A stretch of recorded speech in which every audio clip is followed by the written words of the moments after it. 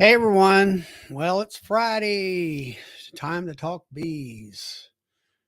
Welcome Brian and Kimberly and Keith and the honeybee compound, Jason and Tom and Phil. Hey Robert. I'm gonna go ahead and set up the link. Give me a time here.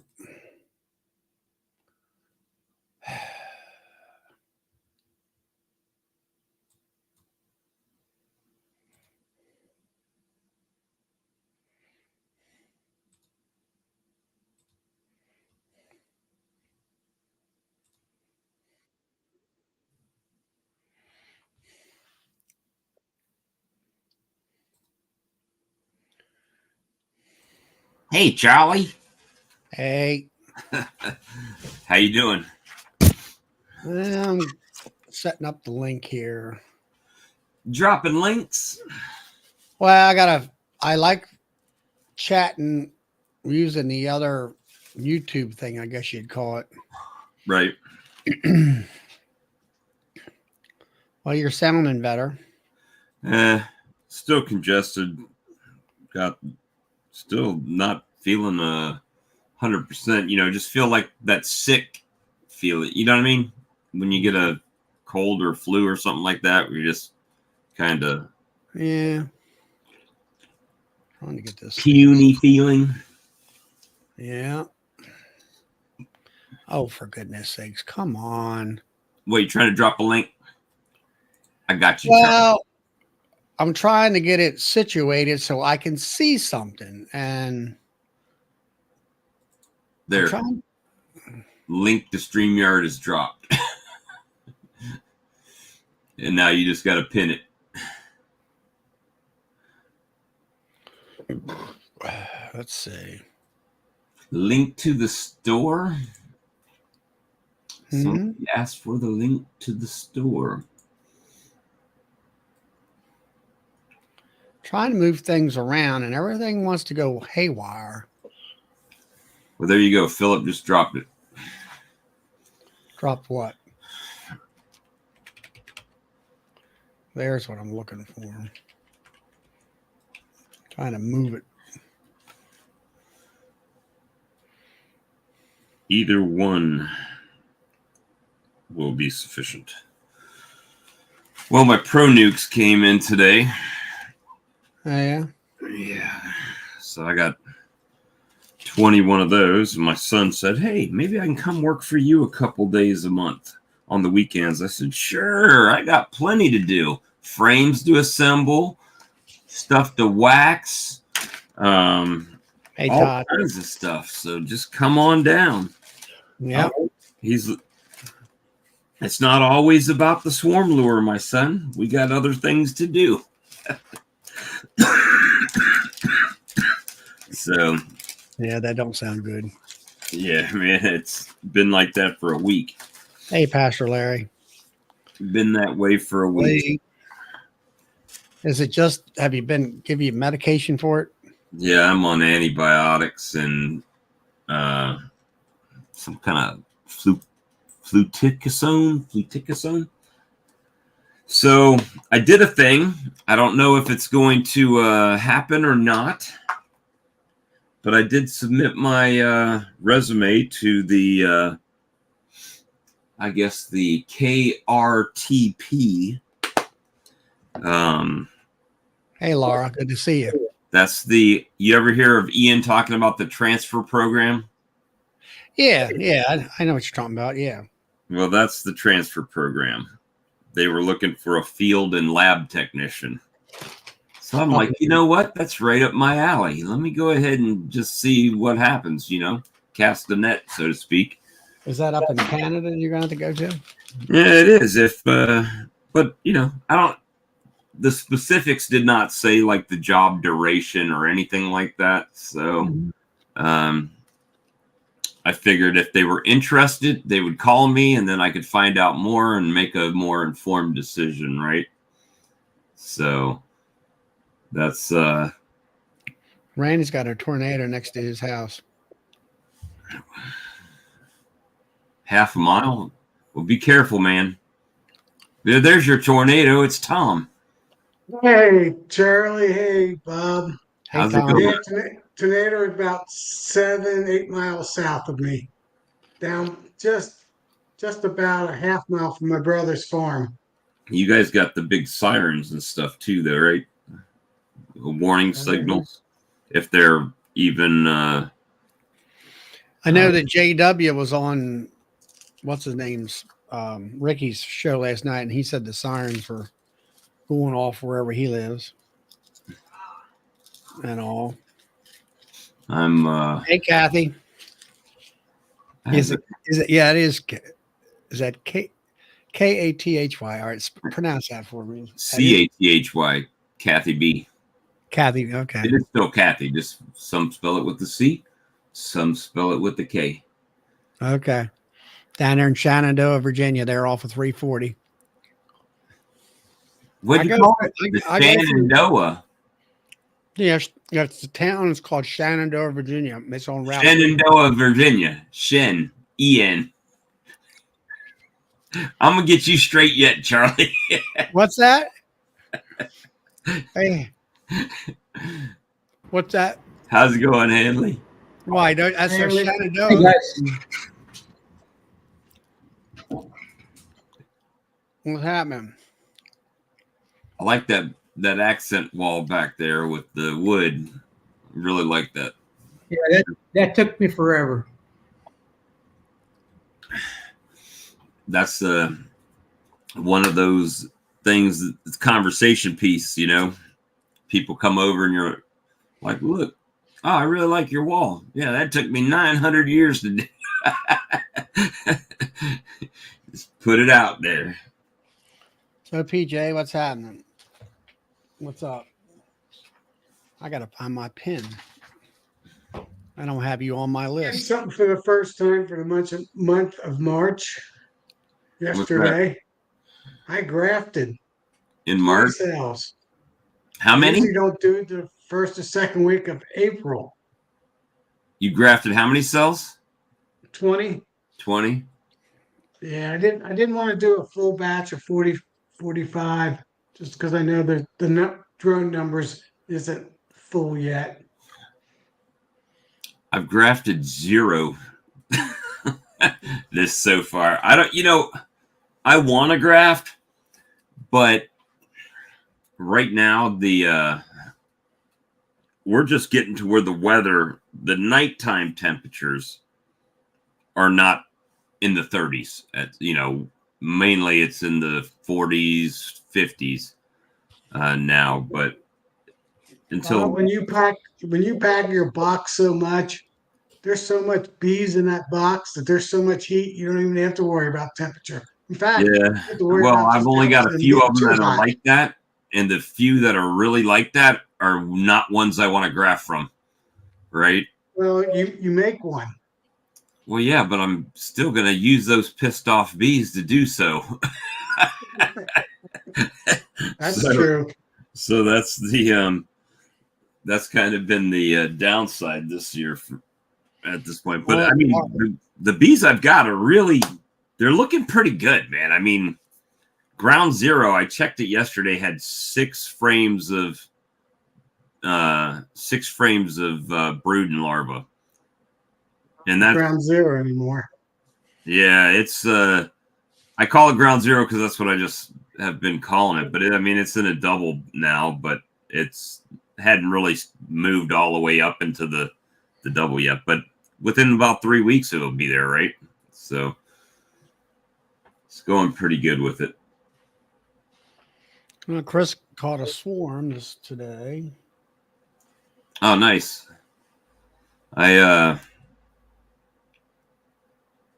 It rained here today pretty bad, and I haven't really had much activity down here as far as swarms yet, not around me. Yeah. Now, I was Brian there from Flash Rate. He's talking about the snow and everything out there. And and moisture is great for the spring plants and everything. But yet here on the East Coast, you got these weather people who want to hype everything up. Oh, Denver's going to get hammered and all this kind of stuff. And I'm like, this is their rainwater for the year. Yeah. It's like, and PJ, it's PJ, right? Turn your microphone on, PJ. He was talking.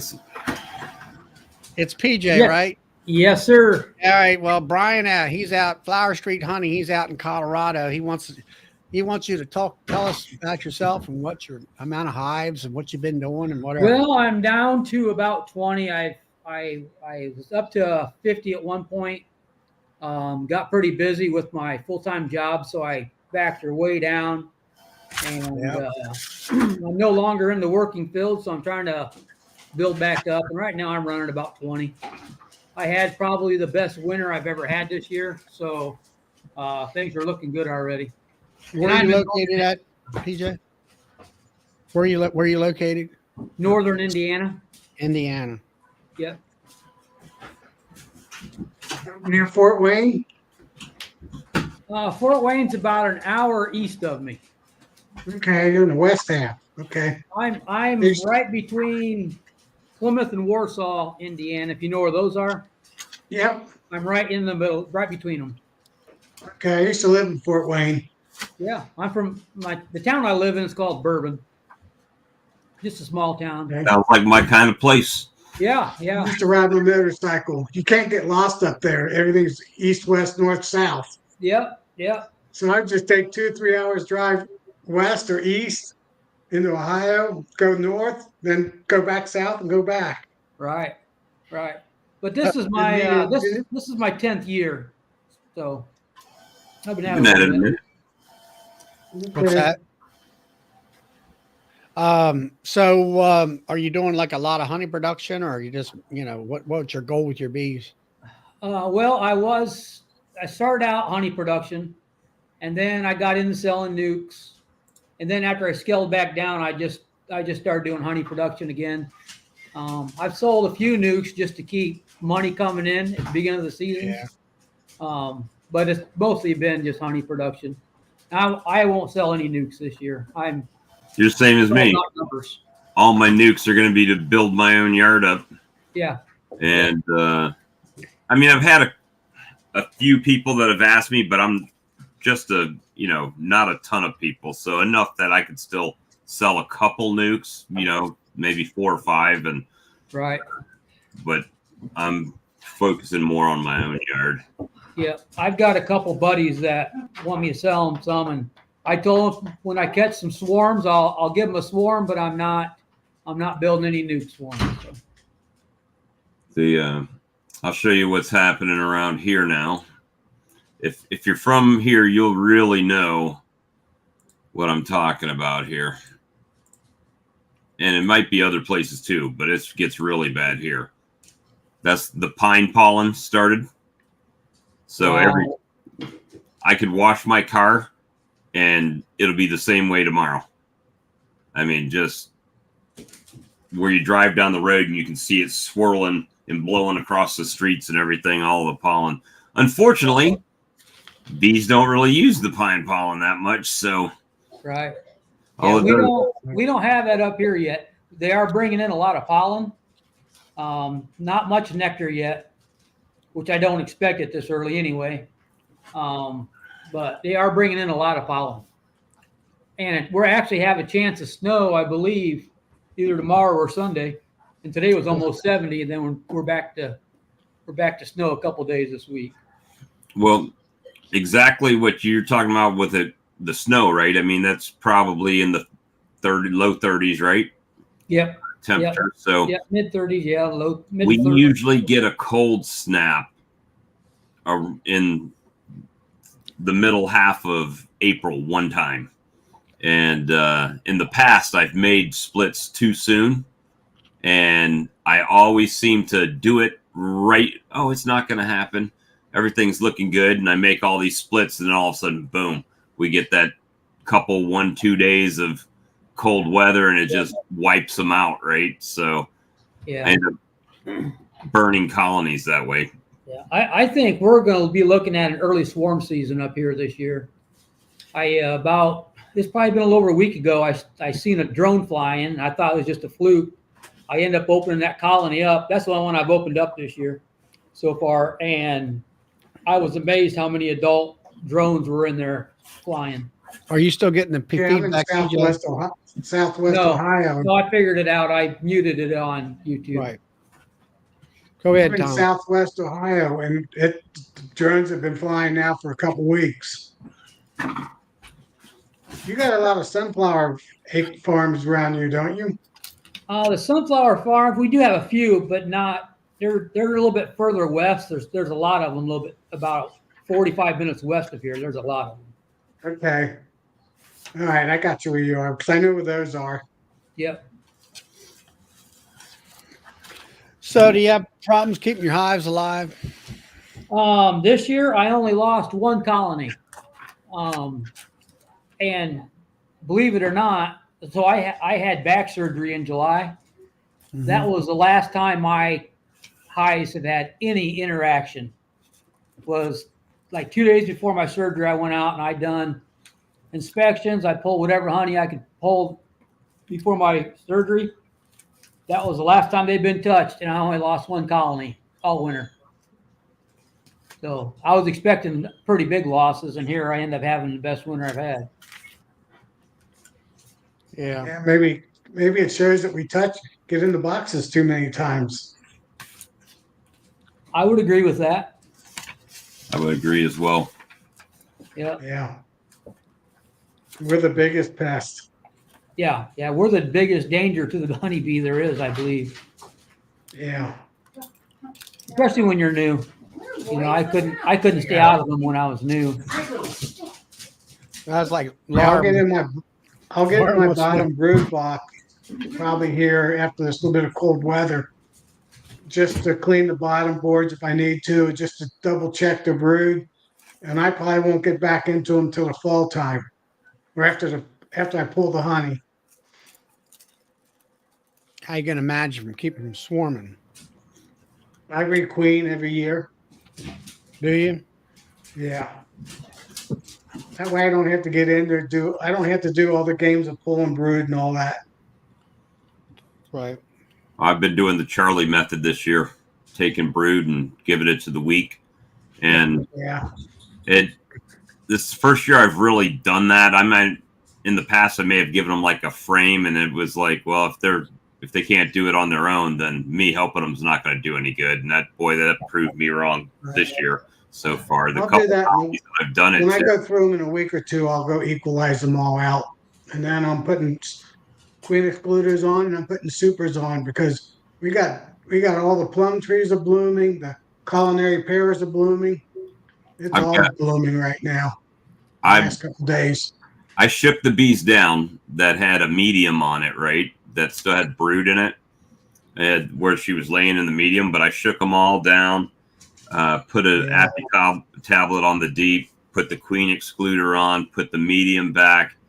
It went back in them, and that whole box where they were hatching out, they were back filling it with nectar already. So I mean, it was full. So I went ahead and dropped another super on it. So I'm trying an experiment, and some of you guys may have done this before, but for me, I pretty much take my comb when I've spun the honey out and set it out and let them rob it, right? But I find that they really kind of tear up that comb pretty bad when they're robbing it out. So this year, I did that all year, but I had about 30 frames that I spun out late in the season, and they just stayed in my extractor, right? They still had remnants of honey on them and stuff. And those are the boxes that I'm giving them first. And boy, do they seem to love that, because they come right up to clean those up. And now they realize, oh, we got a whole nother box here. And they just start packing it away, right? So I might start storing them that way if I can keep pests out of them. If anybody has a good way to do that, that'd be appreciated. Store them wet. I guess they're kind of wet. They're sticky, you know. Right. It dries out a little bit over the winter time. Yep. It seemed to be pretty good though. Hey, Russell. Yeah, I don't know. My situation, I've lost about 50% of my honey hives, and I don't know. The newer ones are up and running really good. The older ones, I think it's everything I can think of is a queen issue because I treat and I feed, and there wasn't any issues there. But so I got to do something about that. Get some new genetics in or something. I know this is always a hot topic or debate with beekeepers, so I try not to debate about it, but I haven't treated in, this will be my 6th year. I quit treating about 6 years ago. Well, now, do you have other beekeepers around you close by or not? 2, and one of them's probably, when I say close, he's probably 4 miles from my furthest out yard. But I didn't feed, or I didn't treat one year just because I was so busy with my job. I didn't get to it. And here I thought I was going to have horrible year. And it ended up being a really good survival rate. So I'm like, you know what? I'm going to try it next year. And I tried it next year, another good survival rate. And I'm like, I'm just going to stick with it. And I have. So this is like my 6th year. And Well, I definitely this year, since the fall, I've just used the Appy tablet, which is a more natural method. And I think it's everybody's goal to spend as least on the bees as they have to keep them alive, right? So that's what I'm working on. I have no problem. I have no problem with treating, and I would treat if I thought I needed to. But when my numbers are good coming out of winter, and they're surviving the hard time right before spring, as long as I'm having good success to that, I'm not gonna change what I'm doing. I think there's getting enough genetics out there, enough diversity, but I don't think mites is as big as an issue as it used to be. I think it's the bees are starting to win. Yeah. And when I replace, I mean, I do make my own queens, but a lot of times if I replace a queen, I replace her with a queen that I got out of a swarm. If I get a swarm and it's a good queen, I'll use her to replace another one if I need to. Larry Gandy asked you, PJ, how are you replacing your dead outs? What do you mean? How I replace? Well, he's got nukes. So you got nukes to do your replacement. Yeah, I have nukes, and I overwinter a fair amount of nukes every year too, and I've had good success with nukes making it through the winter. Are you doing 5/5 or just 5? I try to do 5/5, but there's just sometimes that they go through with just 5. I had 3 come through winter this year with just 5. And then I think I only had 2 5/5s this year. I find 5/5 does better. The top box is more of a storage if you're feeding them, and then as they and then they expand in the spring. Yeah, they would have all been 5/5, but with my back surgery, they were how they were in July, and that's just what happened. This coming winter, I'm planning on doing 12 4/4s. See how that in a big horizontal hive. Yeah. So that's all insulated. So see how that's going to work out. Yeah. There's a guy south of me, and he moves all of his stuff into 5/5s in the fall because he thinks he has better success over winter in 5/5s instead of just a single deep. So yeah. Mike wants to know what your percentage of spring losses are. He only lost 1, right? Yeah, I only lost 1 this year. Last year, I was running about 23 or 24 last year when I went in the winter, and I lost 3 last year. 3 last year, 1 this year. I mean, that's great as far as I'm concerned. It's like I was talking to Bob earlier today on the phone. And, last year my hives were busting at the seams. And, I had huge populations and it was all working good I will have to say, right about the middle of the honey season, I'll say around Mayish, I had some queen issues, and I replaced them. And I also had some queens where they could. One of them I know for sure didn't get mated, and people were talking about drones. And last year, I don't know whether it was a dearth or what we had as far as rain, but there wasn't a drone anywhere in the hives at that time. And this queen, nice queen, it was like she just couldn't get mated. There was no drones out there to mate with. And I got another one in there right now. It's about the same way. Like, see the queen, got about 3 frames of bees in this box, and I'm like, you ain't doing nothing. You know, I mean, it's just like it's like crap queens and all. So Yeah. Two summers ago, I had that issue where I couldn't get a mated queen back to save my life for some reason. mm-hmm. So I pretty much relied on all swarms that season. Well, I don't really get any swarms around here per se, unless they're in mine, you know. Yeah, I do get a fair amount of swarms.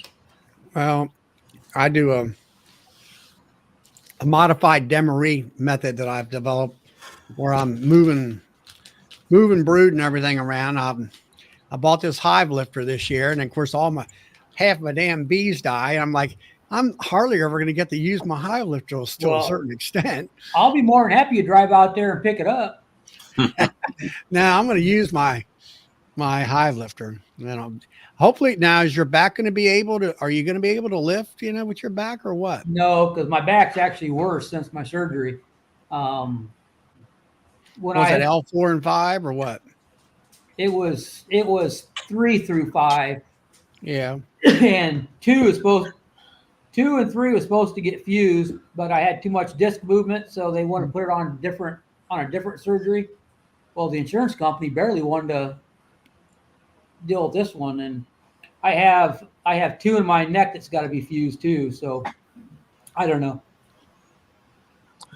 I just do it slow. Sometimes I just have to do it 1 frame at a time.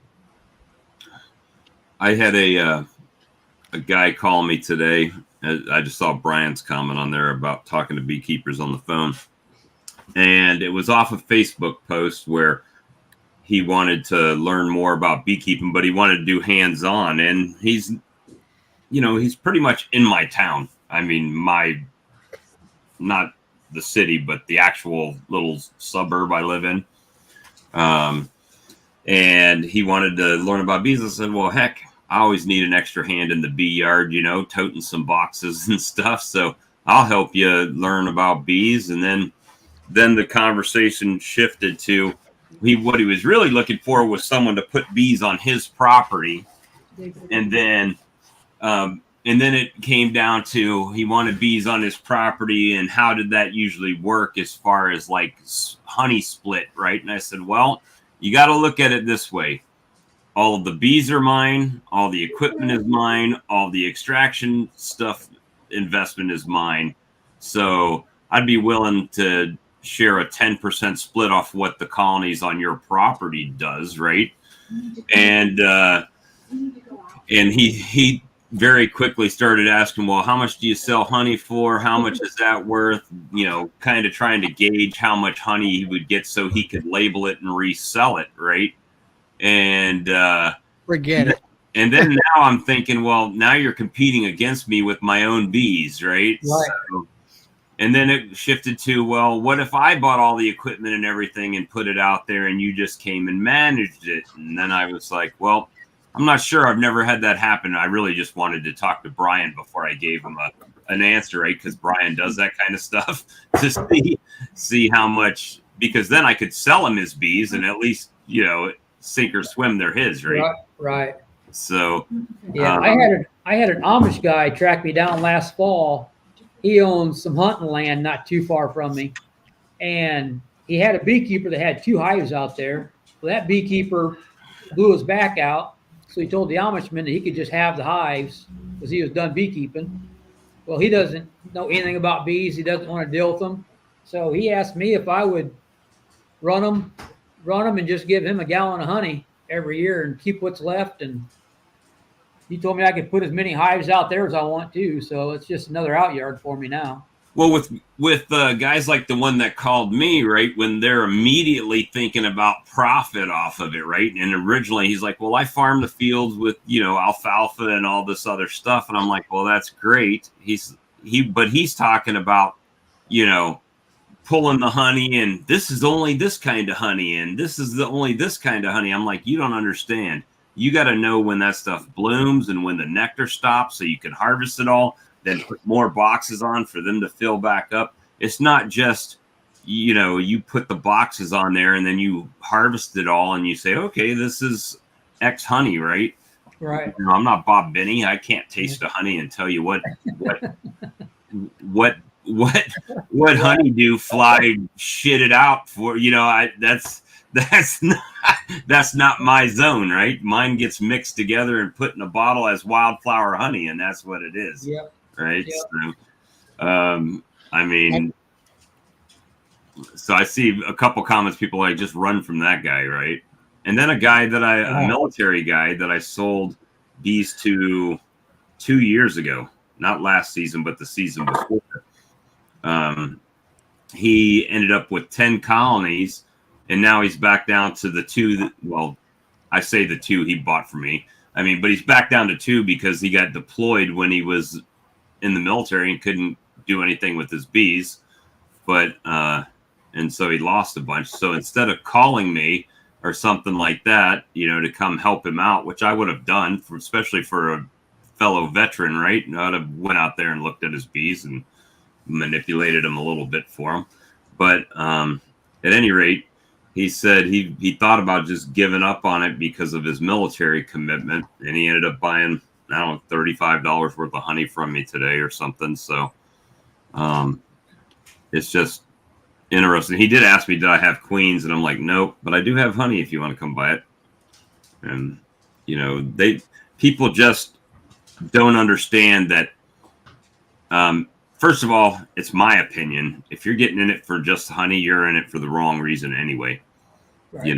With that guy, it's because you will go broke if you're just in it for honey, right? You can buy the honey cheaper. Yeah, guys that work. If I had honey like you've got it, I would just quit my day job. I said, oh, you can live on $6,500 a year? Good for you, man. You're thrifty. I can see that, 6,500 isn't, we're not making tons and tons. 650 pounds is what I got last year. So that's about like people getting chickens, I tell them, I said, oh yeah, that's them $15 dozen egg chickens you got there. Yeah, it is. That's for sure. So it's the same thing. They just don't understand, and he started asking me about the oil bottom boards. I said, well, they're $50 a piece, and then the box is $25. And by the time you've put 10 frames in a box, what's that? $40 at least, right? So now you got about $100 between the top and bottom in a single deep. Well, just the woodware is $200. Yeah, I'm like, he's like, well, how much would I probably be in if I wanted to set up one hive? I said about $1,000. And he was like, what do you mean? I'm like, well, the bees aren't free unless you catch them. And since you don't know anything about catching bees, I imagine you're going to have to buy some to start like everybody else, right. And learn. Then you have to buy some swarm lure from you. Yeah. Hey, it's all good. We'll sell it. But it's just, I'm different than other people, right? But before I even bought my first bee or bee box, I had already researched beekeeping for about 2 years before I ever pulled the trigger on getting bees and everything. Watched every single video I could see that popped up on YouTube, went and spent 6 months at my mentor's on the weekends going over and helping him, and it was a few months before he'd even let me manipulate a frame in one of his colonies. He was just that way. Hey, if I kill my queen, I won't feel as bad. I'll feel bad, but not as bad as if you kill my queen. Right. I said, I totally understand that. When I got into it, YouTube's exploded with beekeeping stuff now. Oh yeah. Man, when I got started, Don the Fat B Don Man, the Fat, Joe May, you had Don, or you weren't watching much. So and JP, right? yeah. Well, Don would give you about 75% of what you needed to know, right? Yeah. Well, this is what I do, and he's doing it real fast. And support the channel, send your money, and we'll talk to you later. You know, that's kind of how his went. Yeah, but I still think I watched every one of his videos twice. Oh yeah. Yeah, I started out watching him. Yeah. Darren, want to know what kind of dog you had there, PJ? Well, we have 3 of them. The one that was in my face, he's a red Doberman. And then we have a black boxer and a Boston Terrier. Brian said exploding like a baby diaper. That's true. Well, now all you got to do is put a bikini top on and overdub, and you'll get the tens of thousands of subscribers, right? Just make a short. I think it's funny because I watch a lot of beekeeping YouTube, and you can definitely tell the shorts makers from the guys that do videos and live chats, because the ones that do the shorts only, they have tons of subs, and then they do something different and it doesn't get that many views, right? Oh, I know. Because they're only interested in seeing that whatever you're doing in that short, or whatever the bee's doing in that short. Yeah. And it's like that long of watch time. So I don't understand how it works from so I put a reel on Instagram and it has like 1.2 million views. I put the exact same thing on YouTube and I think it has 63 views. I'm like, how can that be that big of a difference between Instagram and YouTube? And it's so random. Like when I was in Canada last month, I posted up a 15-second clip, and it was titled, "He spoke it into existence and it happened," right?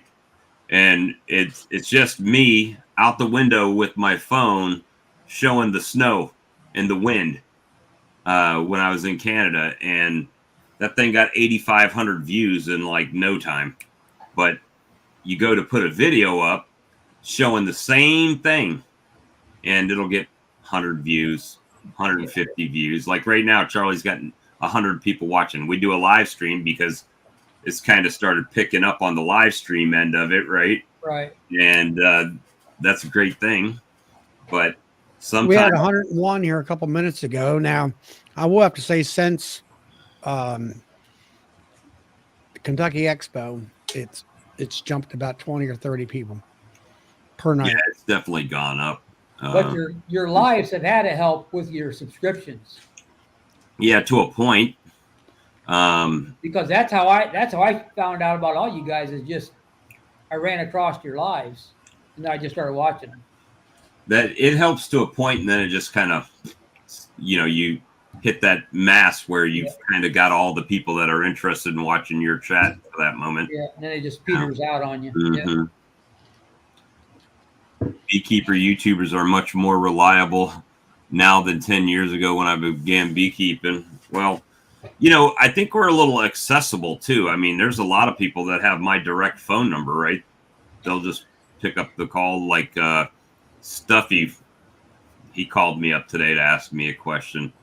And I talked to Charlie today, and I talk to Brad all the time, and Todd and James, and I sat at Ian's dinner kitchen table drinking a cup of coffee a few weeks ago. So it's like, sat down and ate with Corey Stevens. So definitely have more of a interaction on here. I've had people just show up at the house. Hey, saw you on YouTube, wanted to swing by and see how it's going, or hang out for a little while. It's a cool thing. But thank God there's not many beekeeper stalkers out there. Right. You definitely have to watch what you say. Somebody might just show up at your yard and shoot you. I was on a chat before coming on here, and this guy's up in Pennsylvania someplace, and I don't know, it's something to do. He was very vague, but it sounded like to me he worked for some kind of company, and somebody else had a vendetta against him, because he had this report and something about there was a suing thing, and they had lost or whatever. But some guy got into his hives and I think he sprayed him, killed him. I saw a thing where old Don the Fat Bee Man had that one year where he said somebody stopped. And I remember that video. The road, Somebody pissed him off or something like that. How long was that when we got hit? I don't even know. It was probably 4 years ago, I'm guessing. No, it had to be longer than that. It was probably 5 years ago. I used to be on the town board for the town we live in. And we had somewhat of an altercation with one of the town crazies. And 2 days later, I had 3 colonies right here at my house. They were all sprayed and killed with something. Yeah, well, this guy had video of this guy. And then he had one of these video things where it links to his phone, He wasn't home at the time. But something about, I didn't catch it all. But anyway, the second time around, cops were on there with the sirens blasting, and they seen him running out of this guy's yard and stuff. So since then, he hadn't came back. So I don't know what I don't get, they wind up freaking dead at my house. I hope they knock that big tall one over when they come. They'll know something when they get close to that thing. Let's see.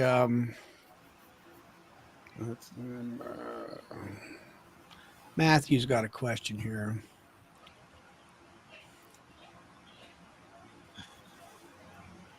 Let's see. Yeah, paint's paint. Yeah, exterior paint. Just regular exterior paint's fine with me. I mean, there was always a problem about somebody was saying, get this paint that doesn't have certain type of smell or something on it. And I'm like, I don't think the bees really care. Yeah. I go to Home Depot and Lowe's and I find that $7, $10 exterior paint. Well, what I did last year and years before that is I used the exterior primer. And then I used whatever color spray paint that I wanted, right? If I wanted a bright blue or pink or whatever color I wanted to paint the boxes, and just bought a few cans of paint and did that. And that people like it when they come up and they see all the different color boxes. But it's funny. They're like, well, what does the pink boxes mean? Does that mean something different than the blue boxes? Sure does. I ran out of blue paint. That's what that meant. It's just... Yeah, I find the primer and paint. If I see anything on that Oops shelf that's primer and paint, I'm grabbing it. And I find that it's 3 coats before it's done. If it's a brand new box, it's 3 coats. Oh yeah. Yeah. Hey, Bill. Hey, Charlie. Yeah, I buy the industrial enamel. It's very expensive, but it's oil based, and it smells horrible for about 2 weeks. So I try not to put it on for about a month before, but I want it to hold up. Hey, I'm not going to stay on here long, guys, but I have a surprise I want to show you guys. Look who's here. Hey, your mother. Good to see you. Yeah, we went and picked her up today. So she's going to be with me for a week. Good job, man. Nice. I thought y'all would enjoy that. She's enjoying watching y'all, and she's laughing. I think something about Bob's voice makes her laugh. That doesn't. Well, unfortunately, she's getting the under the weather Bob voice. If it's not full on, so I apologize for that. All right. Well, I'm gonna get off of here. We're just gonna sit and listen to you guys. I just want y'all to see Mama. All right, good to see you, Phil. Take care, guys. Bye bye. Jack, what you been up to, man? Oh man, I've been kind of quiet, but I've been busy as heck outside. I'm making 2-way pallets. So Are you using Brad's design? I am. I'm doing a combo Brad, Ian. Well, Brad makes Ian's. Okay, then Brad. Yeah. Yep. Yeah. Yeah. Yep. Yeah. He's the guy who invented that locking system that Ian talks about. And I do that. I'm doing the setback, 3 inches, so they will interlock with the migratory cover. And I'm in the process of making one of those forklift hand trucks. And there's a guy on No Life Beekeepers is Dry Cut Honey. Yeah, it's William. Yeah, William. Yeah, so I'm following his plan and welding some forks on my hand truck, and I'm gonna do it the old Seth Bob Binney, the torch way. Funny you mentioned that, Jack. I'm planning on doing the same thing. My son's a welder, so Yeah. he's going to weld some on for me. Yeah, I'm putting a lot into it, and I even painted them. I don't have a wax dipper, so I painted the pallets, and I just hope it pans out because it's a lot of time. It's not that cheap, but I plan on doing it once, for like the next 10 years. Well, how are you going to, what kind of a high lifting machine you got? Just the hand truck. That's all I'm going to be using. What are you going to have, a hand truck with a set of extended arms to pick up underneath the pallets? Yep, exactly. Did you post that on the I No did. Life? Okay. Yeah. There's a couple people asking for updates and see how it goes, but I think April, like the first week of April, they're going to be deployed. So, I'm hurrying up because our pollen is coming in. The bees are expanding. It was 80 degrees on Sunday, which that came out of nowhere. They're starting to backfill here, the brood chambers and stuff. So I'm having to get in them and make sure she's got plenty of room, right? Keep moving frames and Yeah. just trying to keep them going. Cause I've got some nukes coming. I talked to him today, so probably in the next week or two, I'll have those here. And then Jose's going to have me 25 queens in May. So sometime it might be closer to June, which is kind of bad. See, this is the dilemma I run into. By the end of June, I'm harvesting honey, right? So that doesn't give nukes or new colonies time without having to feed them up to get them to draw and build their numbers for the winter. So that's kind of going to be another one of those trial things. I need to really start, if I'm going to source queens, source them from further south than me, which kind of leaves some of Georgia and Florida, and unless I get them from Texas or somewhere else. But early in the year, all the queen breeders are pretty much filled up with commercial beekeepers that they're sending all their queens to. So makes it hard for you to get in the line to get them, right? So yeah, unless you order them in December, right, or January 1st. Yeah, but who knows then what you're going to need, right? Yep. It's kind of a guess at that point. Yeah, I got a couple overachievers. Yeah, me too. And a few underachievers, so I'm trying to equalize right now. But it's so weird up here because I think this is the hardest time of year to judge what's going to happen, because we could, being up here in the north in Jersey, we could get a cold snap and it could snow in April. Yeah. So I mean, if you're like, all right, cool, we're ready, put sugar syrup on it, feed the bees, ready to go, and it freezes, you're done. And it's the hardest time of year right now. I think winter is much easier than the spring, but for at least March. March is a really tough month. But I did inspections in all my out yards. Not at home yet.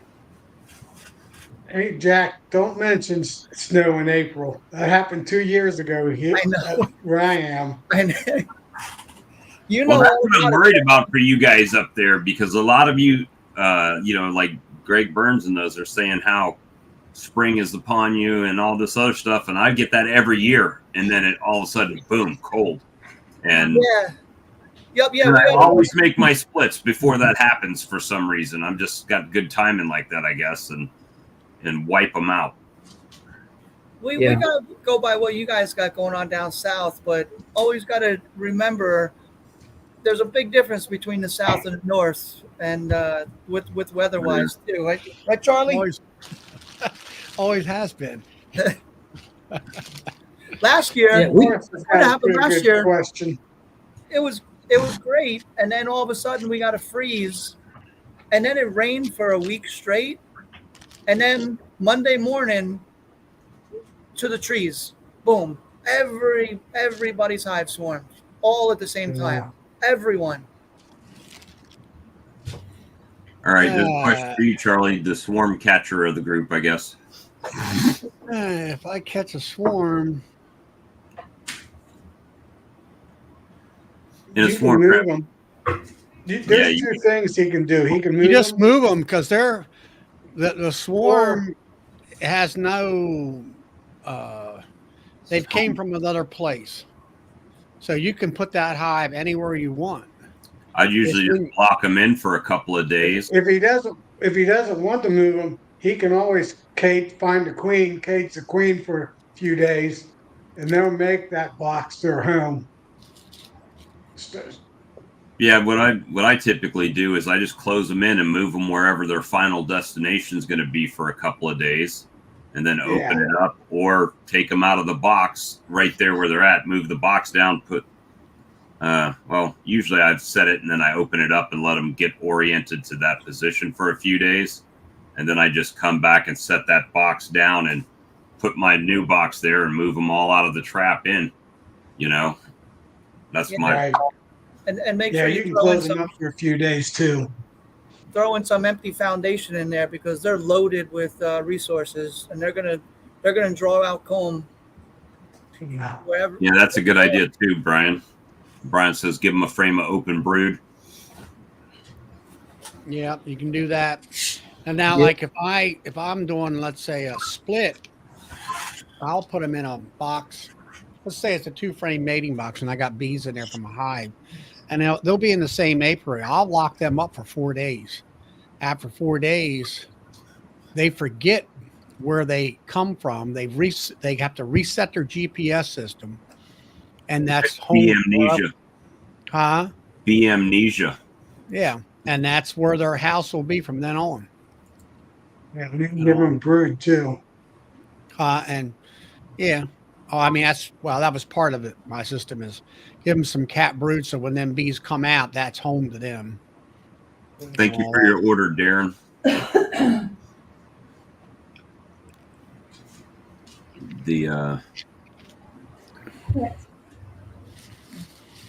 don't know if we got more than one order. And then, like Jason said, there, put some branches in front of the entrance.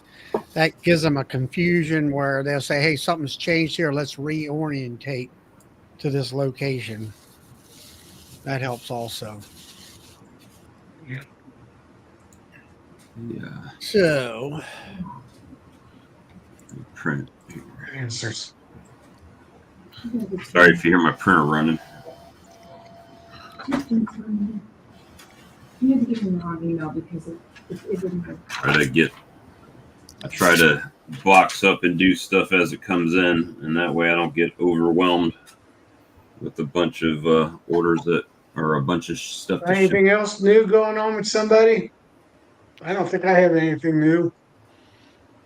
well, your bees are doing well, I guess, right, Tom? I know. I think you said that. They're doing really well. Doing better than I am. That's for sure.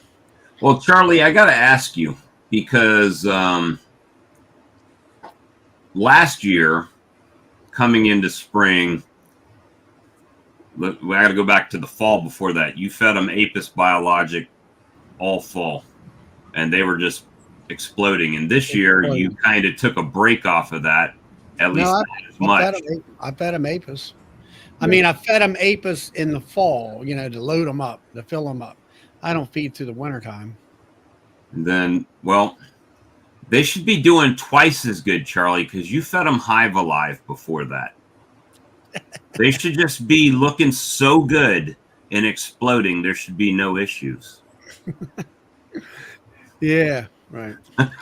I'm just saying. I mean, that's the reports I get, how good everybody's bees look with Hive Alive. So I figured that yours would just be off the charts this year. Maybe that's why they died. I don't know. I've never used it. I can't say either way, but They overdose on Apis.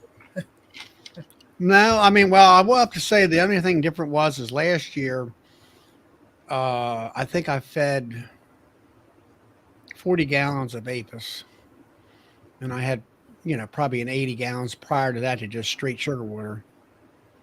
All right, so you didn't give them as much. It wasn't in every batch. It wasn't in every batch the first year. This year, I gave it in every batch.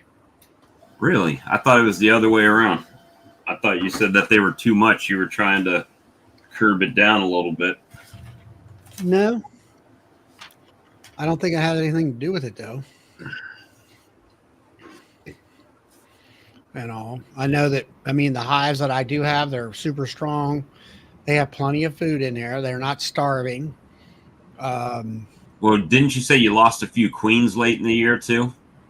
And that's right. And right where those dead outs are is about where them dead queens were, where I had replaced them with some more queens. And I'm wondering, that's why I'm saying I think I got some sorry queens, to be quite honest with you.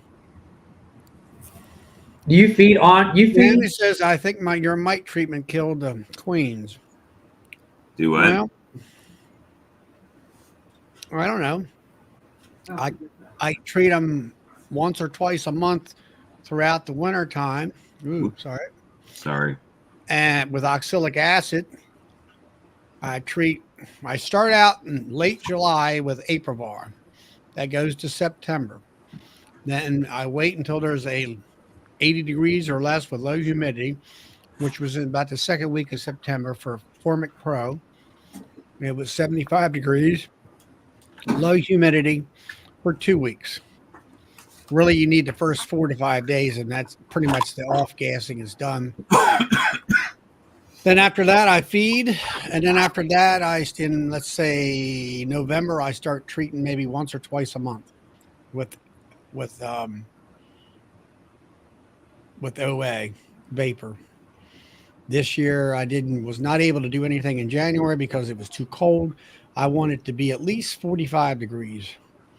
Now, Doug says that's beekeeping, Charlie. I said, well, it is, but I get very agitated to the fact that I'm like on this roller coaster system. I'm like, last year I'm up on the high part of the roller coaster. Now I'm down on the bottom. And like, come on, let's just kind of keep it even here. Let's be like PJ there, where you get, 20 hives and you lose, let's say 2 or 3, something like that. So, hey, Brian. Hey, Charlie, how's it going? Good. Hey, Tom. While I got you on here, how's your Miller Queens doing? Good. Do you mean Mark Miller? Yeah. Yeah. Yeah. You got him last year, right? Wasn't it last year? Yeah. I really didn't get a chance to evaluate them much last year because those were the colonies that were meant to go to the solar farm. Mm-hmm. And I ended up having to hold them back because they kept telling me next week. So I kept them super small all last year. My mom died last year too, so I didn't spend much time in my bees from July to August. So honestly, I haven't really had a chance to evaluate them fully. They'll be production colonies this year. They didn't get a chance to make honey for me last year. They'll be like my summer nukes from last year that are going to pop this year. So they've all overwintered, so they're doing fine. They're different sizes, and I've only really, for the most part, just looked in colonies in the top. There are a couple I've moved from box to box, but most of the time I'm just pulling off the top and supplementing with food from there. But they're all doing great. I'm happy with them, yeah. I don't. But with those queens, you had to pull brood, I guess, off to kind of push them back because they were busting out the seams, type thing. Not really. Based on the timing of when I got them, I put them in those double nukes, so they ended up in 8 frames. Right? There was a couple that I ended up throwing a queen excluder and a honey super on top, but only one. None of those setups got a second one. Some of them made some honey for me, but I didn't have to pull brood at all based on when I got them, the time it took them to get mated, and those boxes that I put them in. Brian, you'll be proud of me. I committed to my first show. What do you mean? What show? Like a market? Like an event? Well, it's more of a spring fling at a business where they've got some vendors there. It's like a farming and outdoor type of little place, right? So, and I figure that's large enough for me right now with the amount of honey that I still have left from last year. Yeah. Where I might be able to sell some, but not break the bank honey wise. So, did you have a vendor fee? $20. Oh yeah, that's easy. Yeah, no worries. Yeah, so I just paid a vendor fee of $425 today. Yeah. Twist the knife. No, I'm telling you, it's gonna be worth it though. So it's a weekend I hope event. so. It's called Buffalo Bill Days. It's in Golden, Colorado, and it's Friday night, all day Saturday, and Sunday. And we've got 2 other events that are like this, that are all weekend events, that are just rock star events for us. And this is one I've been kind of keeping an eye on. I reached out to him last year and I was too late, and I made sure this year I was on time. So that's a lot of money. I agree completely, but I am not paying overhead. I am not paying for a storefront to sell my honey and the stuff that we make. And we've gotten good at reading the market and kind of anticipating how much we're going to make in sales from a weekend like that. So I can pretty much guarantee that we're going to walk away with our goal as long as we bring enough product to be able to sell that much. So yeah, it's a lot of money, but think to yourself, okay, if I'm going to spend how much time at a weekend, how much money in sales do I want to walk away with? And these are the conversations my wife and I have had. So yeah, we've gotten better and better every year at running the market scene and reducing our registration fees and figuring out which ones we know are going to be consistently good. Flower Street just got my UBO. Now I'm waiting for the flow to start so I can test. Nice. Now that's Brian that we ate. I know my friend from Maryland with the awesome Hawaiian shirt. Yeah, love that.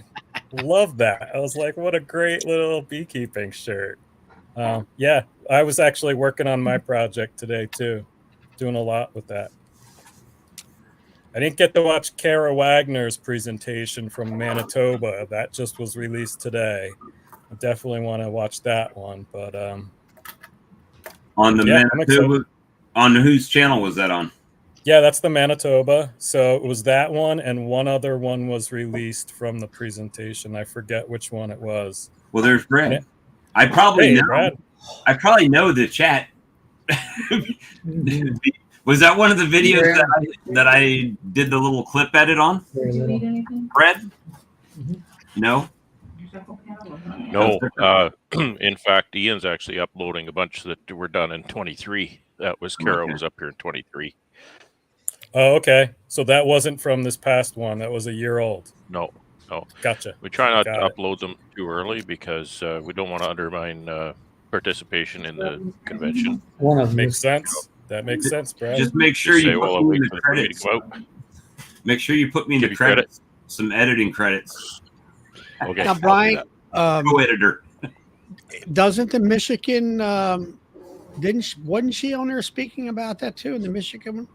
Yep. That we were SBGMI. Yep. That's what I just want to get well versed in it. So I like to consume everything that's out there. People say things different ways. They might add things or include things or omit things. So I just want to soak it all in. So I'll watch any of that kind of stuff. I'll tell you whenever they release the ones from this year, you guys are in for a treat because they're good. Really good. Bob was on it. He was speaking, right? Yeah, I spoke. He carried the whole show. I practiced in the restroom. Oh, I'm sorry, the washroom the whole time I was there. They don't have restrooms in Canada. Just washrooms. Yeah. But I did. Hey, Brad, I did send my CV off today. I see that. So that's awesome. We'll see if I'm going to be Canadian for at least a few months of this year. So it'll be interesting. to see if he even calls me. I sent it directly to Matthew. I was like, Yeah. here's my resume. If you feel like I would be a fit. Oh yeah, by the way, I'm a beekeeper as well, but it's not on the CV. So we'll see. So see what they say. It's one of those things you submit, and if they come back to you, great. And if they don't, well, gave it a shot.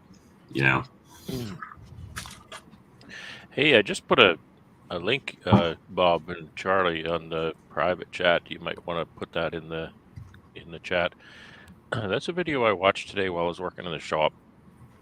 It was a video. This fella did a lot of really good research on drones, and specifically their reproductive. Of course, what else is there about drones, right? So the whole system, what affects them, and what affects their sperm production and their mating performance, and all of that kind of stuff. So make sure it's you a got long video. Yeah, definitely.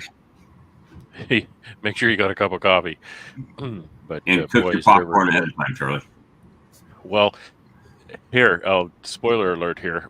It was such a good video, and it's a year old or so, that came into the Q&A part, and one of the people asking questions was Liz Huckster, a queen producer BC, and then another person asking questions was Sue Kobe. This poor guy just finished his PhD, and Sue Kobe is asking questions about his presentation, and then this guy named Randy, what's his name? Randy Oliver. Starts with an O, I think. So this Randy Oliver pipes up, starts asking him questions, and I'm thinking, wow, that's pretty cool. Do a presentation and have big guns like that watching. Medhat was asking questions. So Brad, I think that's the same one I posted on the No Life Facebook page a couple days ago. In fact, I think that's probably where I got it. Yeah, Randy Oliver spoke at my local club on Tuesday, and we had, I think last Thursday, a conversation about drones. So, and how long they stay sexually viable for. So I asked him that question, and he referred me. It's Garrett Slater. That's who you're talking about, right? That's From right. Baton Rouge. Yeah. So that's a great presentation. And he's doing a lot of stuff with genomics as well. So some really interesting stuff that guy is doing. But yeah, that's a great presentation on basically drones. would be between 14 and 20 days, like for drones. Like they don't stay peak. Like the sperm doesn't stay peak for very long. Yep. Kind of like mine. Yeah, so David they stay, about. Well, I wasn't going to go there, but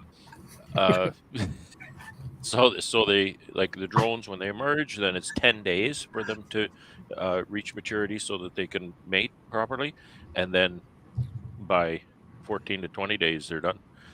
They've reached their peak, so they got to get the job done right away. And Brad, what was really interesting for me in that video is there's this 2-day window of their development that's really critical. And he talked about some of the variables that might impact that 2-day developmental stage that might make that drone less viable than otherwise. That was really interesting. Yeah, and he definitely talked about synthetic acaricides being certainly not good for them, and any acaricides, even the organics. But he did say that in his what his research showed was that the organics were less negative to the drones than amitraz and whatnot. It's a very, very, very interesting presentation. I'd never seen anybody do anything in depth like that before. He's I always held Larry Connor as right, the top of the drone knowledge, and then this guy just kicked that up one notch as far as the in-depth knowledge of how things work with the drone.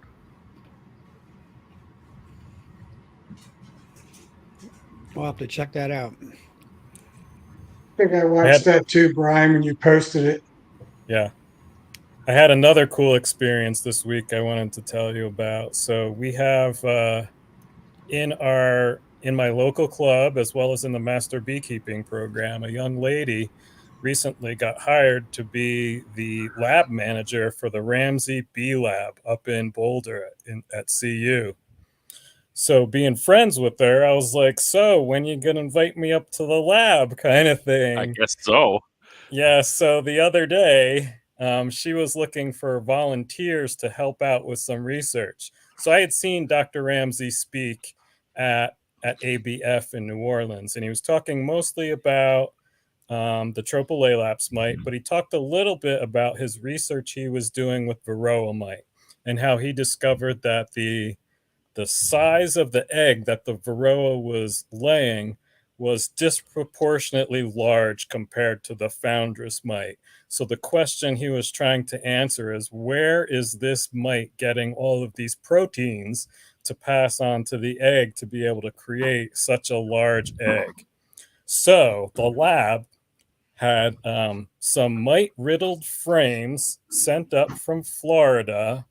On Monday, they were opening up cells to gather live mites for this research. I didn't get to go on Monday, but on Tuesday, a bunch of us went up, and our job was to try to find those eggs in the cells to gather for that research. Now, of course, that was completely useless finding the eggs. They were really, really small. Holy cow, that is a job for way younger eyes. But being able to go there and make that connection and see the actual lab work being done and in preparation, that was really cool stuff. I don't have much lab experience at all, so being able to see that world was pretty cool. It was a treat for me. And then the kicker was That's my cool. son, who goes to CU, his apartment was a quarter of a mile from there. So I parked at his apartment, walked over to the bee lab, ended up having lunch with my son there, right there. It was just a great day for me. It was awesome. It's a win-win. That's awesome. Yeah. So I think he was saying in his presentation that I saw in Tropi mites that they're even a higher proportion of egg size to the Tropi mite, which is really weird, isn't it? Yeah. And then he was even there. I got to shake his hand, and he was there for an hour, so I got to. Yeah? Did he mention me? Several times. Yeah, not as much as Bob though, Brad. Yeah. Okay. Sorry. Yeah. The other Bob. That happens to me a lot, though. It's not this Bob. I already know he's not talking about this Bob. Ian's been trying to get a hold of him. He should have mentioned that. Yeah, but Sammy's a really down to earth kind of guy. Super friendly. Sam is super great. Super friendly, and he can bring any presentation. He can take his scientific knowledge and dumb it down to the point where you understand what he's trying to get through to you. I actually had him. I booked him. I seen him when he was getting ready to go over to Thailand for the first time, and then 6 months later he came, and he actually came to my club meeting, and we were out at this church, which was right down the road from my house, and in the meeting hall, and he actually was writing his thesis, I guess it is, or whatever, disorientation or whatever they call that. And disorientation, that's what I call it. And in the parking lot before, and then I think 2 or 3 months later, he got his PhD out of it and everything. But I remember that night, it was like, oh, you treated to this time yet? And we said, yeah.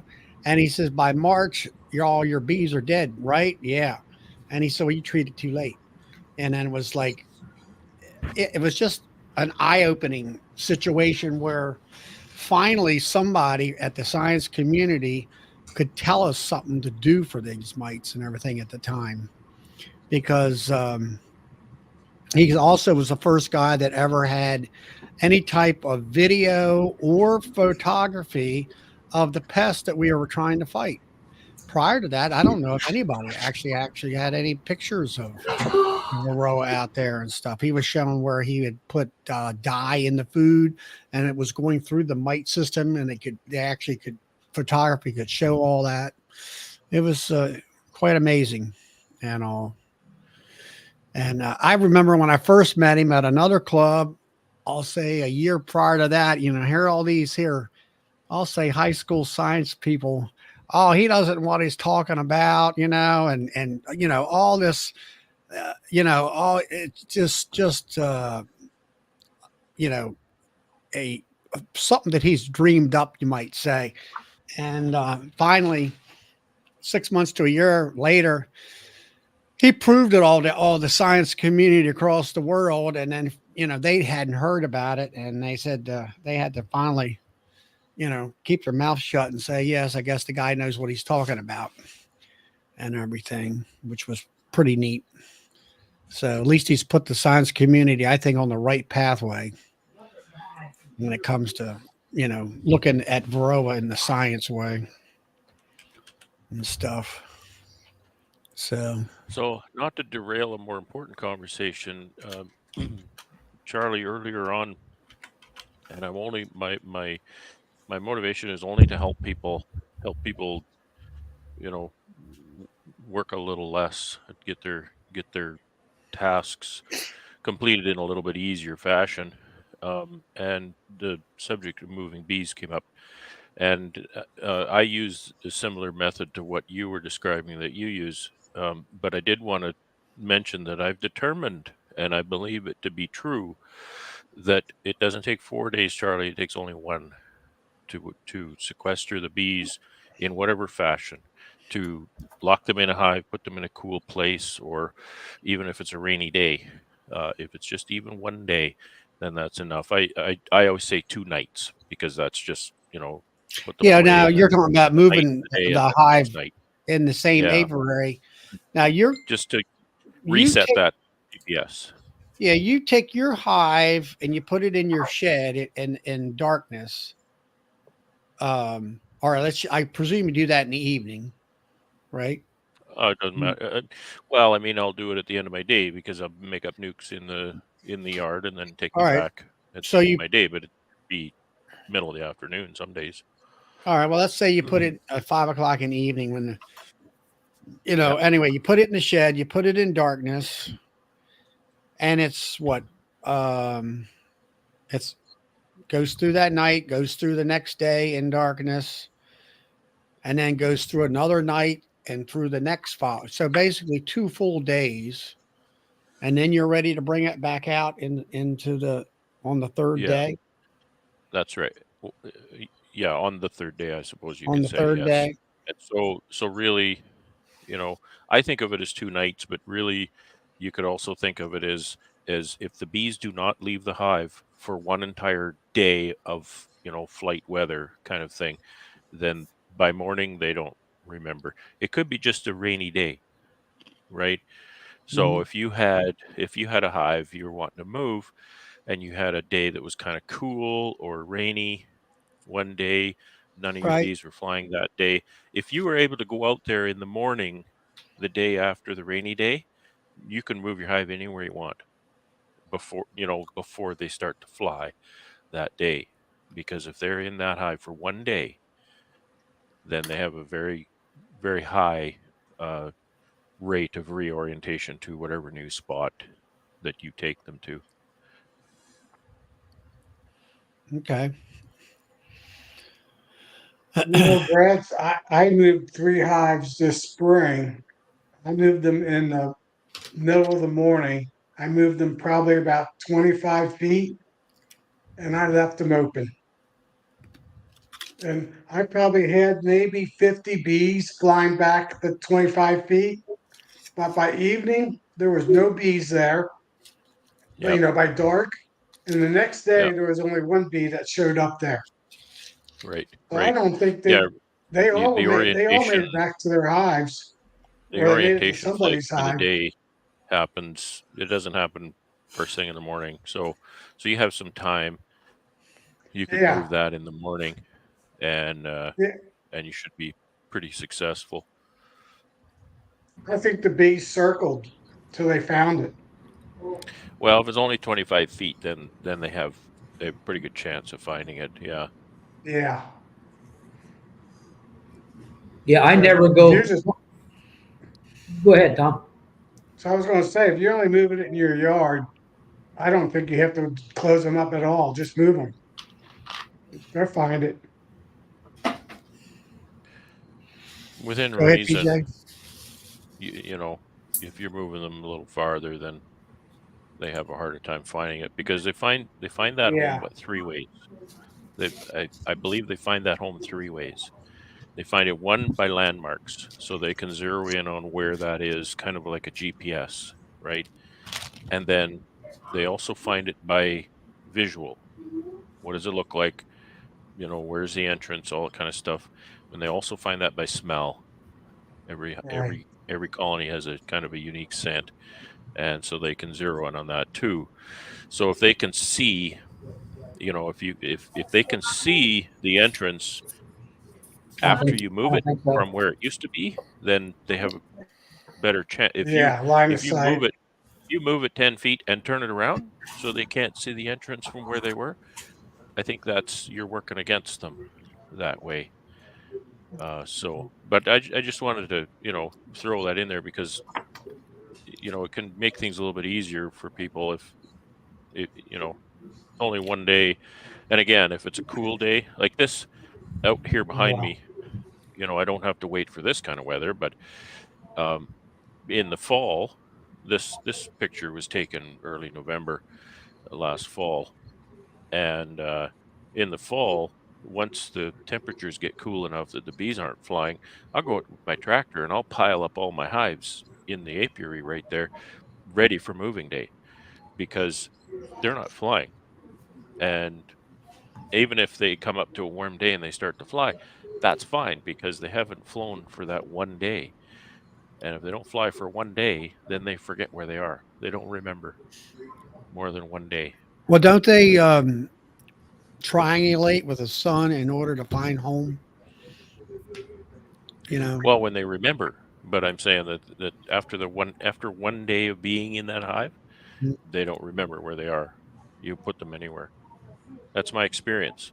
I mean, I'm not talking that I learned this from Tom Seeley or anything like that. I've just learned this from doing it, Right. and I've had a high degree of success. That's good.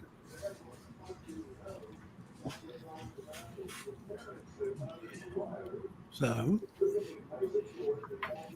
So it's just a handy tool to use,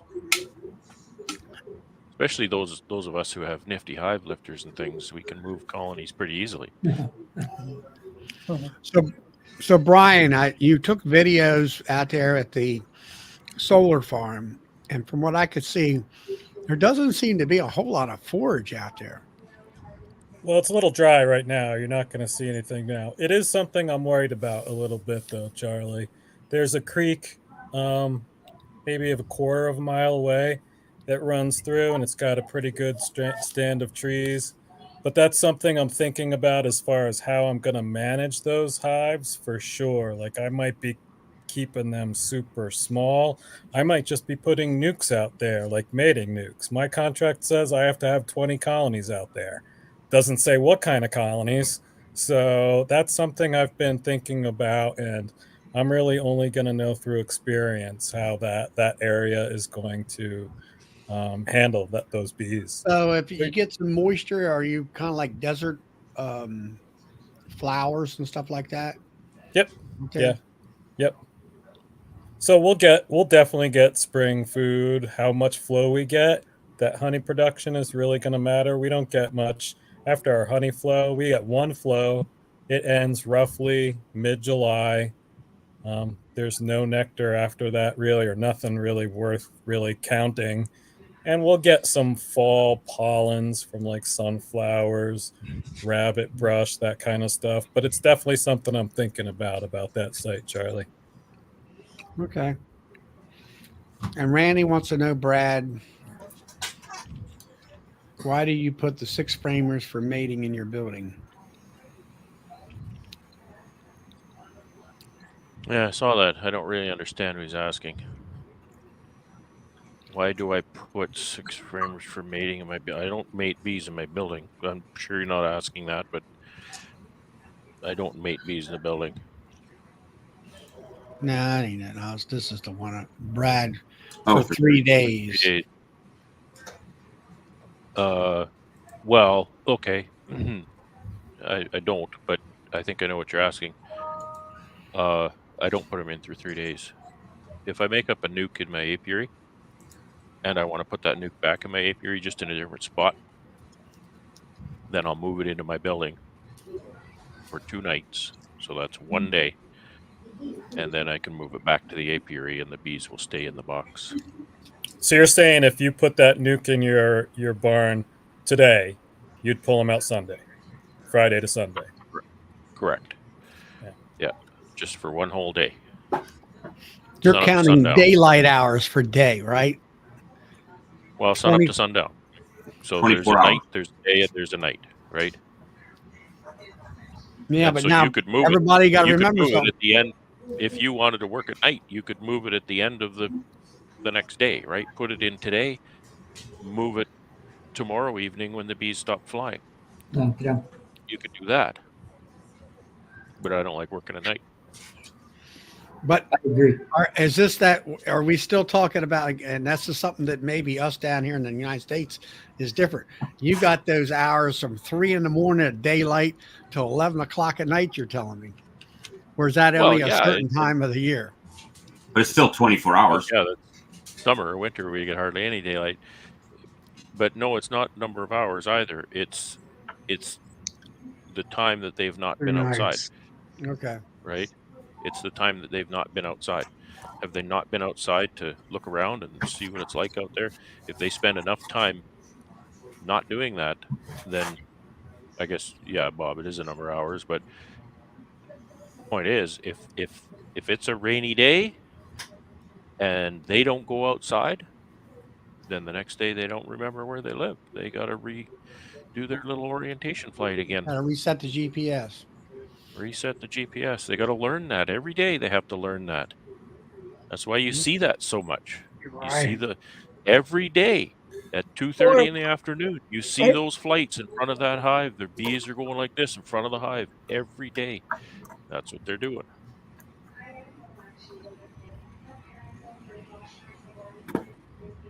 So if I had a day where I got up nice and early and I went out and I picked up a hive and moved it into my building where it's cool and dark.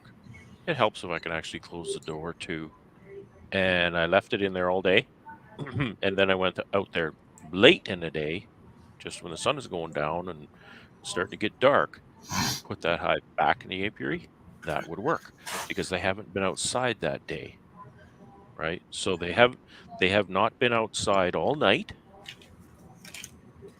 And in the morning, I moved the hive so they have not been outside all day. And when I put them back, it's night again, so they're not going to go outside again all night, right? So, right? Yep. I got you. I Yeah, understand. you can move them in the position at in the evening. They're not going to leave the hive till the next morning. That's right.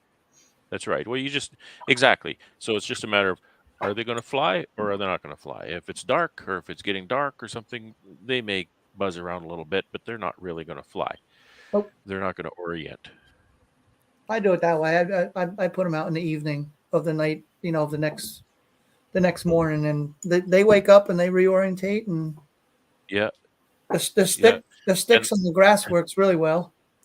And that's a good time to do it too, because if you were to put them in a building all night and then you're not an early riser like me. I mean, I'm not an early riser. So if you're also not an early riser, you go out there at 10 or 11 o'clock in the morning, move your bees out, open the door. Well, they're just going to all go zoom and they're going to leave. And then you get drift and it's a kind of a mess. So it's best to get out there as early as you can, get them placed and open the doors. I've done that before. I haven't made it out to my out yards till like, I don't know, 8, 9 o'clock and well past sunrise. And you open up the front door, man, they're right on you. they're screaming. Yeah. And I mean like a full hive, not a nuke. Moving them. I do this mostly just with small nukes, just with mating nukes that I make up. Yeah. They're usually 4 framers and usually 1 framer bees. Tom Bacon. Hey, Tom. Tom. Sup? It looks Stuck like in the he's in a lobby. hotel there or something. I rarely stay at hotels, and I That- think I'm going to be sleeping in the lobby tonight. Embassy Suites. No, it's a Hilton, but I guess their system's down, and even when it comes up, there's probably 25 people ahead of me waiting. So, Oh shoot. Jeez. Where are you located? No, Where are you at? I was like, what am I going to do? And then I went on here. I was like, look at this. All these guys are on here. So you guys get to pass my time for me. I appreciate it. Awesome. Where are you located at, Tom? I'm actually right outside of Boston today. Tonight? Yeah. Big show. The Massachusetts beekeepers spring meeting. It's like the start of the year for me. Very exciting. I like it. So are you vending, selling equipment, or just attending as a beekeeper? I am vending, selling equipment. Yep, woodware. Cool. Well, have a great event, Tom. Do really well. Your equipment looks top notch. So you're not gonna, as far as competition goes, you've got the best quality equipment out there, man. It looks really nice. I You've done a appreciate really nice job. that a lot. I brought so much equipment. It's ridiculous. I've made a name for myself. The first time I ever showed up at one of these meetings, at the end of the show, one of the people that puts it together, he came up to me and he was like, you brought more than Better Bee and Man Lake combined. So now that's my calling card, is bringing way too much stuff. That's a tough precedent to have to accommodate every time, though, for sure. Yeah, I enjoy it. It's fun. Wow.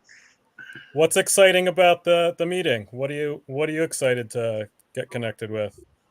Well, so the best part of the meeting just happened, and that's the night before is kind of like the smaller scale dinner with the hosts, the speakers, and all that. That's the cream of the whole thing, Sure. And then other than that, it's like the kickoff to the year for our area. Even though I don't know where all you guys are located, but here in Connecticut, the bees are way ahead of where they normally are. This year's just nuts. Yeah, I would agree with that. So who are the speakers there, Tom?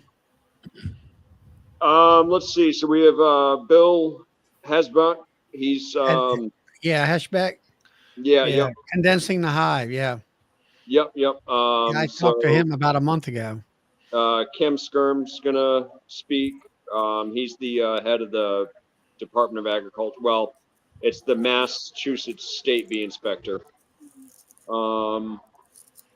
Who else? There's another woman, I can't remember her name. Normally Dr. Peck speaks, but he's not here this year.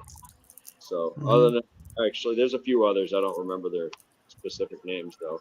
Tonight was a good talk from the colony. They make mead, and he gave a talk on making mead, which is pretty nice. I see.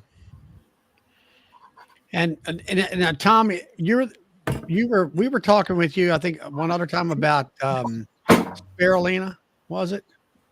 Yes, sir. Yep. Yeah, I seen somebody on the internet that got a big bag full of that green stuff. I don't know if that was you or what. That was Yes, me. it That was me. 55 pounds of that green stuff. Yep. So it was so cheap, I couldn't pass it up. It was like half price, and it's enough for 100+ pounds of pollen stuff. So. Mm-hmm. I And did, yours, my yours- very unscientific, right, study, as scientific as I could get, right? I had a bunch of nukes I made up in probably almost mid-July, right? right? Equal brood, new queens from the same graft, got the same treatment through the whole year. The only difference was, half the colonies got the 25% mix spirulina. And out of the 2 yards, there's 1 yard where if you went down that yard and it was every other colony, every single one that got the spirulina was just bursting at the seams, and the other ones were good. They weren't bad, but they weren't bursting at the seams. I'm taking it with a grain of salt because I'm not a scientist, but trying it again. So they were booming or what? What's that? The ones with the spirulina did better as far as population or what? Yeah, they did better as for they had a larger cluster size. I had now it's I haven't gone into there and checked their brood and things like that. So that's all I'm basing it off of is when I crack those boxes, you know, and I look from the top and the bottom. Basically, so I follow Dr. Jamie Ellis's technique with the colored bricks, right? And so all I do with the colored bricks is it's not an indicator of the colony health. It's more of an indicator of the colony health relative to the yard. So if there's a red brick, right, that's a weak colony relative to the yard. It doesn't necessarily mean that it's a weak colony.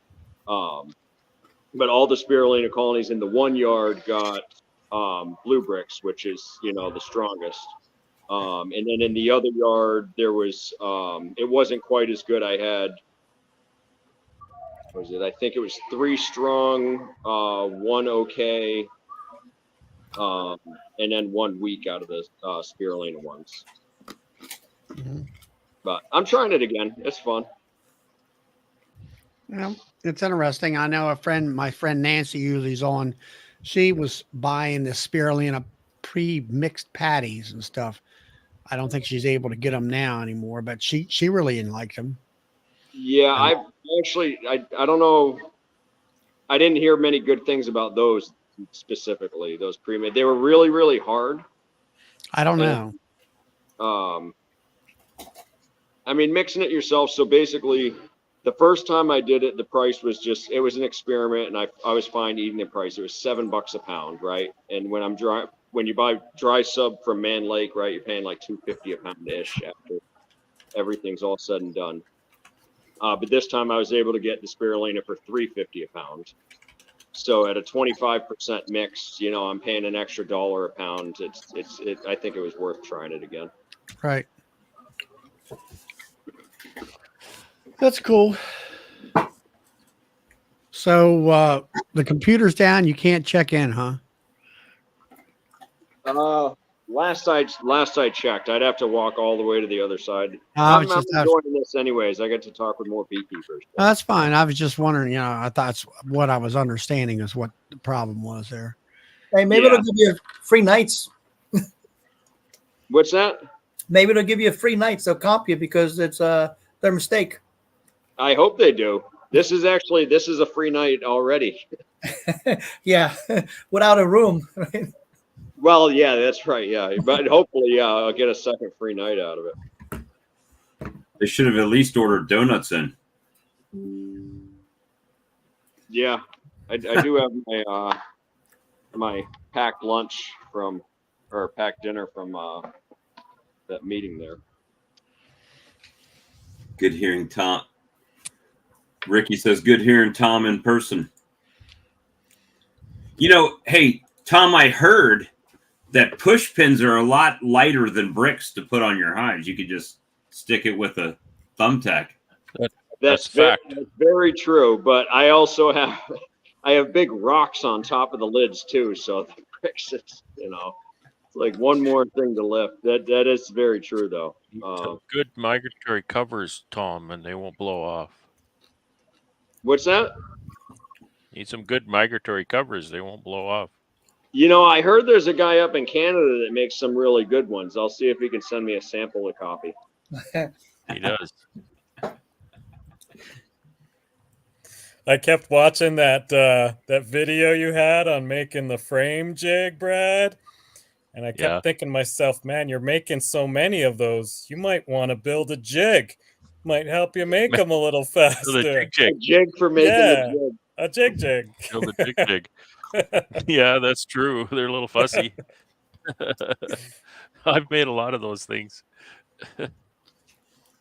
I got carried away last year. I made some for the bee club in the spring, and I ended up making 5 of them, not just 2.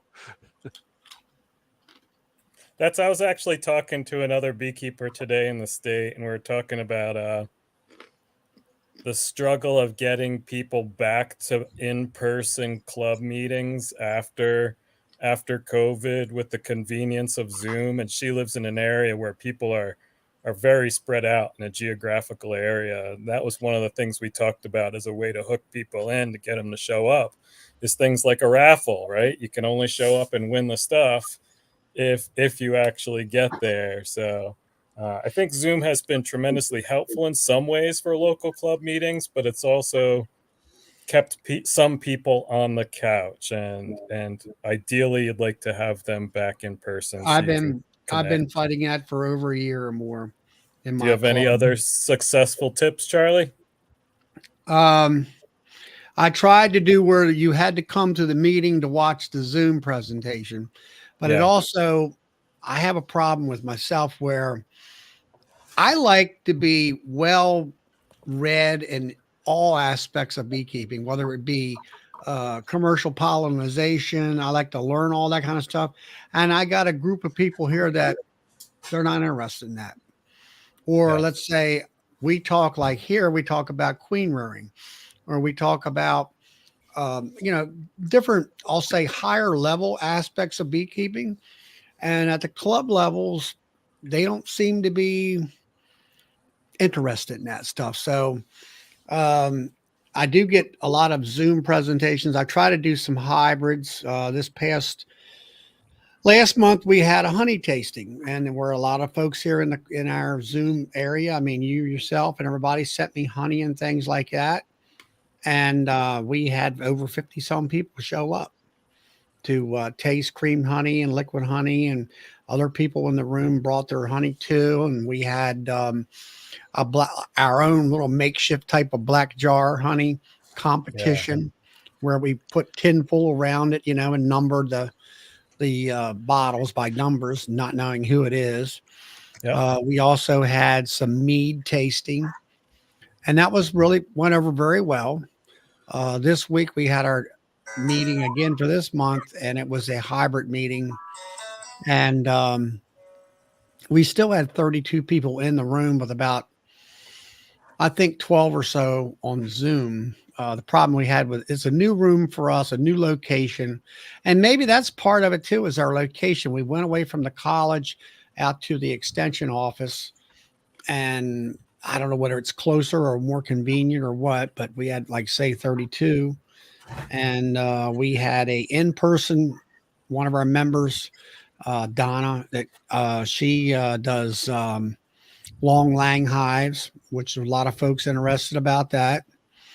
And we also had a guy, one of our young beekeepers, where we have a grant program where you're high school age, between around 16, you submit a grant application of why you want to get into beekeeping, your interest and things like that. We will accept you after an interview and give you a hive, except for the bees. And a lot of times we have our own apiary where we're trying to keep the apiary small.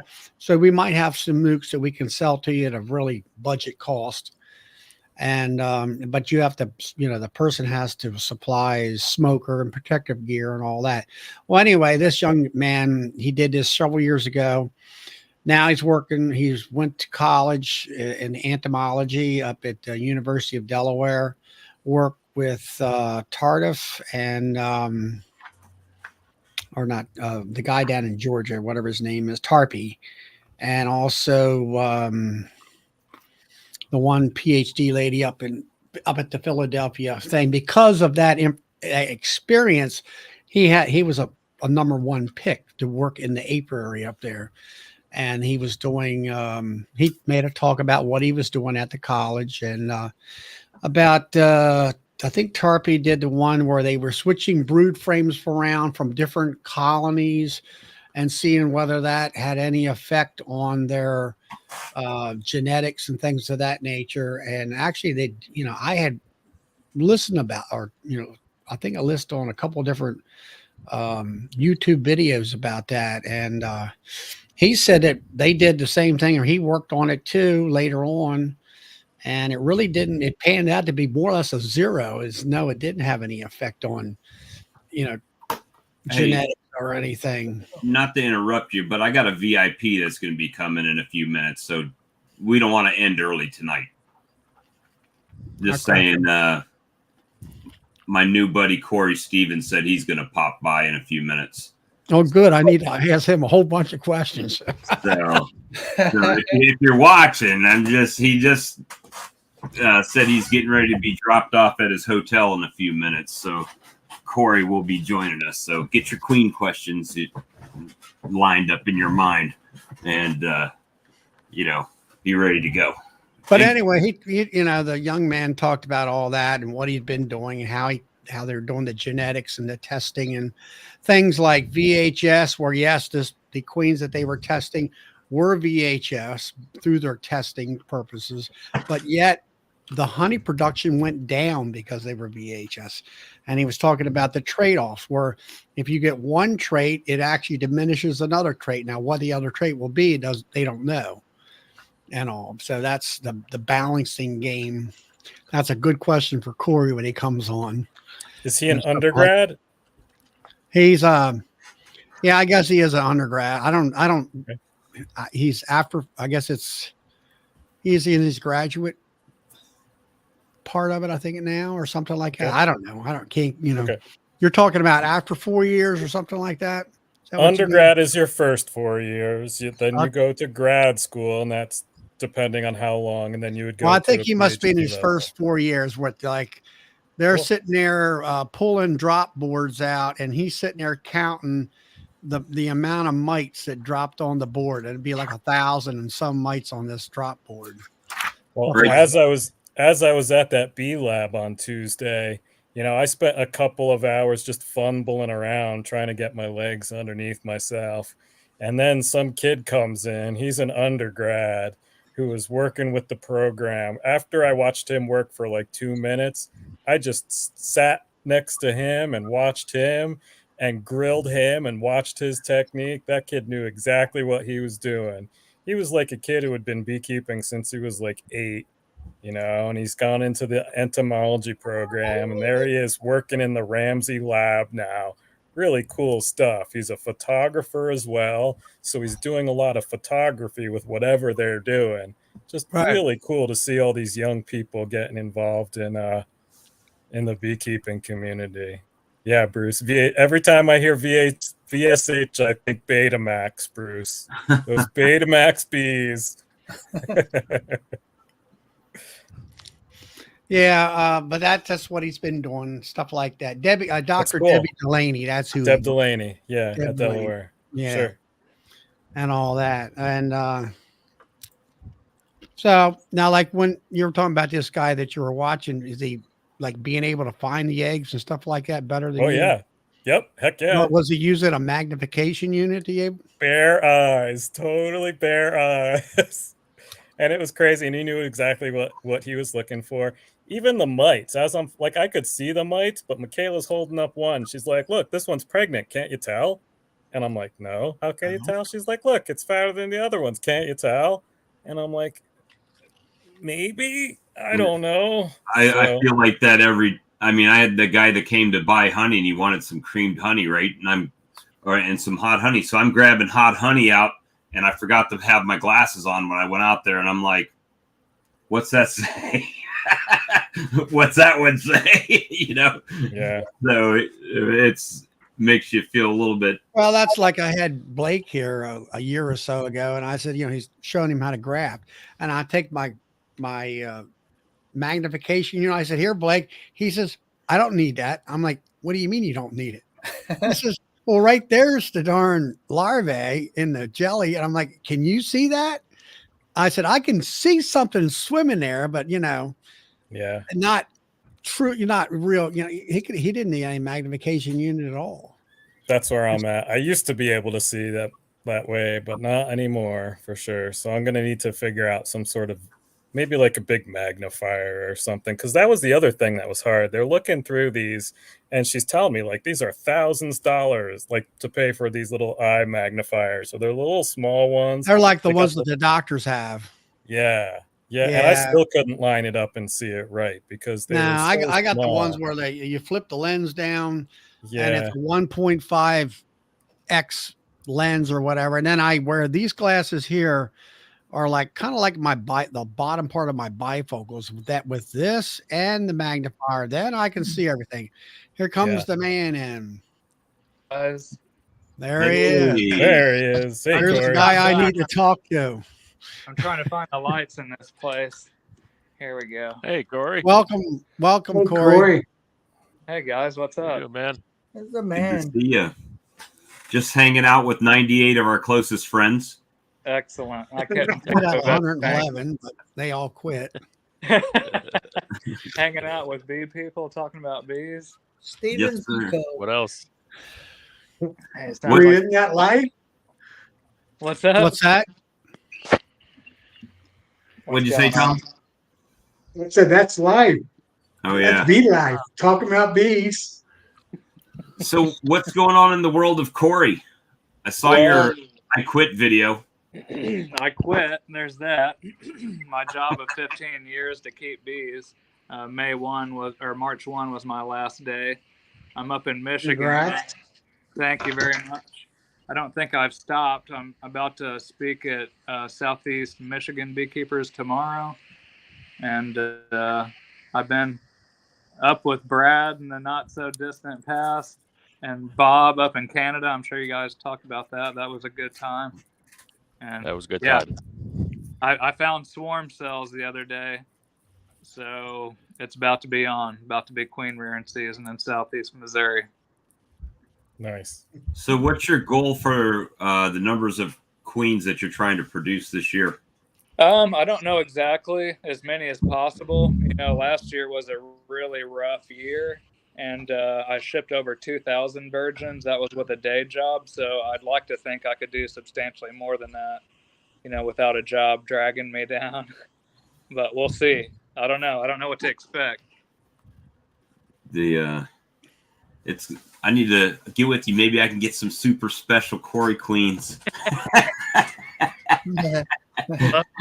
Hope to have a bunch of them produced, and I'm working with a few guys too that'll be producing some open-mated queens out of our stock. So that'll be a cool thing that's coming soon.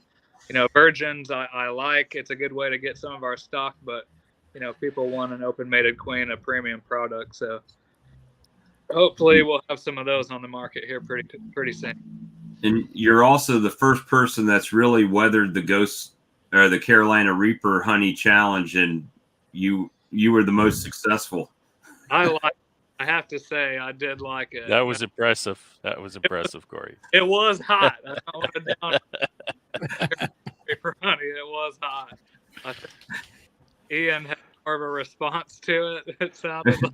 Oh yeah, I'm surprised you didn't go into diabetic coma after. I mean, there was literally like 24 different honeys there that you sampled that night. Yeah. Enjoyed that. Well, Corey, I got some questions about queens and rearing and all. When you were talking about shipping out virgins, when the virgin mates in your situation in your home yard, now you've been at it for over 10 years, developing your queen line, and you have the drones, I presume, that have your genetics that you're trying to achieve. Yep. So if I buy a virgin from you and have it mate in my yard, then I only get about half of the genetic coding here, correct? Yep, that is true. One thing you want to think about, though, since I'm using artificial insemination, if I did my work properly and they were both tested, now there's some, I've got a lot of genetic diversity, so there could be some one-offs in there that don't test as well. But what you want to think about is 50% of that would be VSH, but also 100% of the drones that they produce should be, since they don't have a father, only a grandfather. So that doesn't matter what, they mate with on your side. Now, if you grafted out of that queen that was open mated at your place and then grafted out of her, and you weren't testing, like it can definitely muddy. I think that's what folks are concerned about. But that first generation, your drone production is going to be really reliable, and that's how you stick it in your population. I feel like if you had a mating yard or some area that you were going to mate, if you queened all those colonies with those queens, all the drones that they're producing are going to be really predictable and carry that trait set. Now, again, ideally, you'd want to test, if you're going to raise daughters out of your favorites of them, you would test them in theory and pick the ones that test best to graft out of. That way you keep it high in your population. Otherwise it could get pretty muddy. Yeah, I mean, a study, wasn't that Corey, that study that we just went over in Epic regarding VSH maternal, right, open mated, and it did carry on? Yeah, and John Harbaugh has some older studies about that too, basically saying if it mated with unrelated drones, that colony should still be resistant, and there's definite documentation on that.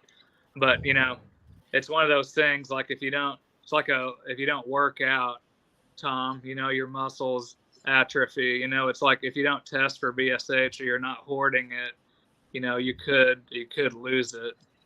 But if you don't work out, Tom, wink, wink. we all know Tom's been slacking. That's actually, he's the last person that would slack if I know Tom. Yeah. Corey, if we can get enough of those virgin queens out in the field, then eventually the whole United States will have some VHS traits in all the queens. Yeah, I mean it's a lofty goal, but I really think it's achievable. But the thing is like it has to get into the commercial side.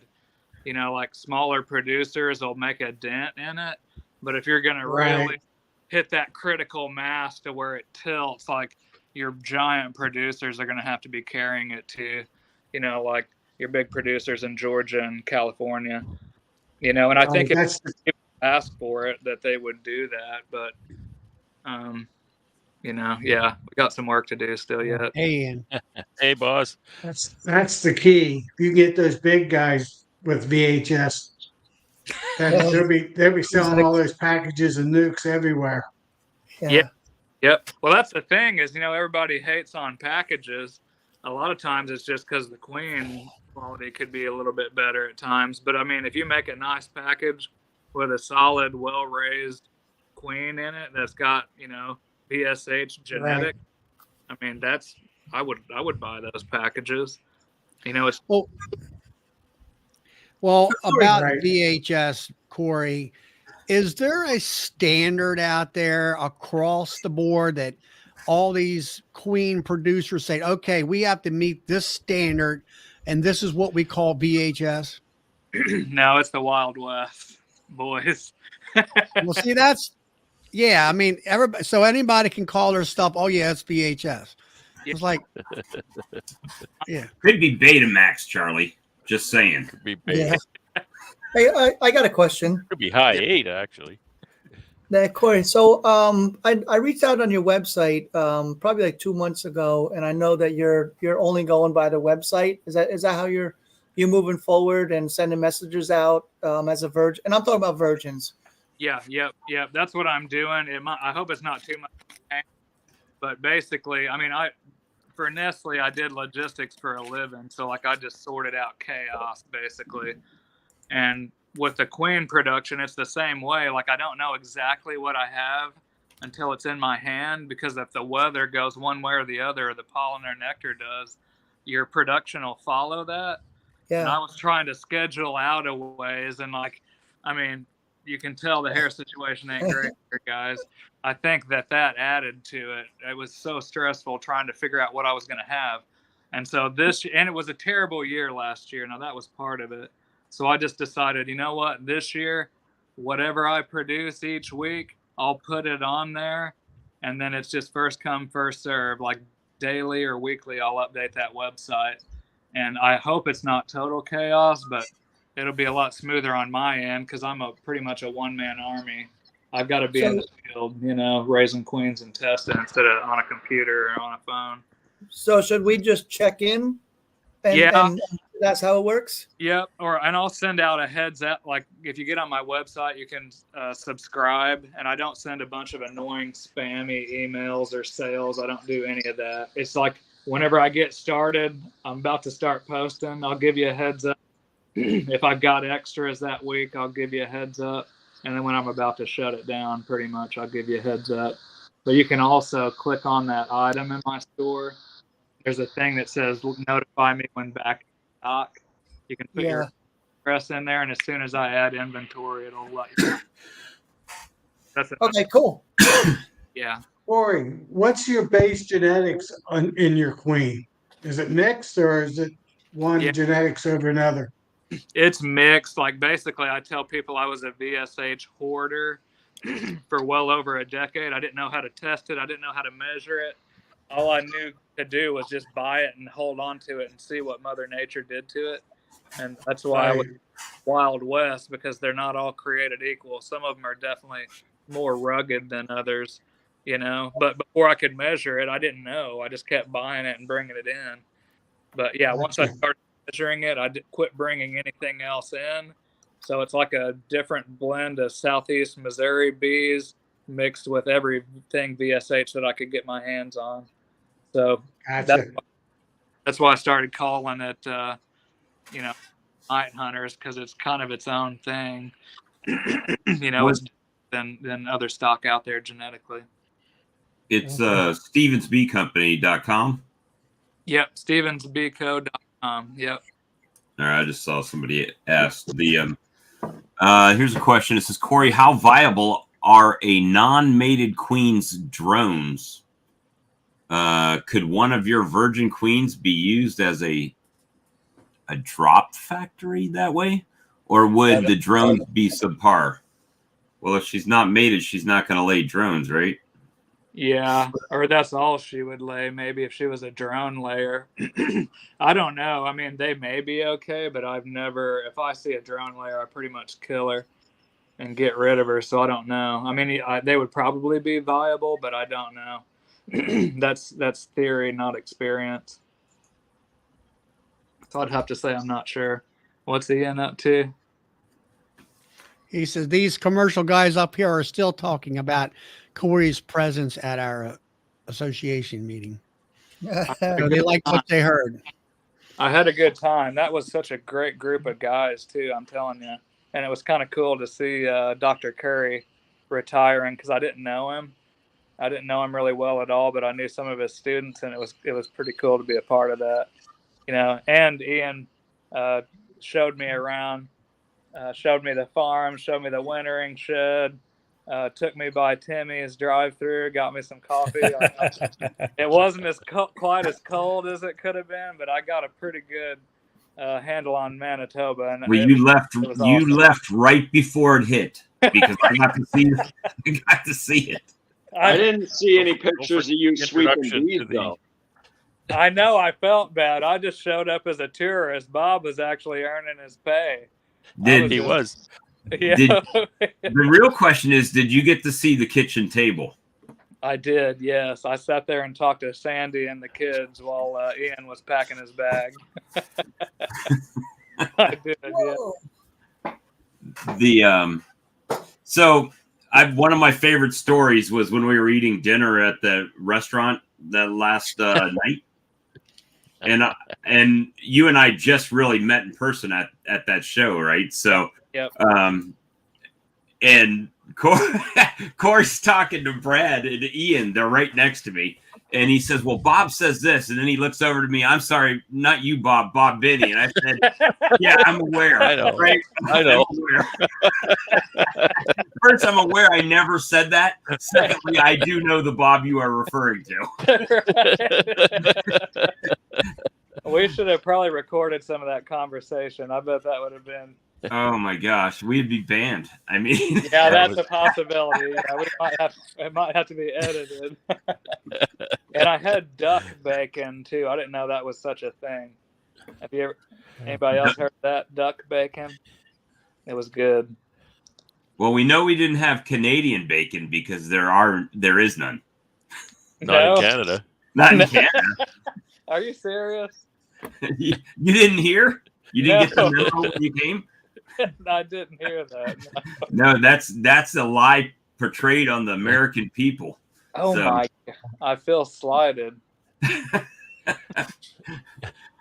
was Like thinking little- it was more like No Plan Stairway to Heaven in the guitar store, right? Canadians that Yeah. no more asking for Canadian bacon. We're sick of hearing it. No Canadian bacon, no Canadian geese, no No. restrooms. It was a Oh tough my- trip.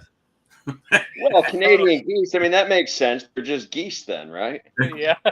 It's Yeah, Canada. Canada, we just call them geese. Yeah. It's like when you go to China, you don't ask for Chinese food, you just ask for food, right? Good point.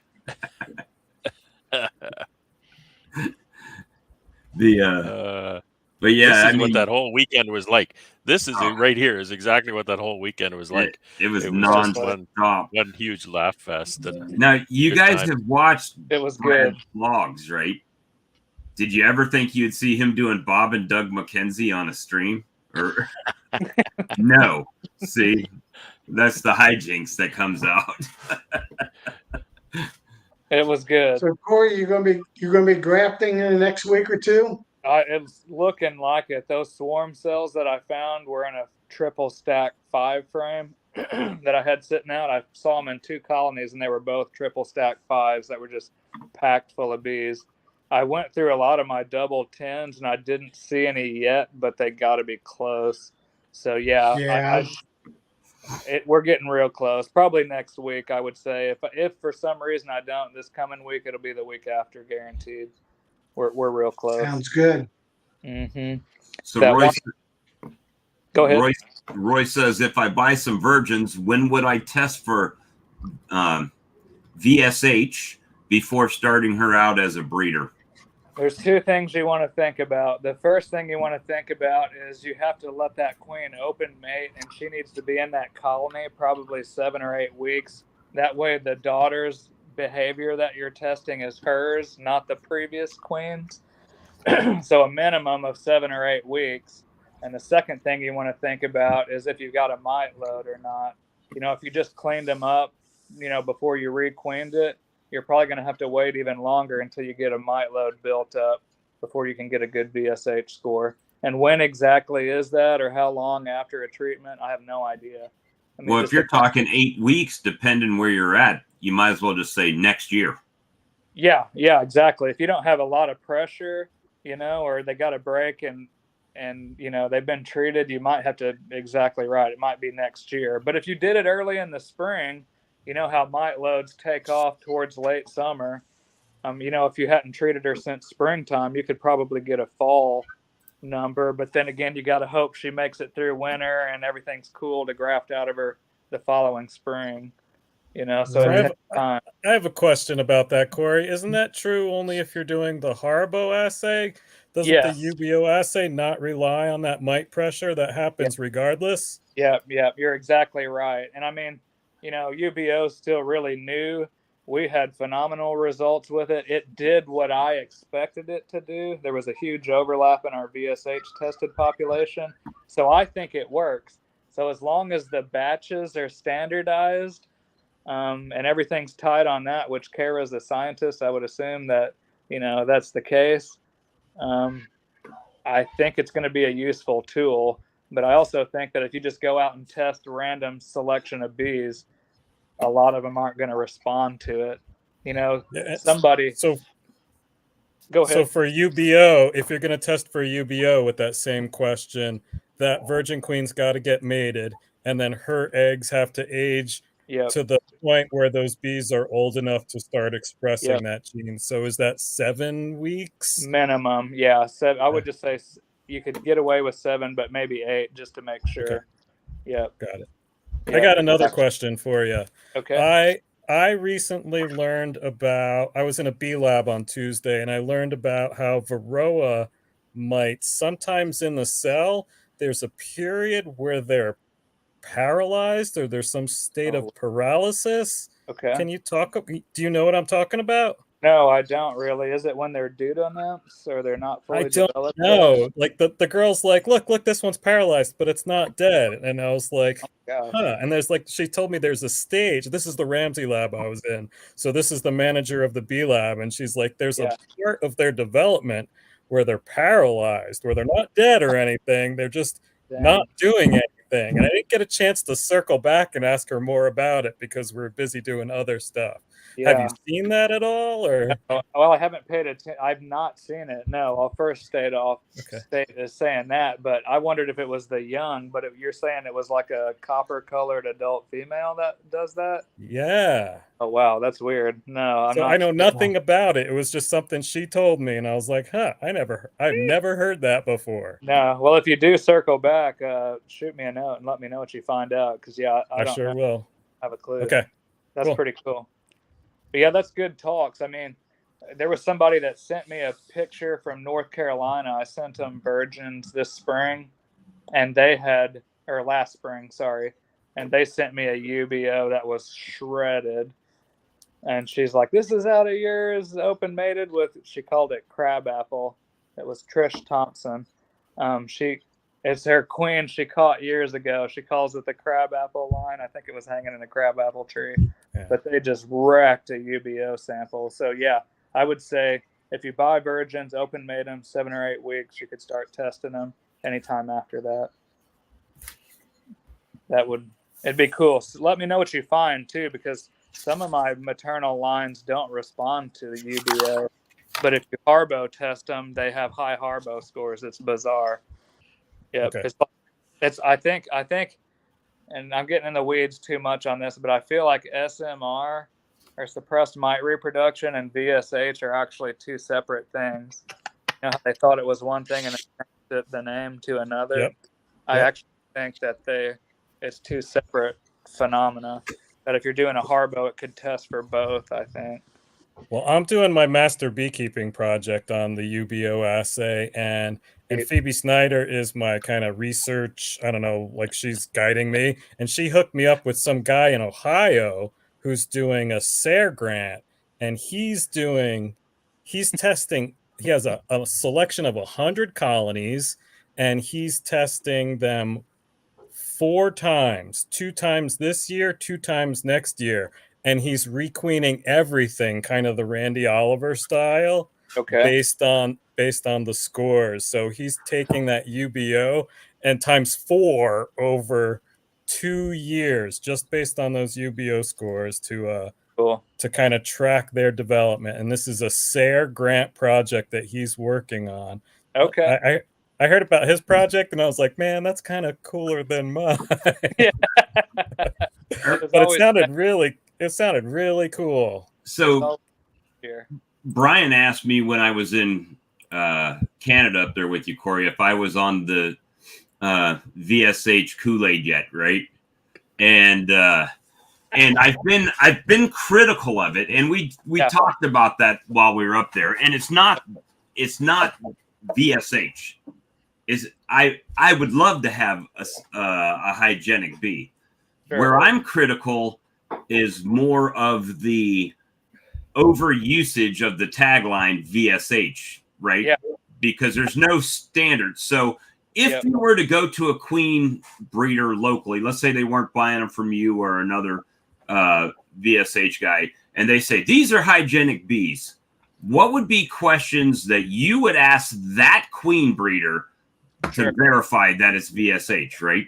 What tests you're using. Like if you're saying freeze killed brood, that is a totally different universe than UBO even, which I think could technically select for VSH, a hygiene portion. And then if you're using a Harbo, that could select for like an SMR type or VSH. So I would really just ask them what test results they're using, and somebody mentioned at dinner tonight that there were people saying, well, our bees are UBO tested. No, they're not really necessarily saying how they test or Right. Well, just VSH. That's why whenever you asked earlier, like, is there a standard for it? And I said it's the Wild West. That's why you should be critical of it, Bob. I'm not saying you shouldn't be at all. I'm not saying you shouldn't. You should take it with a grain of salt, but I would ask those questions, like what they're actually selecting with, like what test, and what kind of scores are you getting out of your breeding stock, because the term's overused and it gives it a bad name. But I think just you and I agree on that. Yeah, we didn't disagree on anything we were talking about. Yep, exactly. But if we have standardization, because we haven't, that's why I like the Harbo test. Do I think it's perfect? No, but it's standardized and people can use it and you can have the same language. Where before, people were saying VSH and they weren't even SMR testing or hygiene testing. Well, see that brings me to the whole separate thing, right? So when you talk about the testing methods, and we talked about this a bit, when anybody can buy those tests, right? They have to wait in line, but they can get them. Yep. Now, it has been my experience from telling people just simple things on how to do it, even when I'm right in front of somebody explaining it, they still don't do it right. Yeah. So that brings into question the quality of the test and the person you're buying them from still. Sure. Yep. And some of those queens might be firecrackers, might be really good queens, but they just may not have really high levels of VSH, and if it's not over a certain threshold, it's almost like they don't have it at all. They have to start hitting those higher levels of suppressing mite reproduction, or else you're not going to really see it. It'll probably help at low levels. I don't want to discourage people, because if you go testing random bees, you're not going to have none of it. So I don't want to discourage people from selling 2s or 3s. You got to start somewhere, but at the same time, be honest about what you got. But there's no standardization, I don't even think it was a question of honesty, because this test is so new. Whenever they released it, because I've been VSH obsessed for 13 years now, I didn't know how to measure it, and I was obsessed about it. It wasn't until John Harbo released it like in late 2019, I think, and I didn't get to use it till 2020 spring, and I was in his breeding group. So I don't want to just point fingers at people and say, you're a liar, you're selling snake oil, because I think there has been no standardization prior. We just now have this, but I think that's what we have to use as language. We don't have anything else. It's pretty much UBO and Harbo. That's the only measure it in our and if you're just looking for hygienic traits in your bees, well, then are they just more hygienic than the rest of your garbage bees? Yeah. Or you understand what I'm saying? That I could go out to my yard and be like, oh, this is a hygienic queen. That's the one I'm going to breed from. And it may not be. It might just be more hygienic than everything else I've got in the yard, right? Right. Yeah, right. Got to start somewhere. If you start grafting out of your best stuff that's better than everything else, that's a start. Right. I would say, we need to use a scale of some sort to be able to communicate, well, here's what to expect, out of this. And then you can build off of it. So when you start talking about building, are you talking about, so we went down a long rabbit hole one night, Brad and I and Todd, about how the drone genetics follow behind like 2 years, right? You're still getting grandparent DNA from the drone that was mated into the queen. And did we lose your sound somehow? Nope. Can you hear me? Yeah, I can hear you now. Yeah. Okay. But so when you start this, is it something that, let's say I said, Corey, I want 50 queens. I'm going all in on this, and I start it, right? Because that's the kind of guy I am. I go all or none, right? Legally binding contract right there, Corey. Is it? Well, hey, I bought 56 queens from Jose last fall, hoping that that I would be able to overwinter them, and that was a fail, right? So I'm not afraid to risk reward. Yeah. But so what is a viable you've been doing this long enough to answer this question. How long would it take for my program to start showing that process? Right? Is it 1 year? Is it 2 years? Because I'm a realist. I'm not going to put these queens in my yard and all of a sudden, they're all hygienic and everything's great, right? Yep. Well, that first generation should be very hygienic, even if it's not open mating, or if you're open mating with unrelated stock. If I got it concentrated properly on my end, all those F1 should be, and then the drones that they're producing should be. Now, like, here's where it can go one way or the other. If you're not testing, you either have to buy more or test, otherwise you're just kind of, you're not selecting for one thing in particular. It's just kind of what you like or what survived or whatever.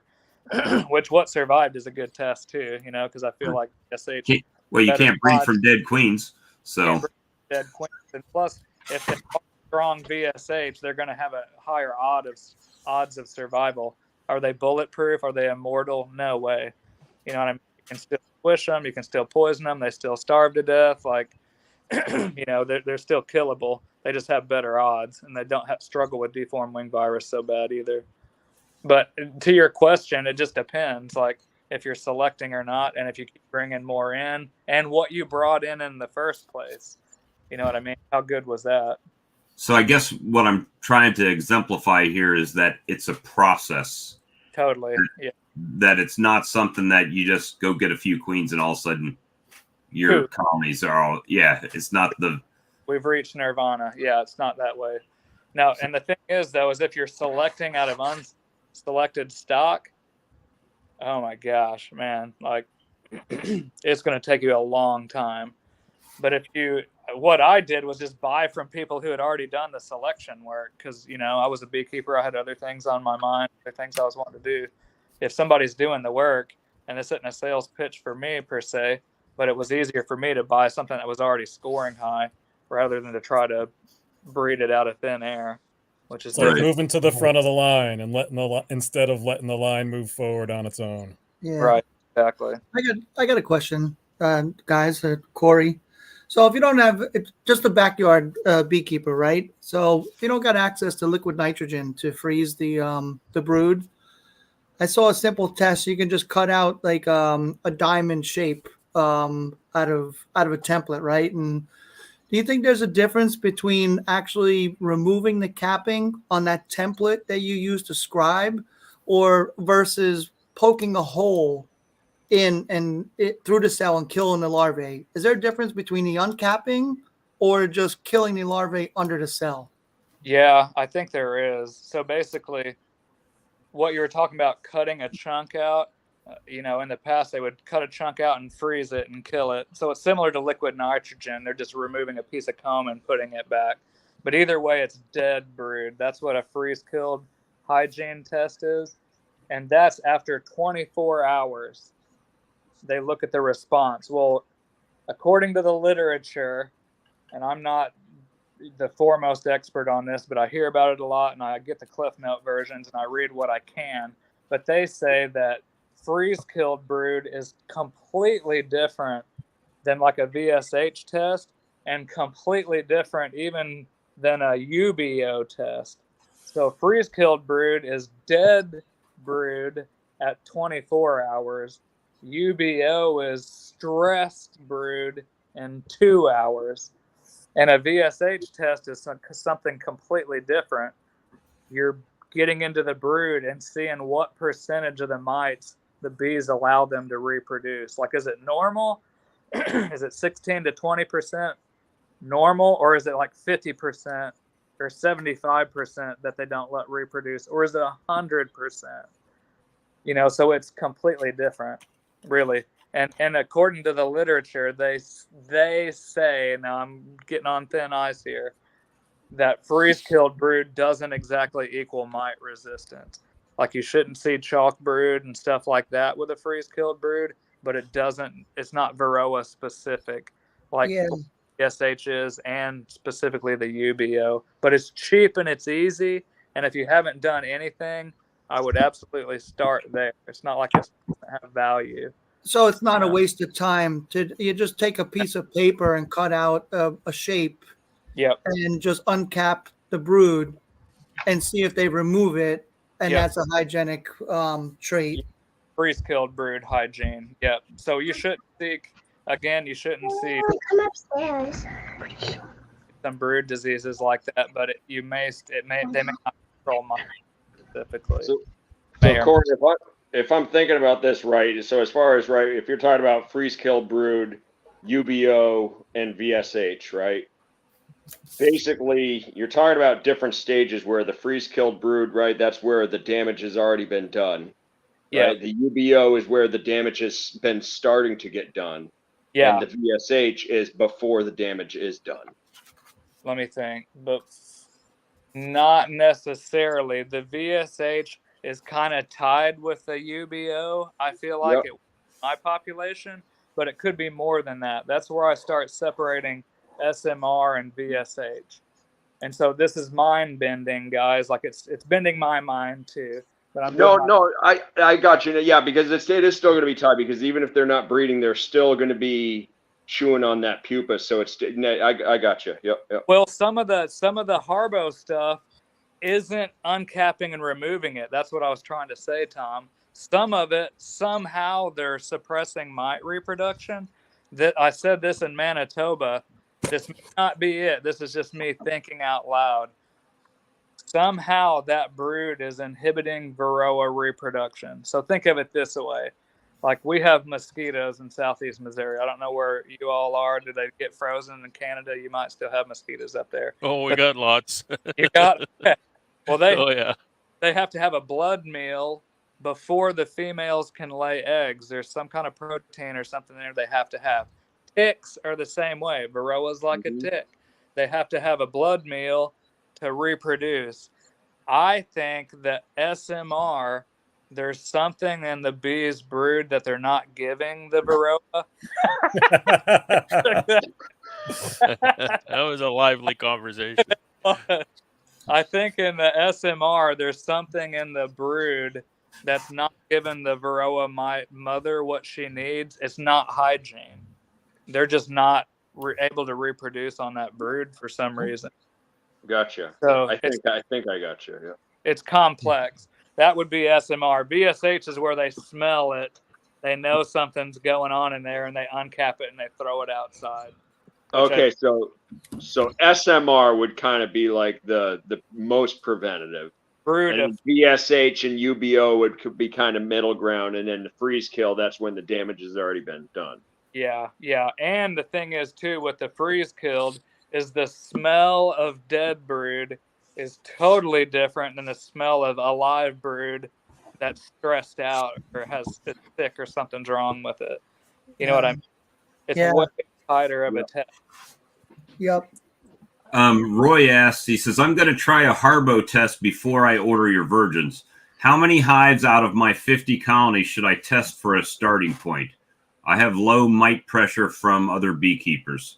As much as you can tolerate. And I always invite friends too. And like I always say in my presentations, I convince my beekeeping friends that it's going to be fun, which is a complete lie. And then if they'll come out. We always do have fun. I joke about that, but it is tedious. I mean, as much as you can handle, you can't have too much data, but you could have too little. So I don't know if you got a beekeeping association, if you want to do a little workshop and everybody try to figure it out. That's how I started. I was like, hey, let's do this. And they all came out and I said, here's the paper. They're like, well, what are we doing? I'm like, I don't know. It's in the paper. We got to figure this out. So it's not rocket science. You don't have to have a PhD to do it. But if you're going to test 50 colonies, like we had a group of 5 people and we usually get about 35-ish done in a day. So you want to think about that. If it's just you, it's going to take you a while to pick through all that brood. Something to think about. But I would test as much as you possibly can. With your queens, Corey, I was talking to Mark Miller. He was saying that they have a virus trait that that they go after? They're kind of Oh, was he talking about deformed wing virus? well that they I won't say immunity toward viruses, but they I know what you're talking about. yeah, I mean they have some type of something against viruses or something. Yeah, it's mainly deformed wing virus. I don't know about other viruses, but remember whenever I was saying like UBO or that VSH, it's not dead brood, it's stressed brood or sick brood. I think that's how it works because I had bees that weren't treated for a handful of years. This was several years ago, and Randy Oliver was wanting samples out of it to look for the deformed wing viruses, the 3 of them, A, B, and C. Yeah, And I remember. Yep, I sent him nothing but VSH samples. They hadn't been treated though, but they were below quantifiable levels in A, below quantifiable levels in B, and none in C. That's how I figured out there was going to be overlap between UBO and VSH. Because I'll tell people, if you come digging through the bees in my yard, if you find one bee with deformed wing virus, I'll give you $100 bill. And that's out of all my bees. And the reason I say that is years ago I would see deformed wing virus and I would switch that queen out with a VSH queen. Remember how we were talking about 7 weeks that population turns over? Well, if that colony didn't die and I didn't treat them, I would come back and 0 bees had deformed wing virus. And like I wasn't a PhD, I didn't know how the heck they were doing it. I just knew that they fixed the problem. And it happened over and over and over and over and over again. And then whenever Kara started talking about high UBO colonies have low levels of deformed wing virus, I was like, that's how they're doing it. They know that brood's sick and they throw it out. So think about this. If you got a pupa and that's got a lot of deformed wing virus, that pupa emerges, what do nurse bees start doing right away after they eat? They start feeding everybody else. They spread it all over the place. So with VSH bees, they know that pupa is sick. They throw it out in the grass before it hatches and starts feeding everybody. You know what I mean? Why don't they do it with drones, though, Corey? They do actually do it with drones, but a lot of the literature says that they do not do it with drones. And I don't know if it's every VSH bee or a lot of the ones I have and have had over the years. And I've got a picture. It'll be actually in my presentation tomorrow here in Southeast Michigan, I believe. I put a queen excluder. Remember, Tom, how we were catching drones up at Epic? Like Kate would throw that excluder over the entrance, you know? Well, I was using a little bitty piece of it and stick over the entrance, which is way more expensive because you can't just use a regular excluder. And whenever at 15 or 20 minutes while I was waiting for these boys to come back from the singles bar and be locked out so I could catch them, there's drone pupa stuck in the excluder that the bees are trying to throw out, but it's stuck there because that excluder's over the entrance. So I think they absolutely work drone brood. I think they work, my bees anyway, work drone brood as much as they do worker brood. And I know that's kind of a bold statement, but a large percentage of the colonies do that. You sparked my memory. Are you using that oak queen excluder thing, or is that a paperweight? I still got it. Yeah. Nice. I still got it. So basically, your VHS queens have it's not just for mites, but also there's a viral aspect of their ability. Yep, that's what Mark was talking about. But you'll also never see chalk brood. This is like back to general hygiene. As soon as that stuff starts to get in there and they know they're sick, but before it turns to them little chalk brood mummies, they throw it out. It's just like the sick. Well, we were talking yesterday a little bit. He was calling me about some other things, and he had talked about where he had some old brood comb there, and it was thrown off to the side, and he forgot why he threw it off. Threw it in a nuke, came back a week later. They shredded it. They shredded every bit of wax off of those frames, threw it out the front door. And then it came back a week later after that, and the bees had rebuilt that wax up with fresh wax. He told me about Yeah. And I said, well, that's to me, that's even more interesting, about the virus aspect of your queens over the varroa. Oh yeah, I think that's probably almost even bigger than suppressing mite reproduction, really, because a lot of times, that's why Bee Informed Partnership had such a low, like a 1 mite threshold. I was like, that's crazy. But then I started thinking about it. The reason why they did that is by the time you start getting that mite load, even if you knock them down, your virus load is so high that they're walking dead even after you cleaned up the mites, some of them. So yeah, I think that's one of the major things about them that's really awesome. Now I have to say too, like if you go in and test all of my population, and I'm using instrumental insemination, not every single one of them is a 4. You know what I mean?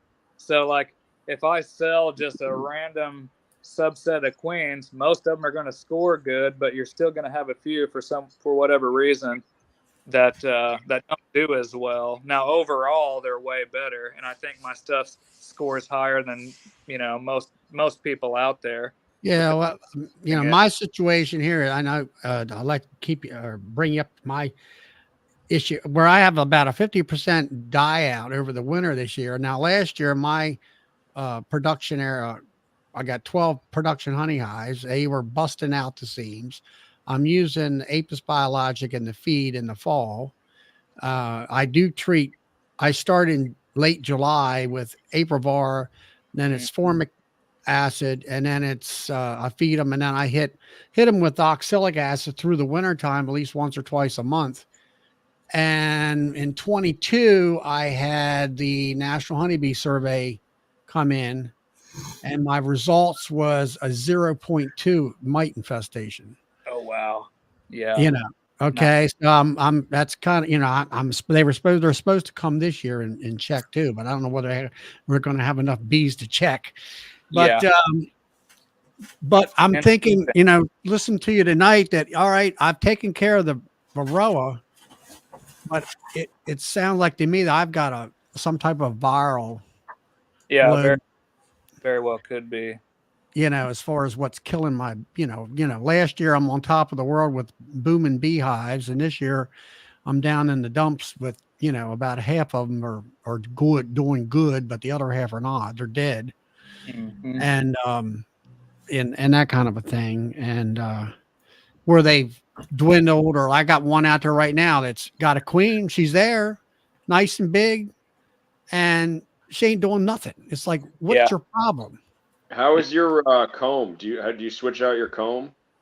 Is it really? The comb ain't that old. I mean, it's not black. Okay. It's brown. I'm just asking because I know from personal experience.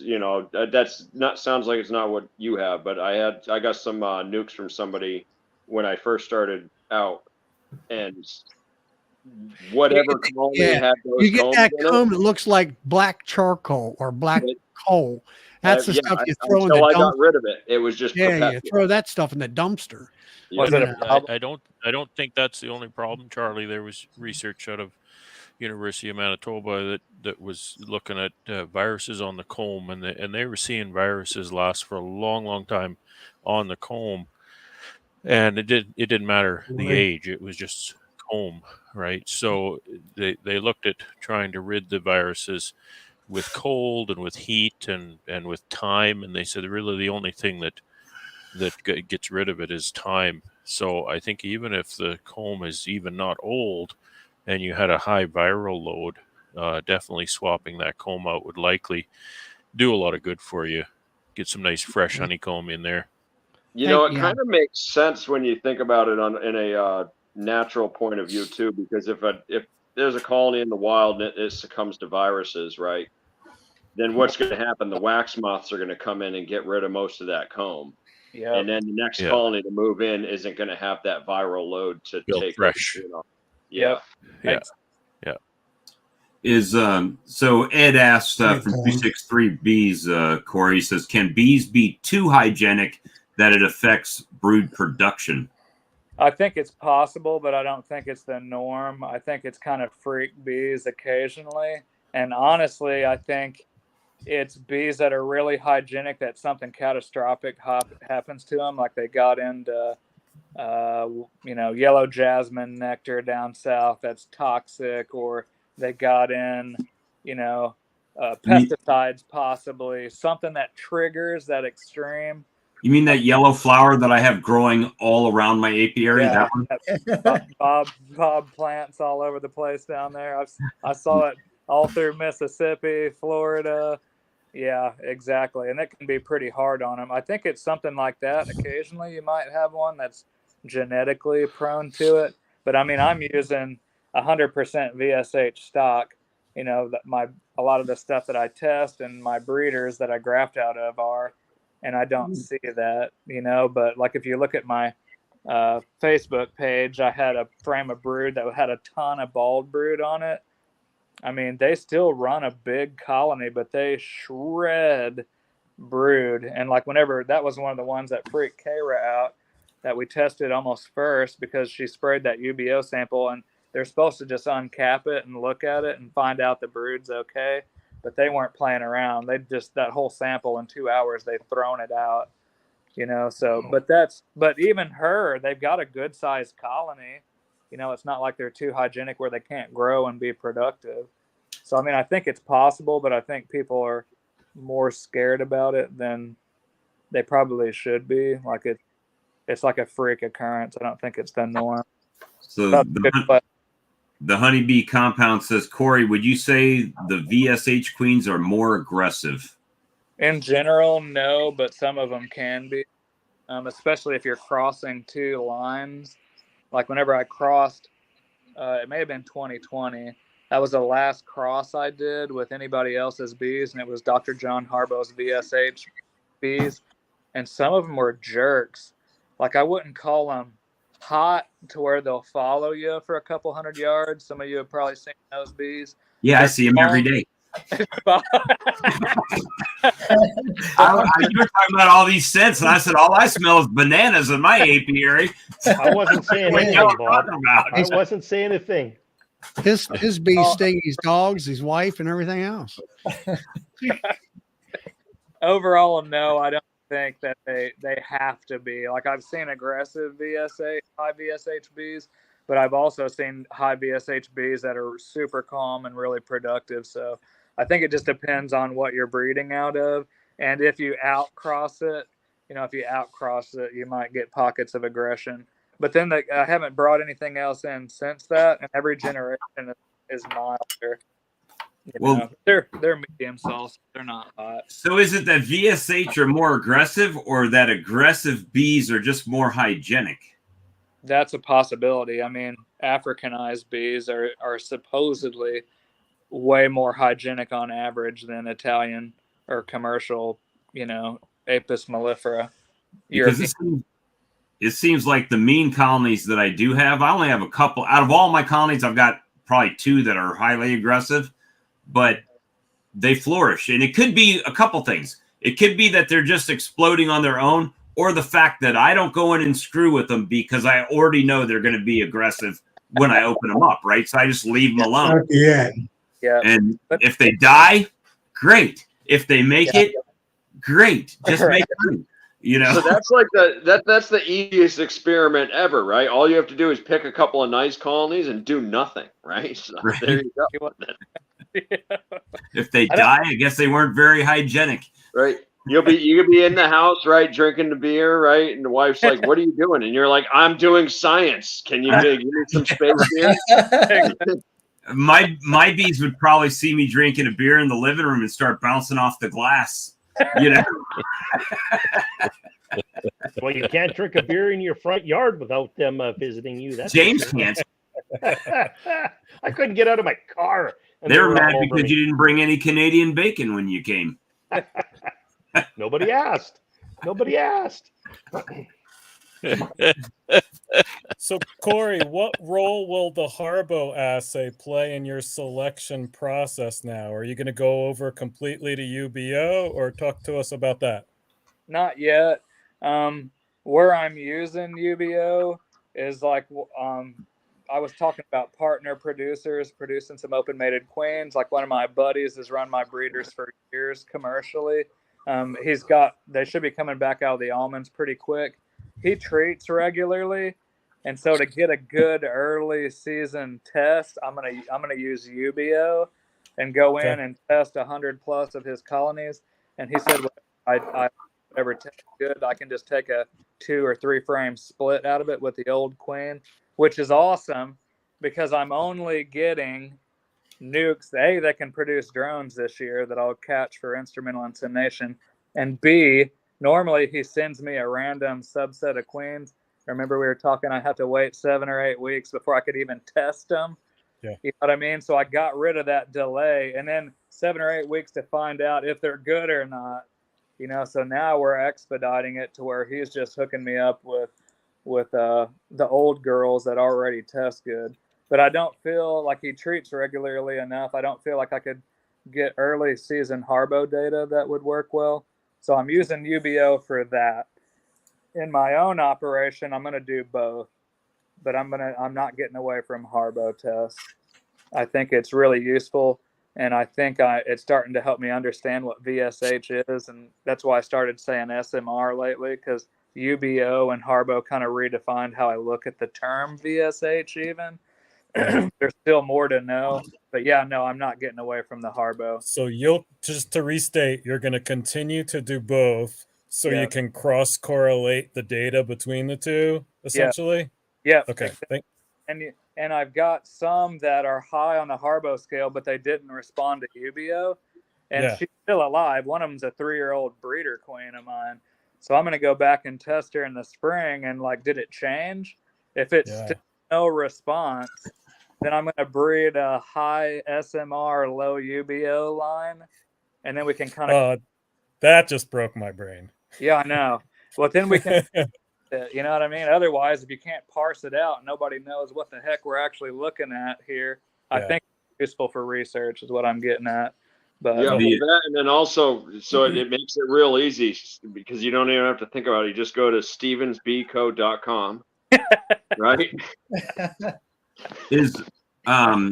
So Spanky S here, they claim small cell comb has some advantages versus mites, but they look for small cell when suspecting Africanized killer bee crossbreeding. So my question is, that's kind of become a thing recently, right? With the different companies, you know, foundation and whatnot. What are you on that train, or you don't think it makes that big a difference, or? I have no idea really. I've heard people talking about it, but whenever I was looking at that back when, because it's been around for a little while, you know, it's not anything new. The way I looked at it is like, if that works, that has to be a mechanical influence. Like it's too tight for the varroa to move around or something. You know, it's like mechanical constriction would be how it worked. I wanted a strictly genetic solution. So like I use standard everything. So I've never even played with it. It might work. I have no idea. I just, you know, it would be theory. I won't speculate. I'd just be guessing. I'm wondering if have you used it? I've not used it. I mean, no, I haven't used it. I mean, I think that was one of Premier Foundation's things, right? That it was supposed to be thinner. Well, and I've only got one piece. James has used a lot of Premier, and I'm not saying it's anything to do with the quality of the product. I was just specifically about the thin wall aspect of it. You know, at some point, what we as beekeepers / citizen scientists or whatever you want to call us, at what point do we make too many adjustments for the bees, right? Like you're saying, if the mite is having a hard time moving around in there, what is that doing to the bee as well, right? Well, they're smaller, aren't they? I always heard small cell bees, their bodies are slightly smaller, so I thought it might be restricting their growth. And this is what freaked me out too, way back when, Bob, is people were talking about it on Bee Source back in the day when I was on Bee Source. And they were saying some large queens had problems laying in small cell. I was like, oh, that's a deal breaker. I mean, look at the booties on the backside of some of my girls. You know what I mean? I don't want to be that. I like the big. So, it may work. I have no idea though. I'd hate to even speculate. And you cannot lie. Exactly. they got big, I like big butts and I cannot lie. Though other brothers may deny. With that itty bitty waist and that round thing in my face, Got mine. From. Wow, we went from gold to flash. See, my hip hop like knowledge, right? You didn't know. Now you know. We all got hip hop roots. That's it. Oh my goodness, crazy. So, whoa, Corey, you've done us a whole presentation here tonight. Thank you. Hey, no problem. Yeah. What else are you gonna do? Sleep or something? Christ. Yeah, you don't need that. He's retired now. He don't have to do any work. I've worked more in retirement here than I think I did before. I went and helped my buddy split mini mating nukes. We did about 800 mini mating nukes. We split out, fed, moved, dropped cells in, then we started splitting his other colonies on pallets. So, man, if this is retirement, I probably need to go back to the desk job. I'm just kidding. I love it. I've never gone. That's exactly what my dad said about retirement. People asked him how it's going, and he said, if I'd known it was going to be this busy, I'd have hired help. Yeah, exactly. I think we're going to really find some cool stuff out. You could tell, there's more to learn. I definitely don't know it all, but the more I learn, the more exciting it is too, that we start figuring some of this stuff out that could actually work. I mean, I've seen it work, and I don't even think we've completely figured it out yet. But I think that's what keeps beekeeping interesting for me. Things get old to me very quickly, right? Especially if it's the same thing over and over and over again. So the fact that you can constantly learn and new tricks and figure out new things, I mean, it really keeps it interesting. By the time I learn something, I've already forgot something else that I have to relearn, so it's just a continuous cycle. Yeah, absolutely. I love it. See that Levi's commercial where it's the little kid, hitting the square peg through the circle hole with the hammer? I didn't see that. If you haven't, just YouTube it. I saw it today. I showed my wife. I was like, "This is me and beekeeping right here." Right.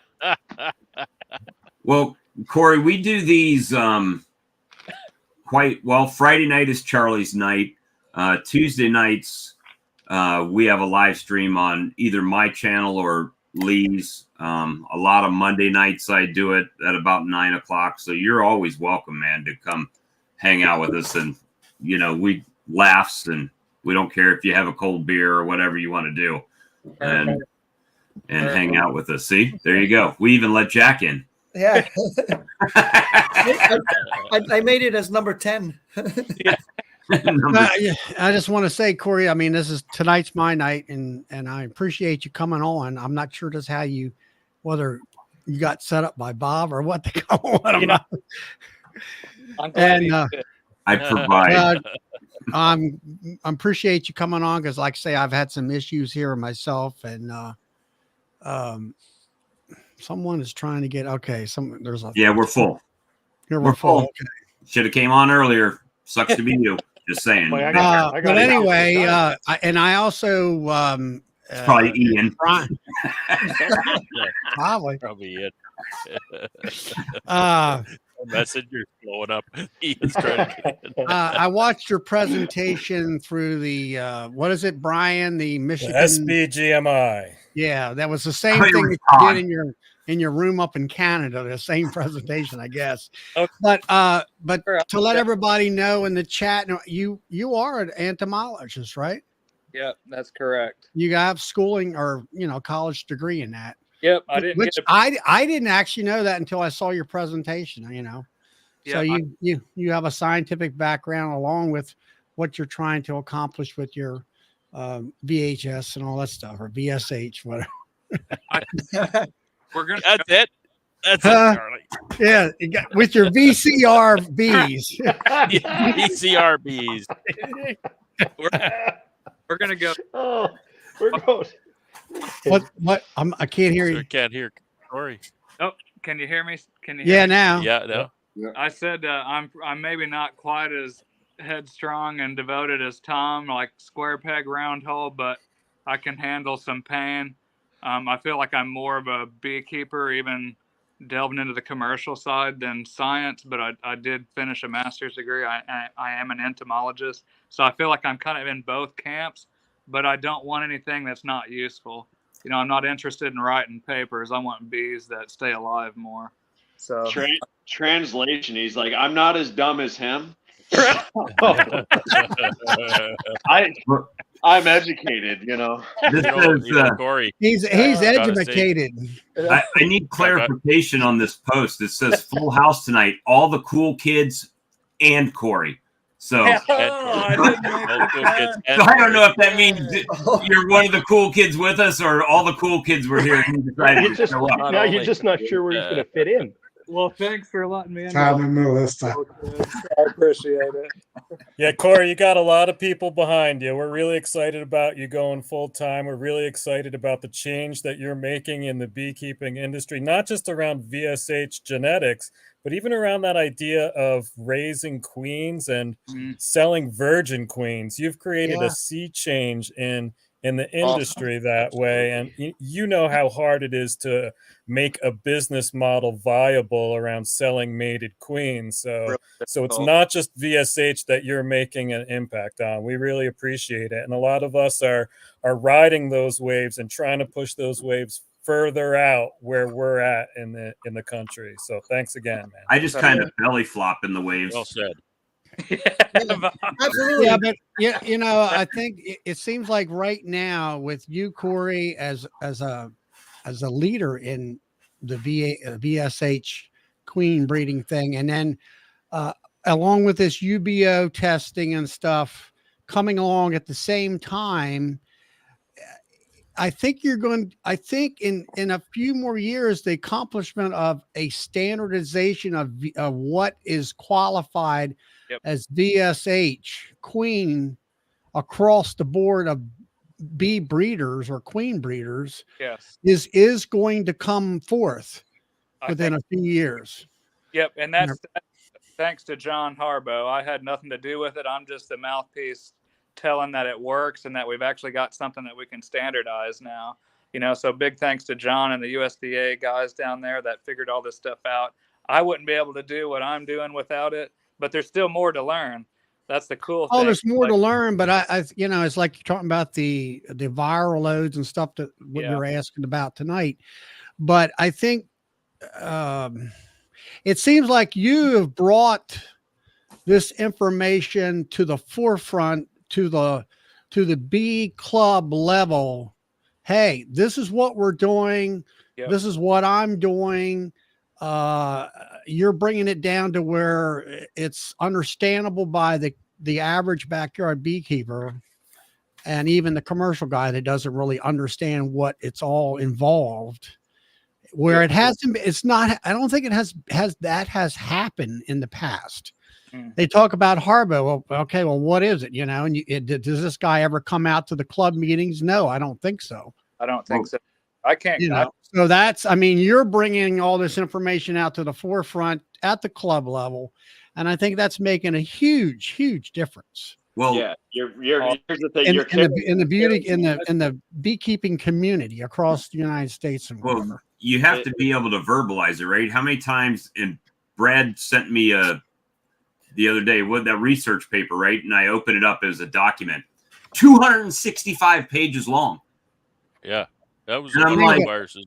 I'm not reading that. That's for sure. And I said, jump out the window. Right. That was the one.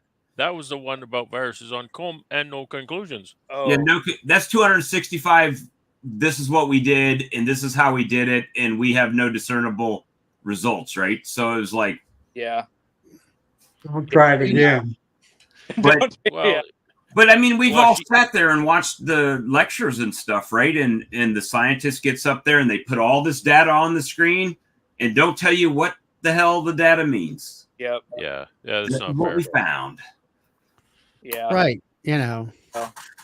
And it was like just recently for myself. I mean, I looked at my combs, and you go into these dead outs, and you have 2 or 3 combs, and you got this fist-sized ball of bees with their head stuck in the comb. And a lot of folks say, "Well, it's starvation," and I says, "I don't think so. It's dwindling."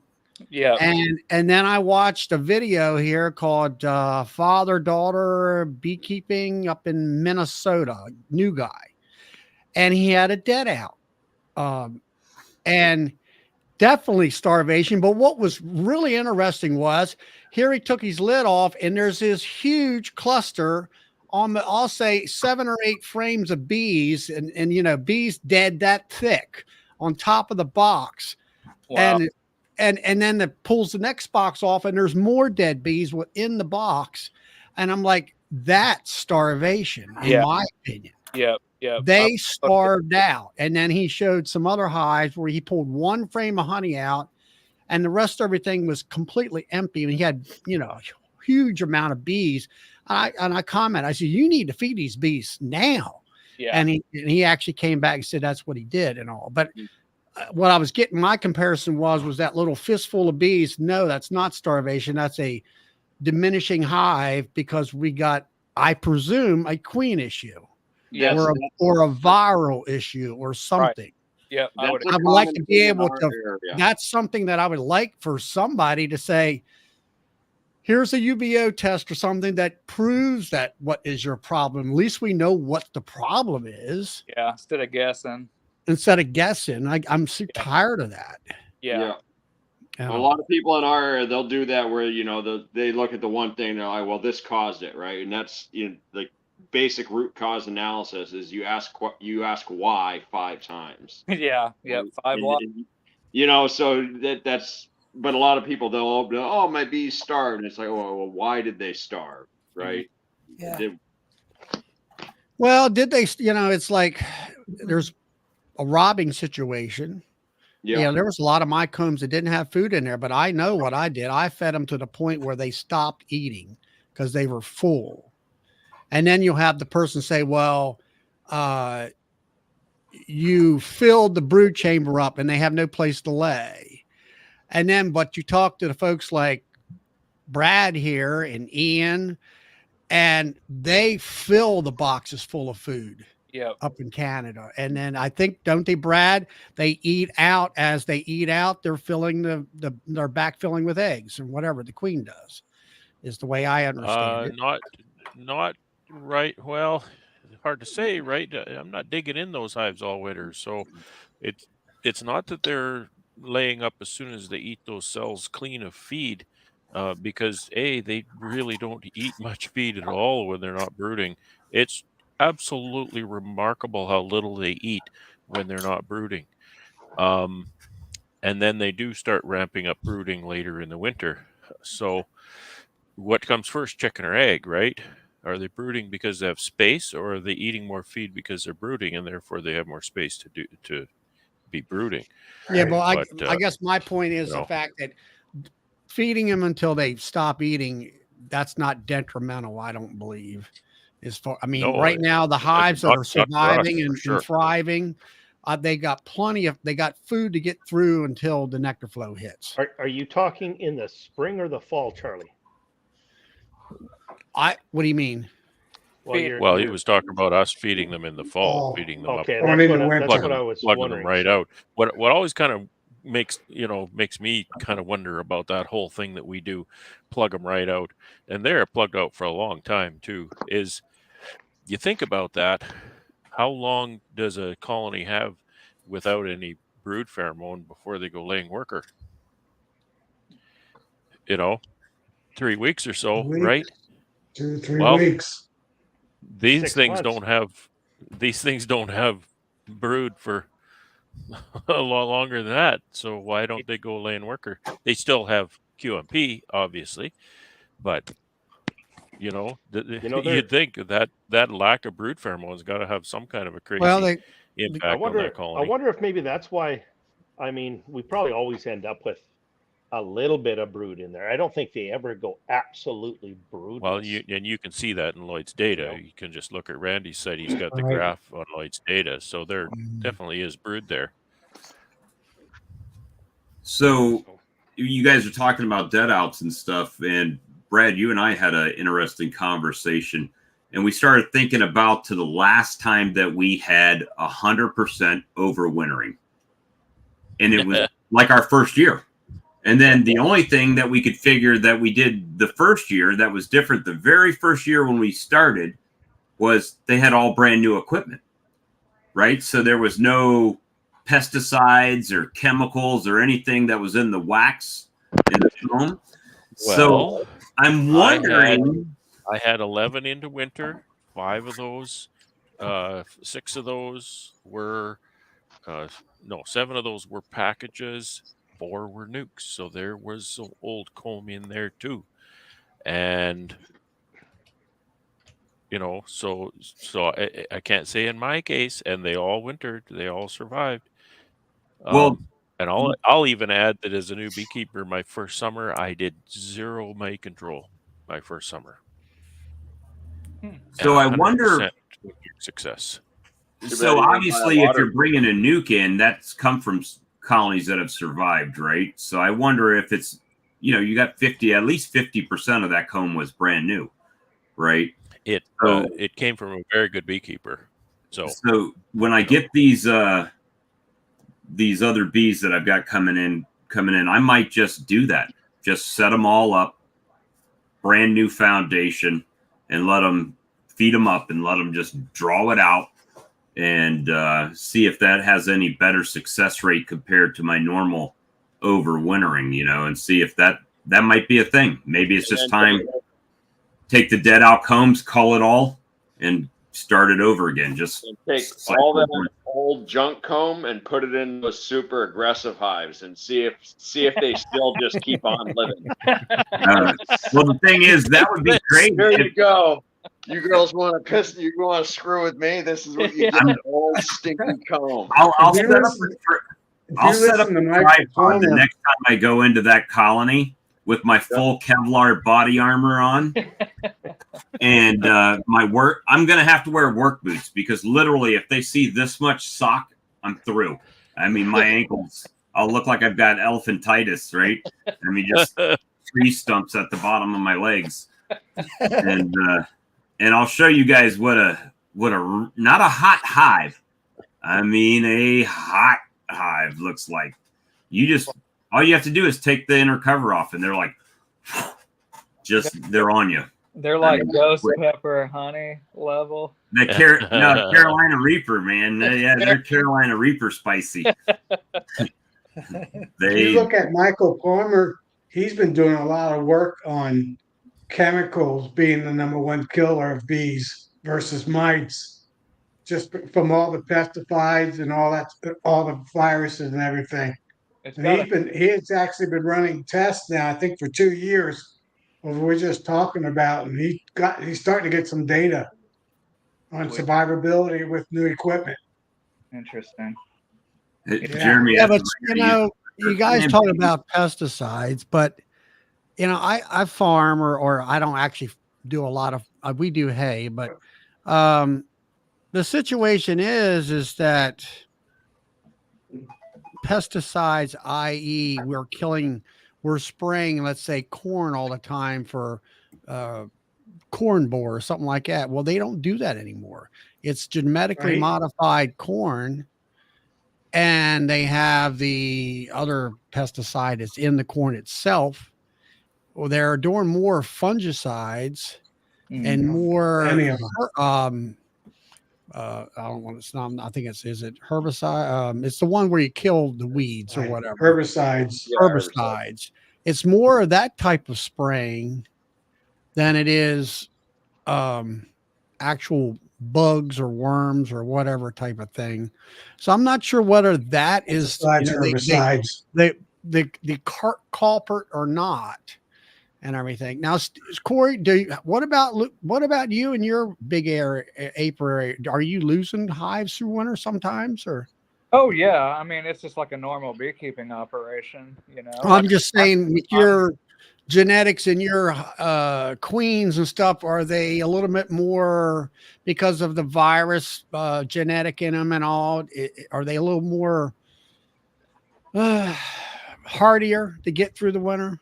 I would say so. I mean, you know, I'm always well below the national average for loss, and the guy that I was talking about UBO testing, Right. Paul, he said he's been running my breeders for like 4 years now. He just says, and this isn't peer-reviewed data. This is just redneck field data. I like redneck field data. You too. It's like he just says what he's seeing in his bees. He said he has less winter loss. He doesn't have to treat as much. I don't know what he means by that because he still treats. Yeah. He has more honey, and he has more bees that make an 8-frame average for almonds. Does he make more honey because they're more productive or less dead? I don't know. Who cares, really? You know what I mean? So, yeah, I mean, I think you're seeing that it's not like they can't die. You know what I mean? Sometimes something happens to the queens, or, you know, it's not like they're bulletproof. Yeah, I'm trying, I have, like I say, I know how to feed. I have my mite treatment program. And it's like, okay, I guess the next level is for me, I'm trying to get off this roller coaster ride where it's more of an even plane with my highs not dying out. Yeah. If I got 14 honey highs, if I lose 1 or 2, okay, but not half. And it's like, okay, do I need to requeen every 2 years or every year and a half or, every other season or something? I mean, what's your take on that? I'll say. I think it's more so what you're requeening with and how often you're requeening, really. Well, let's say if we start buying your queens, is it, or I'm looking at mutts that I try to graft out of my stock, which is, you don't know what I've got. Yeah. And then you got your stuff, and there's a guy up 2 hours from me that has some really super gentle stuff that he's been working with, and he's doing UBO and that kind of, he's into that, that level of queen rearing. And it's like, okay, I don't know what kind of honey production he has. I just had a young guy that's up here at University of Delaware. He was talking about, he was working with Dr. Debbie Delaney, going to college and all that stuff. But anyway, he was stating, they were looking at the studies of VSH. They were hygienic, but their honey production was lower. He was basically talking about the trade-offs when you're selecting for genetic traits and things. I have an opinion on that too, because I don't think you have to, like, are there stocks of bees that would probably perform better than mine? Yeah, I'm sure they're out there. You know what I mean? As far as honey production.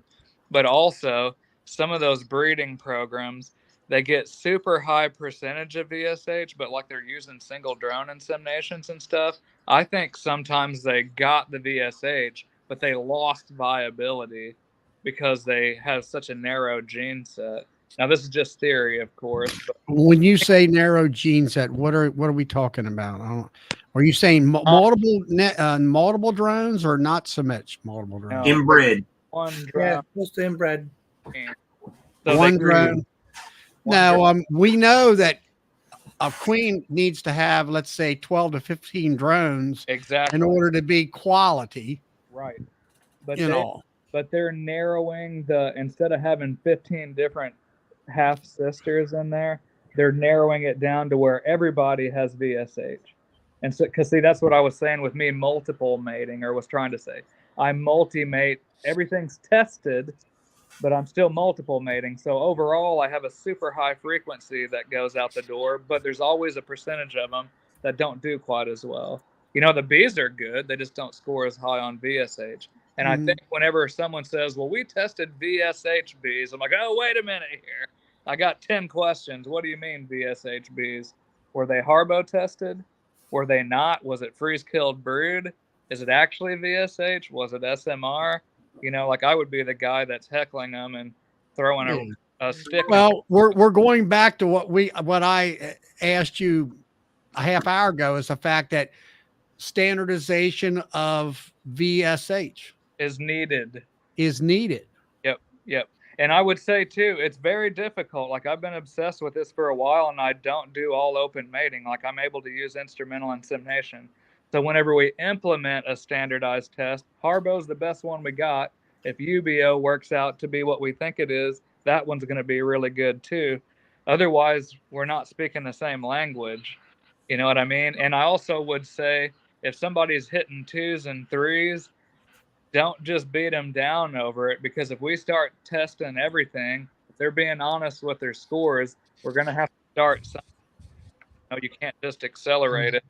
I would say, but it doesn't get around the fact that we do and standardize. Otherwise, what are we saying? We're comparing apples to oranges here, Right. Yeah.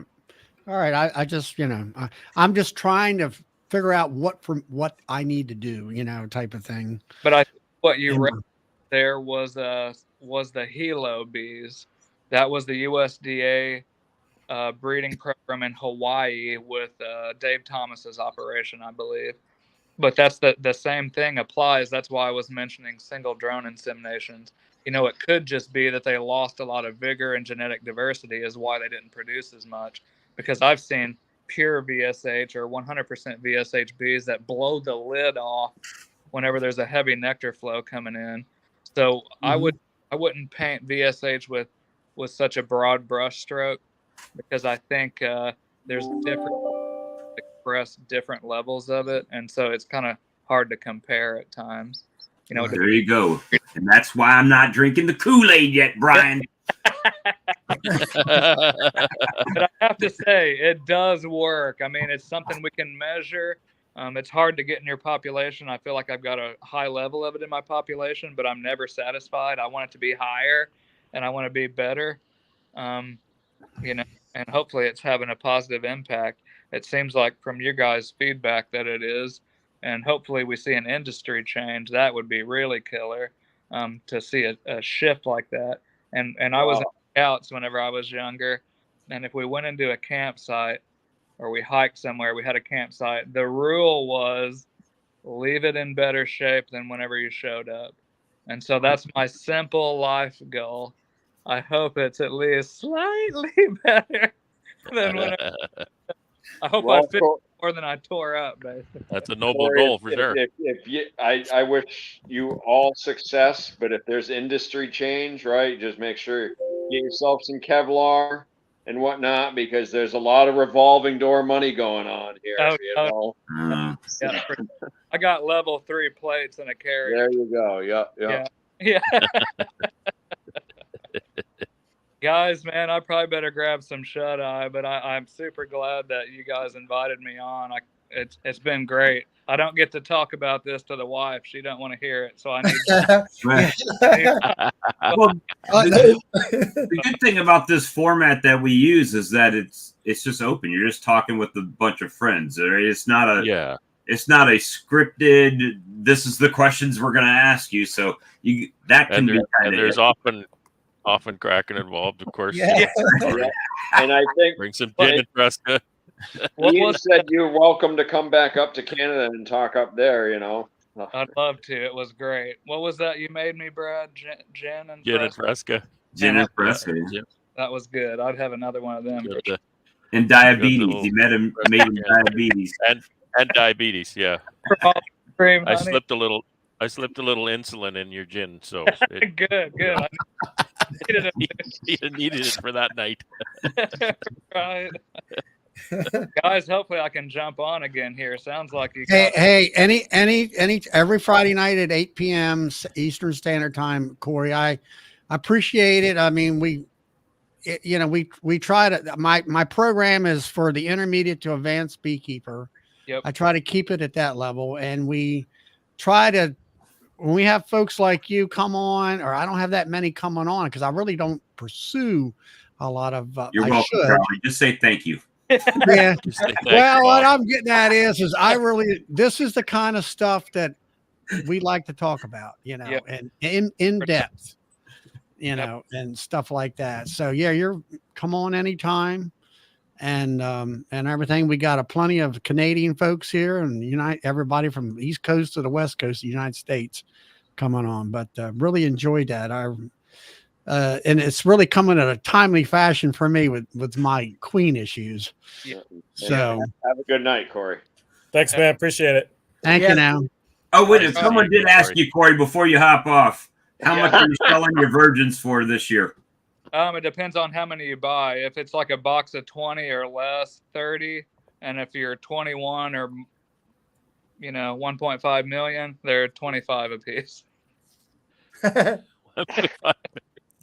It's basically like enough. If I start getting, I can produce a lot more to meet demand.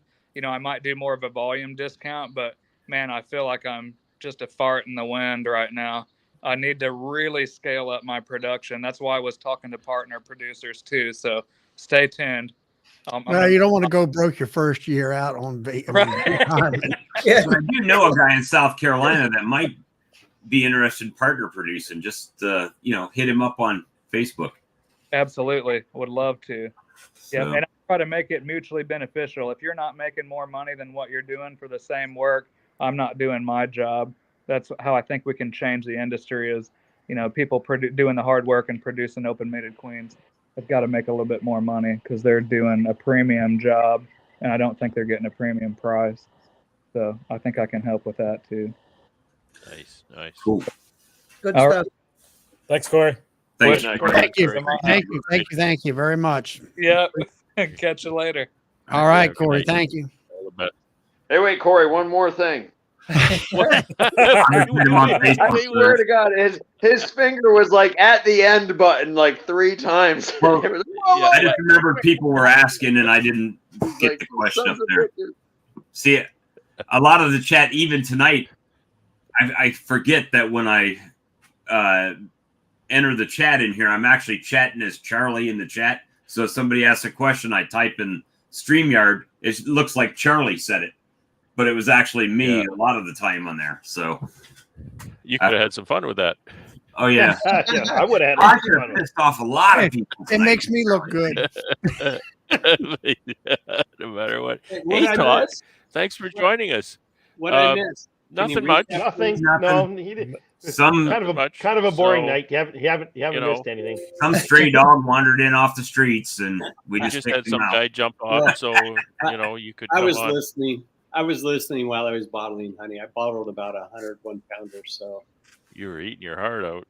Mm-hmm. Well, I couldn't get in at one point. I was like, James took your spot. And Tom didn't get off at his normal 9 o'clock bedtime tonight. Because I get up early in the morning. I do have a 9 o'clock bedtime. Usually you could set your clock. Tom goes, all right, guys, I got to go. And it's like 9 o'clock. And I'm like, damn. All right. Well, Todd's going to leave in about 10 minutes because he's going to be hungry and have to make. He's going to have to go make another taco. I already ate.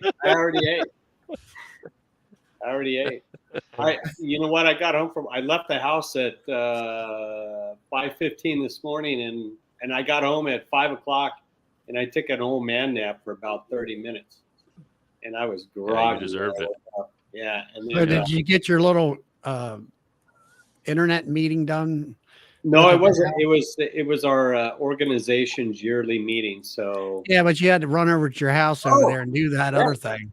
Yeah, I had to run back to the house to take that state call because my phone wouldn't pick it up where I was at. So I had to come back here and do it. Then you went out and played with your bees, and then you went back to the other meeting. I should have. That's boy, you got a lot more accomplished than I did today. Yeah. That's incredible. I'm wiped out. And then tomorrow, my daughter asked me. She's transferring to Fresno State, so tomorrow she wants me to go with her to the orientation from like 8:30 to 2. So I'm not going to be doing anything in the morning with bees. Got to do what you got to do. Well, my son's coming up tomorrow. He's going to be a frame building individual tomorrow. Said he wanted to earn some extra money. I said, great. I got plenty you can do. 2 cents a frame. Flavor. Well, I'm probably more generous with him because if he's driving down an hour and a half to work for me, it means he's broke. Yeah. If I just hired somebody, I wouldn't know that he's broke, so it wouldn't really make a big difference to me. But it's my son, so he'll probably get a little extra love and dedication from the pops tomorrow. So you'll send them to that mean hive. yep. Oh, he's not. He'll be in the building assembling. So I do that to my daughter. She's well, she's going to be 19, so she's 18, right? And when I'm double booked for a show, I'm like, all right, I'll give you half of whatever you sell. So it's an incentive for her, and she does pretty well usually. It's around Christmas sales, you know. Yeah. right. I got a market. I got a market tomorrow. We're going to see how that's going to go. So, it's kind of funny because I wasn't going to go to this market, but I figured, it's early enough. My bees won't be out. I'll take this one last market before spring, and well, now I'm going to a market where I should be feeding bees. We've got the pollen storm going on. The pine trees are giving off pollen, and it's everywhere. Nice. On everything. So James, you've set your bees out of the barn, and that's doing okay for you? It's going to be plus 20 degrees here on Sunday.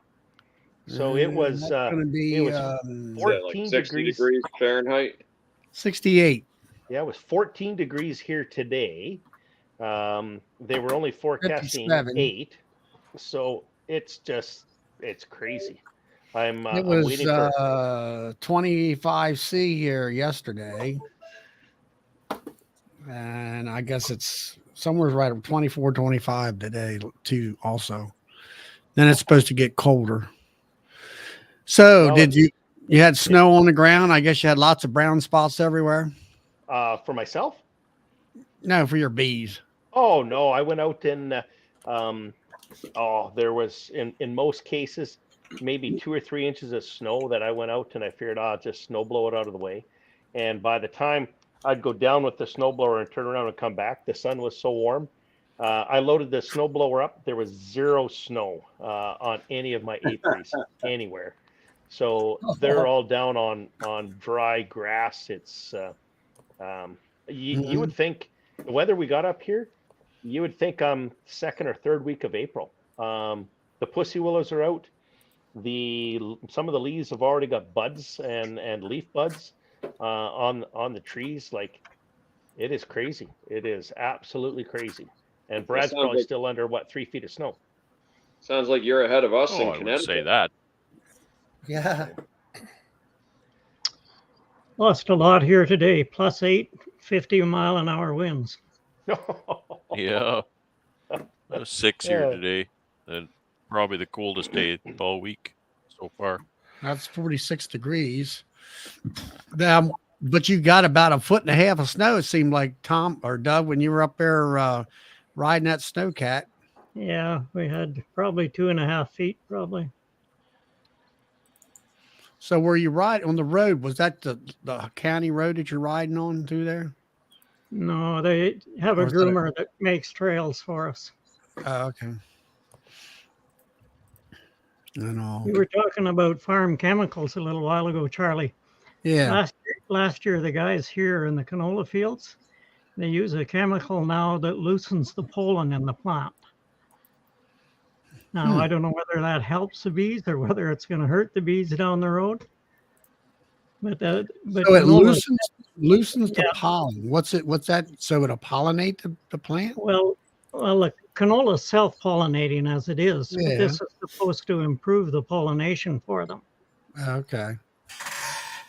What it'll do for the bees, I don't know. I don't know. That's like I got to ask my son. Well, the last couple of weeks ago, they spread some fertilizer on the wheat up there, and then he had a sprayer guy up there spraying something on the wheat. Obviously, it has to be something for growth and everything. I'll have to find out what that's about. But it's far enough away, it doesn't really bother. The biggest thing here, maple trees are finally blooming pretty good because since the warm weather this week. Now, next week, it's supposed to get back, goes from 70 this week throughout most of the days, back to, I think, 49 to 50 degrees a good portion of next week. So it's a yo-yo situation. Yeah, Charlie, it's amazing how quick the bees abandon that pollen sub. It's like as soon as the maples bloom, because I'm experiencing the same thing. The silver maples. So I had pollen sub out in feeders, the dry pollen. And as soon as those maples bloom, they left that thing like a bad habit. Oh yeah. Oh yeah. And that's really a good indicator. Yep. For you as a beekeeper to know what's going on in your environment and to do it that way. I mean, I do have some pollen patties, some global with on some of my hives. I mean, they were not big, full 1-pounders. They were where I'd cut them in half and stuff. And we've had quite a few days that either no fly days, either bad, rain or cold or whatever. And they've been taking down the pollen patties and stuff and all. So you kind of time it, if you know what the weather's going to be ahead of time, you can kind of time it out. At least they don't go without type of thing. We put about a quarter of a bag of dry pollen sub into a pail and just dropped it in the middle of the apiaries yesterday. And went by there on my way home here tonight. I'd say about 3/4 of that is gone. Yeah. They're just sopping it up. So I actually go ahead. Oh no, go ahead. Sorry, James. I was going to say I mixed up a full tote again of sugar water here tonight, so we'll get them going. And now the downside is of course we pulled these things out, everything looked good. Looking at the long range forecast now they're forecasting -18 and -20, and to come back for about a week. So if the forecast doesn't change, I'll be picking up all the bees Tuesday or Wednesday and putting them back in the barn. So yeah. Now -18 is a -4 Fahrenheit. And no, see what it says a -0.4. What the heck is that? I guess it's -4 here. Sign off now. So everybody have a good night. Have a good night. All right, Tom. Hey, Tom. See you Thanks later. for staying up. Night, Tom. Yeah, no problem. He's such a party animal. So with your bees like that, now obviously you put them in the barn to maintain them at 39 degrees Fahrenheit or 4 Celsius. So when it goes below zero, like at let's say a -4 Fahrenheit, they can't stand that. They'll freeze to death. James. Well, you got to remember. Yeah, I was going to say that, I wouldn't say they're going to freeze to death, but you got to remember, I mean, some of these clusters have been in there for a long time, so they're not. I haven't opened them up yet, so I shouldn't say that. I mean, last year when I opened them up, the clusters were huge. I haven't opened them up here yet this year. By some of the brooding that was going on after we shut everything down in the barn to try and equalize the temperature, I mean, it looked like I had swarms on the front of some of my hives there. So some of the clusters are fairly big, but I just don't want to take a chance that, it's a prolonged losing anything. Exactly. So far, things are looking not bad out there. I mean, obviously there's I popped the lids on a couple of them. There's definitely a couple, dead outs in there, but I mean, that's to be expected. Now, I pulled all those hives right up at the front of the door too. So I know there's 32, 30, because 2 of them still had bees. So there's 30 of them there that I know I lost from the break-in. So I haven't had a chance to count them yet. That'll be Sunday when it hits +20. I will get in and do some cleanup and do some initial assessments, and we'll see where we're at. Well, the good thing is at least they can do some cleansing fights, which will help that situation for your bees and stuff. Oh, that absolutely. I mean, what a great sight to see. I don't know if you guys saw my short. I didn't really do a lot of justice there, but I mean, between myself and the bush, which was clear across, I think I dropped 78 hives there. And it was just wall-to-wall bees, and there was bees on the outside of every box, and it was great to see. And of course, with that comes that lovely smell. I don't know why I get excited to smell bee shit, but it's Well, exciting. I guess you can smell that because you got so much concentration. I've never. As long as you don't have measles. Yeah. Yeah. Well, the only thing I can say is 1 year we had a little bit of snow, just enough to make it white ground, and I could actually see the droppings. You know, the brown spots in the steam or the snow and everything. And all that. But and then also for me, the bees are outside and we have those cleansing flight days throughout the winter, maybe once a month or something like Yeah. that. So we don't get the Well, problems that you have. right. Well, with the plus 20, I was starting to see a little bit of stress on the outside of the boxes. And, so that concerned me a little bit. That tells me that, you know what, if I got the opportunity or got the chance to get them out, it probably wouldn't be a bad thing. And they're going to have 5, 6, almost 7 days of flight time, so that's going to be huge to help them out there. And at the same token, it's warm enough. They're going to get pollen patties. They got sugar syrup. I should be able to kick those queens in gear. If I got to put them back inside even if I got to put them back inside for a week, that should change gears. They should get going. They should get brooding, and things should be looking pretty good. Right. Do any of you guys do? I got a big day tomorrow, so I'm gonna hop off. All right, Tom. Have a good night. All the best, Tom. Tom. Yeah. Have a great weekend. We lost both Toms. Oh, I thought it was Jack that was saying goodbye. No, not me. I'm still here. So I was. My question is that. So I started doing baggy feeding, Ziplocs. Like Greg Rogers does that. So I just done that for in this past week, and my purpose of doing that is just to put the queens in, stimulate the queens for laying. And do you guys know what that is, right? It's just a syrup in a Ziploc bag and a couple slices in it. Yeah. Yeah. We use gallon pails on the hive. Yeah, I don't want that much. I only want a little tiny bit, and I don't want to put a feeder in there yet because I don't want to set her off completely because it could still get cold out. But I'm anticipating our flow in 5 weeks. So, quick little dirty method of feeding them a little bit of syrup with Apis. Yeah. And now with the nukes, the replacement nukes that I put out, I did what Doug said. I had put the pollen patties on, and I actually gave them a quart jar of sugar water. And they've been taking it, not as fast as I thought they would, but they're taking it. So we'll see whether or not they build up. Oh, these bees, they'll empty. I use 1 gallon buckets, and they'll empty this in less than a week. That bucket will be gone in probably 4 or 5 days. I'll have to fill it back up. It'll be right full, and they'll empty it. It'll be absolutely gone. Now, do you find that is that because it's a single box that there is not a lot of stores in that box left by this time?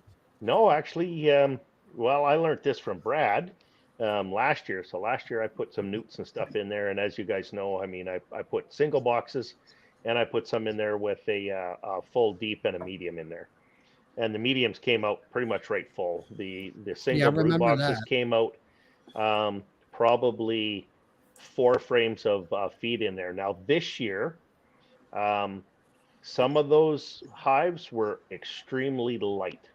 So I don't know whether I didn't get enough in the fall, but some of them were pretty darn light. Right. They'll feed the syrup to the brood before they will the spore. Yeah.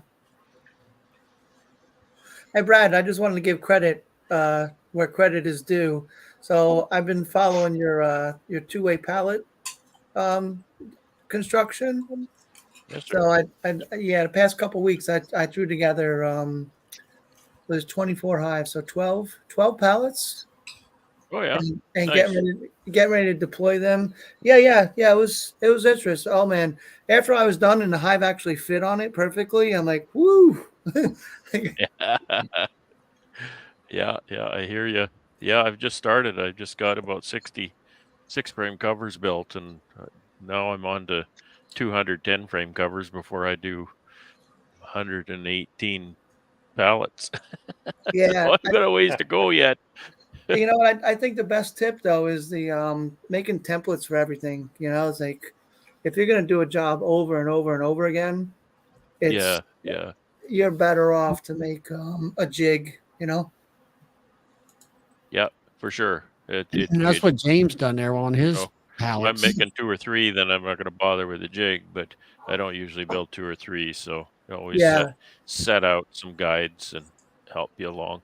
Yeah. For I just sure. want to let you know your video is being watched, and you know I'm copying what you're doing, and it's going to work. I'm glad it's so, helpful. yeah, Really am. thank you. We've always used 3/4 inch plywood. I'm starting to think pretty serious about 5/8 Brad. Oh, Yeah, I actually did build some at one point, covers and pallets out of 5/8. I don't think there's really any difference. No.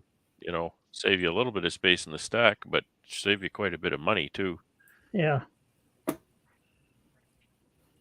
up, Mark? Hi, Brian. Hey, y'all. Doing good. Hey, Mark. How you doing? I'm doing good. Been out here in the shop working all day. I'm tired. So I got a phone call today, and I answer the phone, and I say, "Hey, Mark," and the first response is, "I got caught with my thumb up my ass." That was the first thing he said to me, and I was like, "Well, hey, Mark, how's it going?" I got that phone call. I got that phone call yesterday. Yeah. The dead nettle bloomed here, right? And we got a rain, and it sunshiny and 78 degrees for like 3 days. And I go out there and everything's backfilled full of nectar. I just put a 10 frame all pulled cone on top of a double deep hive just to give it some room, right? I put it on Saturday. I went back out there Tuesday evening, and that thing was half full of nectar. I ain't never seen dead nettle produce like that in my life. Just like, good grief. I don't know what I'm going to do here. With nectar and not pollen. I've never seen dead nettle honey like that, or nectar. Wow. So that's great. Now everything's backfilled, and I'm trying to keep everything swarming now. I got a field locally to me, and it's just like the whole field is purple. It's like acres and acres of purple carpet. I'm like, wow, that's beautiful. I'm not in it, unfortunately, but I guess that's what it is, because I mean of course the trees are blooming, but I don't think that's what it is. It's so much dead nettle here. It's everywhere. Where are you and at? that sunshine and the heat really made the nectar flow the last couple of days. So I don't know if y'all have that to happen. Be ready. Get some boxes on. I've been finding that too, Mark, and I just went through yesterday and added a bunch of boxes on. So maybe I don't know if it's getting better honey production, or I'm just getting better at seeing that stuff, you know, when it's happening, and but hopefully that's me getting better. Usually I just get surprised. Oh, okay, it's time, you know, accident, you know, but yeah, that really seems to be happening here with the colonies I've got. But hey, because of my dead outs, I got tons of comb for him to fill up, so it works out great. Well, you're in good shape there. Comb, yeah, for sure right now. I'm surprised he didn't get in when Corey was on. I couldn't get him. It was all backed up. I got in just in time. Yeah, I saw when I signed on, there's only 10 people allowed in here. Yeah. That's all I can afford. Charlie. I'm here. I don't care. Yeah, but the show it cost me $25 a month for this thing. Oh, Hey, thank it's you. worth it. Huh? You got a lot of good information tonight. That's for sure. Oh yeah, no. What I'm getting at is, if I want more people, I have to, you have to up the Pay ante. more. You have to pay more. So I went with $10, with the 10 people tops, and normally that's plenty Yeah. and all that. But now I text. Did you get my text, Mark? Yeah, I got it, but I couldn't get in. Okay. Well, I didn't know whether you were on the road or what. And I said, well, I'll let you know that Corey was in on the show and everything. Yeah, I heard Bob saying he had a VIP come in. Okay. Yeah. Well, I just messaged him, right? Because half the time I don't know when somebody's got something going on or not going on, right? I just shoot him a message. Hey, what are you doing? Oh, just getting ready to break up. Well, we're on live if you want to come on. And I shot him the link, and he's like, yeah, I'll come on for a while. And then, an hour and a half later, he's still in here. So Seemed to really enjoy himself. I'm glad he and all. Yeah, Corey sharp on this stuff now. I'm telling you. Well, these chats to me are really, I hate to say second to none, because where else are you going to be able to just straight up ask the man questions sitting here like he's in your living room, Oh, yeah. And it's not, hey, anybody could have came in until they couldn't get in anymore, right? Till the room was full. So we didn't hold anybody out. Except Todd. Yeah, Todd, but he was making tacos, so that's good. No, I was making honey. I'm done with the tacos tonight. I had tacos earlier. Well, we were here for Charlie, and that was just a bonus. It was actually burritos. So yeah, it's good times. And when Ian stops by and all you guys stop in, it just, to me, it just kind of breaks the routine and gives some different aspect of what's going on. You know what's nice? Yeah, special guests are really great, but just having the guys and the girls when they come in, that's what it's about, hanging out. It's al natural, and it's not a commercial, and I think people get it. He's also not a stick in the mud. Like, you can just cut up and joke with Corey, and he's just like, he's hilarious. Yeah, he's hilarious. He's a people person for sure. He's a normal guy. Yeah. I'm usually listening. I don't join in all the time, but I'm usually on the sidelines just listening to you guys all talk.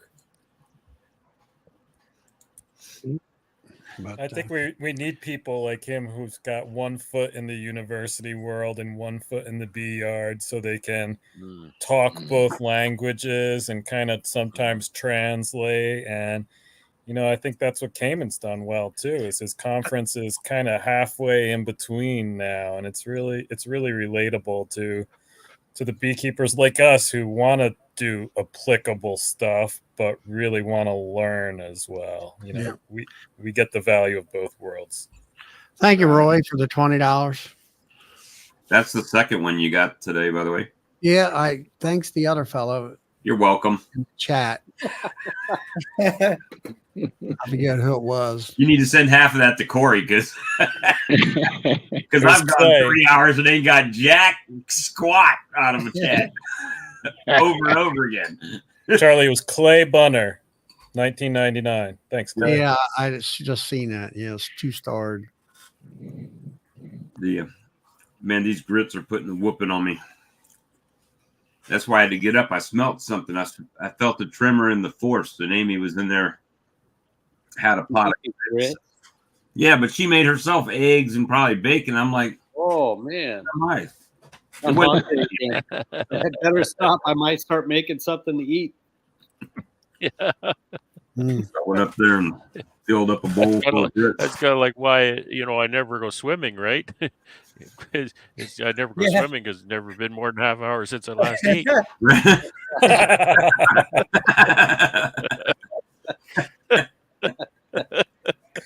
That's a whole body cramp. Yeah. That's funny. That is funny. You know, Bob, what I thought was interesting about Corey, you know, I bust your balls about the Kool-Aid all the time. Corey, he's not even all in on the UBO, right? He's like, nope, I'm still checking my data. I'm cross-referencing it with the Harbo.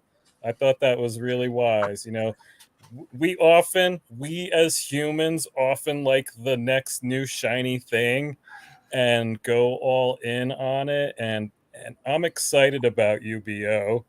Well, a lot of I'm not all in. I'll drink a glass of the Kool-Aid, but not the whole pitcher, right? Well, a So- lot of the stuff we talked about, and like I said, Corey on the stream tonight, that Corey and I did talk at the show, right? When you asked me, when I sent you that picture, and you're like, "Are you in on the Kool-Aid?" And I'm like, "No, not at all, actually." I mean, and the reason is exactly what we talked about. First of all, there's not a standard, right, of VSH. So I could get a queen from you, and you're saying my queens are VSH, and Mark's are VSH, and Charlie's are VSH. And all three of those could be totally, entirely different, and there's no standard, right? So at that point, Joe down the road that's got 5 hives that's saying he's got VSH queens, how can you refute that? There needs to be a VSH SAT. Right. Well, I mean, there's got to be a standard, What right? it needs to be, right? And I think that's going to get spread by word of mouth. Yeah, And partially. what, you know, Brian was saying about Corey, and one of the other things is really nice talking to Corey and listening to what he has to say is he doesn't have anything to sell, really, right? Because he's never trying to convince you to buy what he's selling. He's just doing his thing. Yep. And you know, he's selling queens, but good grief, if he says I got 10 queens to sell, they'll be gone in 5 minutes, right? Right. You don't have to try. He doesn't have to always be in your face trying to sell you things. So I mean, that Like me. you can really, you know, well, it's just you can take what he says with some kind of integrity, because you don't get the impression there's some kind of a slant all the time on trying to sell you something. You know Well, I what I'm mean, his saying? whole thing is the reason to buy the virgins is so you can take those genetics, Thank you, Roy. VSH genetics, back to your yard and mate them with your local drones, right? So as compared to him mating them, and it goes back to the polyandry, right? Diversity wins, but you still want that trait, right? So I get that. I mean, it's not like I'm not against VSH. I'm just trying to say, well, but there's a thing with that, right? Not everybody's queens are VSH. Not everybody has the same level of VSH. So don't lose your head over it. Don't just buy anything that's called VSH, because it doesn't mean anything. It's like buying raw honey. Well, I've opened another can of worms, but it doesn't mean anything. So here's, now that I've met Corey and we've talked, and I like Corey, right, or Mark or somebody like that, I would buy from you because I trust you, right? Yeah. Regardless of what the queen is. If Mark tells me this is a good queen and it's showing hygienic traits, I'll trust that over anybody that's just telling me that they have VSH traded queens, right? Because I'm going to support your business. And whether or not, well, first of all, you're buying a virgin, it might fly off into the great blue yonder and never come back, right? So that's a gamble right there. It's a gamble. Yeah. So, I mean, but it's half the price of a mated queen too. So well, you got to buy gambling. 2 of them if you're only getting 50% return rate. So, yeah. But you understand what I'm saying. It's not that I'm anti VSH. I'm just kind of not drinking the Kool-Aid. It's not, I don't care about the testing. I really don't. Are these bees going to live? If these bees are going to live, those are the bees that I want, right? Yeah. And it's not just about the VSH. They're disease resistant too. And I think there's more disease resistance to it than it is the VSH. And that's what I said to Corey about it, and and what repeat, basically told him what you had told me about that frame and stuff. And to me, the virus resistant is, I think, more important than the VHS. I think, or I do too. I mean, it's all connected. I think somehow or another it's all connected. Now I don't know. I'm on. Maybe someday we'll know. That's what I'm on. Team Kill Mike. So if that's VSH or something else, that's what I'm going for. I'm not just going to arbitrarily put my chips in a corner because that's the newest tagline out there, right? And Corey and I had that discussion. It's just overused term. When I've got a guy that's got 4 colonies that calls me up and talks to me about hygienic bees because it's VSH, right? He knows enough to be dangerous.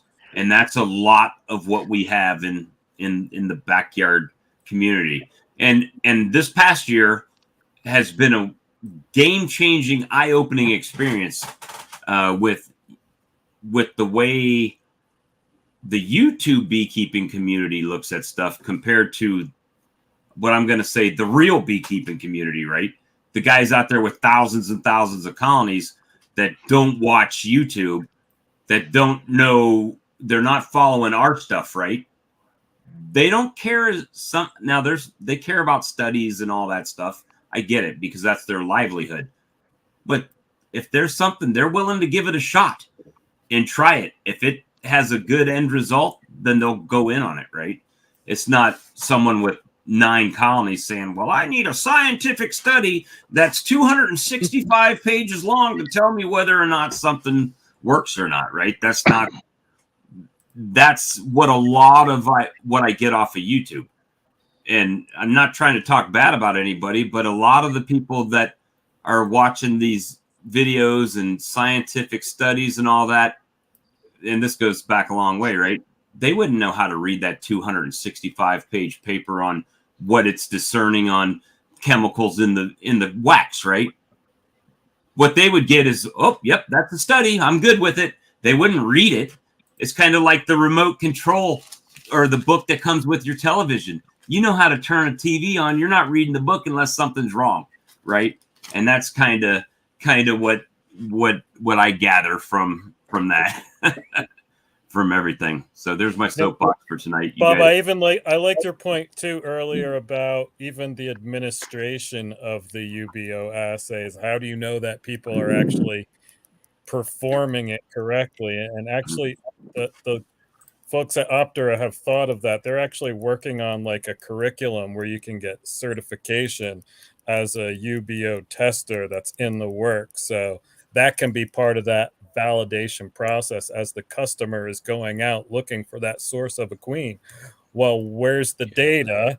Okay, then they hand over the data and they're like, well, how do I know that you even got this data in a valid way? To be able to have that certification is just one more piece to help you kind of vet that source if you need to. It's not blanket. It's not 100%. Just because you have a certificate means that you're going to do it right all the time, but it is just one more piece that the customer can use. Which one of those tests is the liquid nitrogen one with the circle? Freeze kill. That's the freeze kill. Yeah, it's the freeze kill. Okay, so when you do that, you got this little circle, right? And if I'm understanding this, you guys know more about this than me, admittedly. You're killing that brood, and then you're measuring how long it takes your bees to get that out, right? No, you're measuring how many. 24 hours.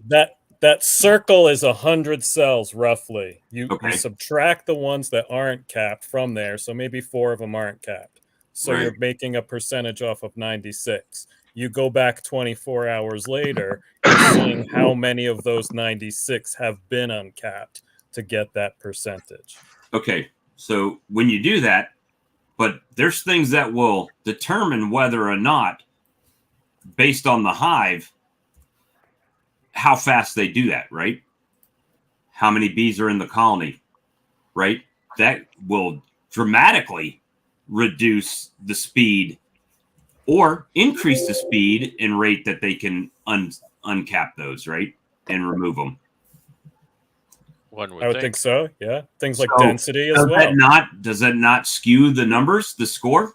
If I go back in 24 hours and they've done half of what was capped, right? So let's say they got 50% of the ones that were capped in this colony, and I did the same exact test in the colony next to it, but the colony next to it has a much larger bee population. It's going to uncap that same amount faster. So does that make the second colony more hygienic or just more populous? How do they determine that difference? We don't know if that's true, really. Right. So if you don't know that circumstance, how can you determine that this one is that's an interesting question. More or less hygienic than the other one? I've thought about the same thing, Bob.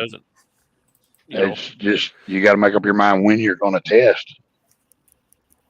Right, but every single colony you go to has a different number of bees in it, right? Yeah. They've got different things happening at different times of the year that will prioritize whether getting dead brood out of that 100 cell situation is more important than capping all the brood that they've laid up over here, right?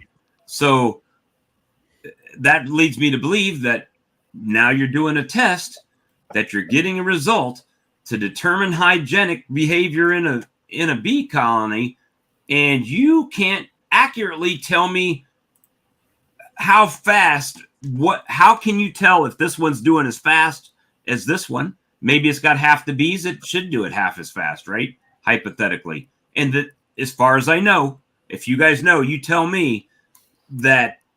How can you determine it? How can you score that and give it a fair assessment on whether it's hygienic or not? Well, it's all based off of averages. It's based off of an average hive with an average number, and it's based off of what's average. So average in your Canada, an average colony is much different than an average colony. I think you said it, Bob. That is hypothetically, that is hypothesis, and so that you should look for some research concerning that, because maybe that has been determined in the freeze kill. Maybe they've researched and said it really doesn't make that big a difference with don't all those populations. Don't all those tests operate similarly though, right? With the one with the scent, they're still pulling that out based on the scent. Yeah. So all of those tests are based on that same principle, right? Just like all of the data is collected is based on mite shakes that you guys have heard my thing on that. So again, I don't have a problem with VSH. What I have a problem is them saying something's VSH and they can't tell me what it is about that test that scores that hygienic behavior, and then how that compares from this colony to this colony to this colony. Right? Maybe this one was twice as fast. The VSH determination, am I not correct in saying the VSH determination is arrived at by the Harbo assay, not freeze kill or UBO? Correct. And that really doesn't have, I don't believe, Mark, does it have a lot to do with population? It's to do with reproductive mites in the cells. Right. But it's all. So I don't know that would have. And again, look at the research. Maybe that's part of it. Maybe they've done those comparisons and found that varying populations doesn't have a real big effect on it. I don't know. I can't say, but it is a hypothesis and it's a valid one. But who knows? Maybe it's been covered. We don't know. Well, I used the example. It's a good question. I used the example of, when I was in Canada, I was talking to people, and you do a mite wash before you bring your bees in the building, right? And everything looks good, right? Mite checks are low. Shouldn't be much brood in there. You bring them inside. It's cold. There should not be brooding. You hit them with vaporization in the building, and there should be no mites in there at that point because there's no brood for them to reproduce in. They should be gone, right? 3 weeks later, you put a tablet on the colony, and there's a mite drop. So somewhere along that chain of information, there was some inaccuracy, right? Whether it was the mite, and my hypothesis is it's the mite wash, right? You got this big box of bees, you're taking that many bees and sample a half cup, and that's what you're shaking and saying that represents the whole colony, right? So, and then all of the research and data has been done off of that same principle. Well, it shook this, and now after we did our thing, it shook this, right? And I don't think that when they're doing, and they're smart people, I'm not saying they're not, but that's the only test we have to kind of give us an idea of how many what percent of mites we have in a colony. But when they get to doing the test, they're giving you information on X, Y, miticide or whatever, and they're saying, oh, this is effective or this is effective. We're seeing this kind of reduction in mites. But with anything, when you start with a garbage number, whatever you get after that number is a garbage number. Well, for sure. That's a fact. So they need, in my opinion, where they need to start is trying to find an accurate way to really assess how many mites are in the colony. And start from the beginning again, right? Regroup, drop back, and punt. Start at the beginning. And then once you know accurately how many mites are in a colony, well, then you can determine a true number of drop. Other than that, we're working off of speculation the whole time. Perhaps what you're comparing two things. You're comparing a mite wash with a mite drop, right? Yeah. So it's comparing two different things. Right. And even if you've said a number of times, we need a good test to tell us how accurately how many mites are in the colony. Not really. What you need is a test that you compare against the test. People will say they've done a mite wash of 300 bees and they've come up with a 2%, infestation. That doesn't mean that 2% of the bees in the colony have mites on them. It doesn't mean that at all. It means that the mite wash had 2% of bees, mites on the bees. Correct. So you can take that mite wash against the next mite wash and the next mite wash, and it doesn't tell you how many mites are in the colony, but it tells you how many mites are in the mite wash. And then that's the number to use. That's all it shows. Now, that's all it shows. Gives you a good that's idea. all you need, right? That's all you need. But again, you're suggesting, and yes, it's true. Now you got to watch. When did you do that mite wash? Did you do that mite wash in the second week of July, or did you do that mite wash in the first week of September? Right? That's going to mean something different. Right? You shake a 0 1st of July, you're going to shake a 10% first week of September, because guess what happens? There's lots and lots of brood 1st of July. Brood is going up 1st of July, right? So all of your mites are in the brood. They're not being washed. Guess what is happening early September? Your brood is going way down. Your mites are just spiking phoretically. So you're going to have a lot more mites on the bees that are going to show up in the wash. Maybe not even hardly any more mites than were in the entire colony, but more mites showing up in your wash. So the meaning of that wash will change throughout the season. And I agree. But what there is a degree of randomness to a mite wash, right?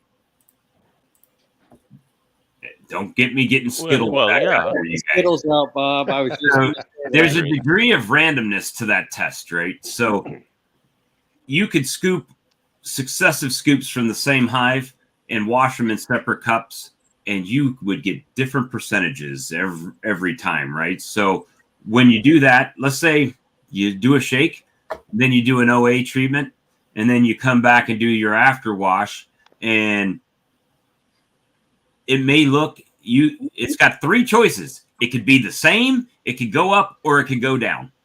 But that doesn't really reflect necessarily what has actually happened in the colony, right?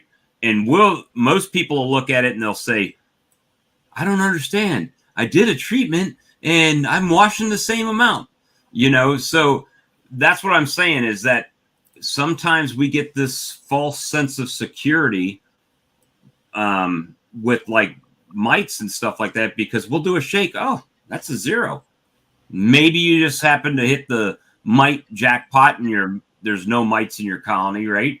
Or maybe you just scoop some bees that just happen to not have mites on them, right?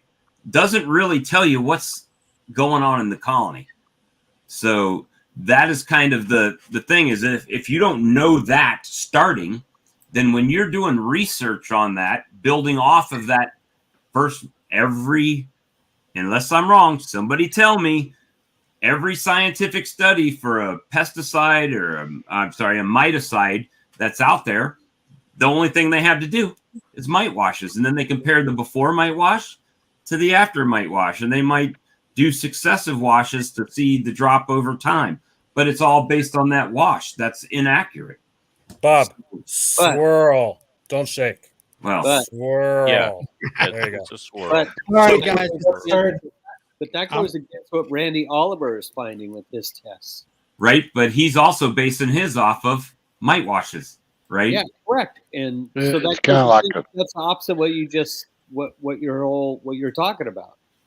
Like, Right. don't believe the mite wash, right? I mean, from what I can understand, you know what? To be honest with you, I think it goes down to what I've been saying a lot lately. Believe your eyes and ears.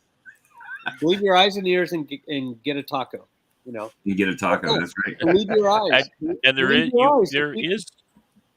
there is a way you can tell how many mites are on the bees. Just watch all of the bees in the colony, and then you'll know. Right? And then poof, you know exactly. There won't be any question.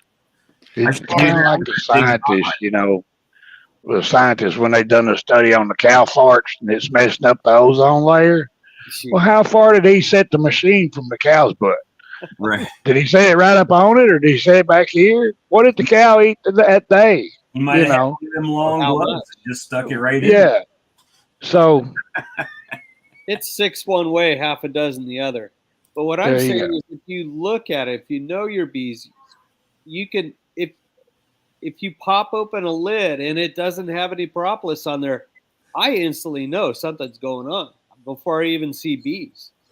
So, and then you open it up and you hear a roar, or you open it up and you see bees all over the top bars. Well, for me, when I'm looking at that right away, I go, hey, okay, we got something good here. And I do my inspection. Do I see, sick brood? Yes, no. And that's how I gauge a lot of things. But I think a lot of, and that's how I do mine as well. Eyes and ears and boots on the ground is what's needed sometimes. Oh, 100%. I mean, I think my dad said, believe none of what you see and only half of what you hear, right? Or something like that. He said that's a good rule of thumb to live by. Reverse it, yeah. All right, guys, it's been 4 hours and 12 minutes. I'm going to go ahead and shut the stream down. We got another 4 hours of back room chat to go on. Yeah, Charlie. We'll see you all next Friday, everybody in the chat area. See ya. Have a good night, all. Good night, everyone. Have a good night. Bye.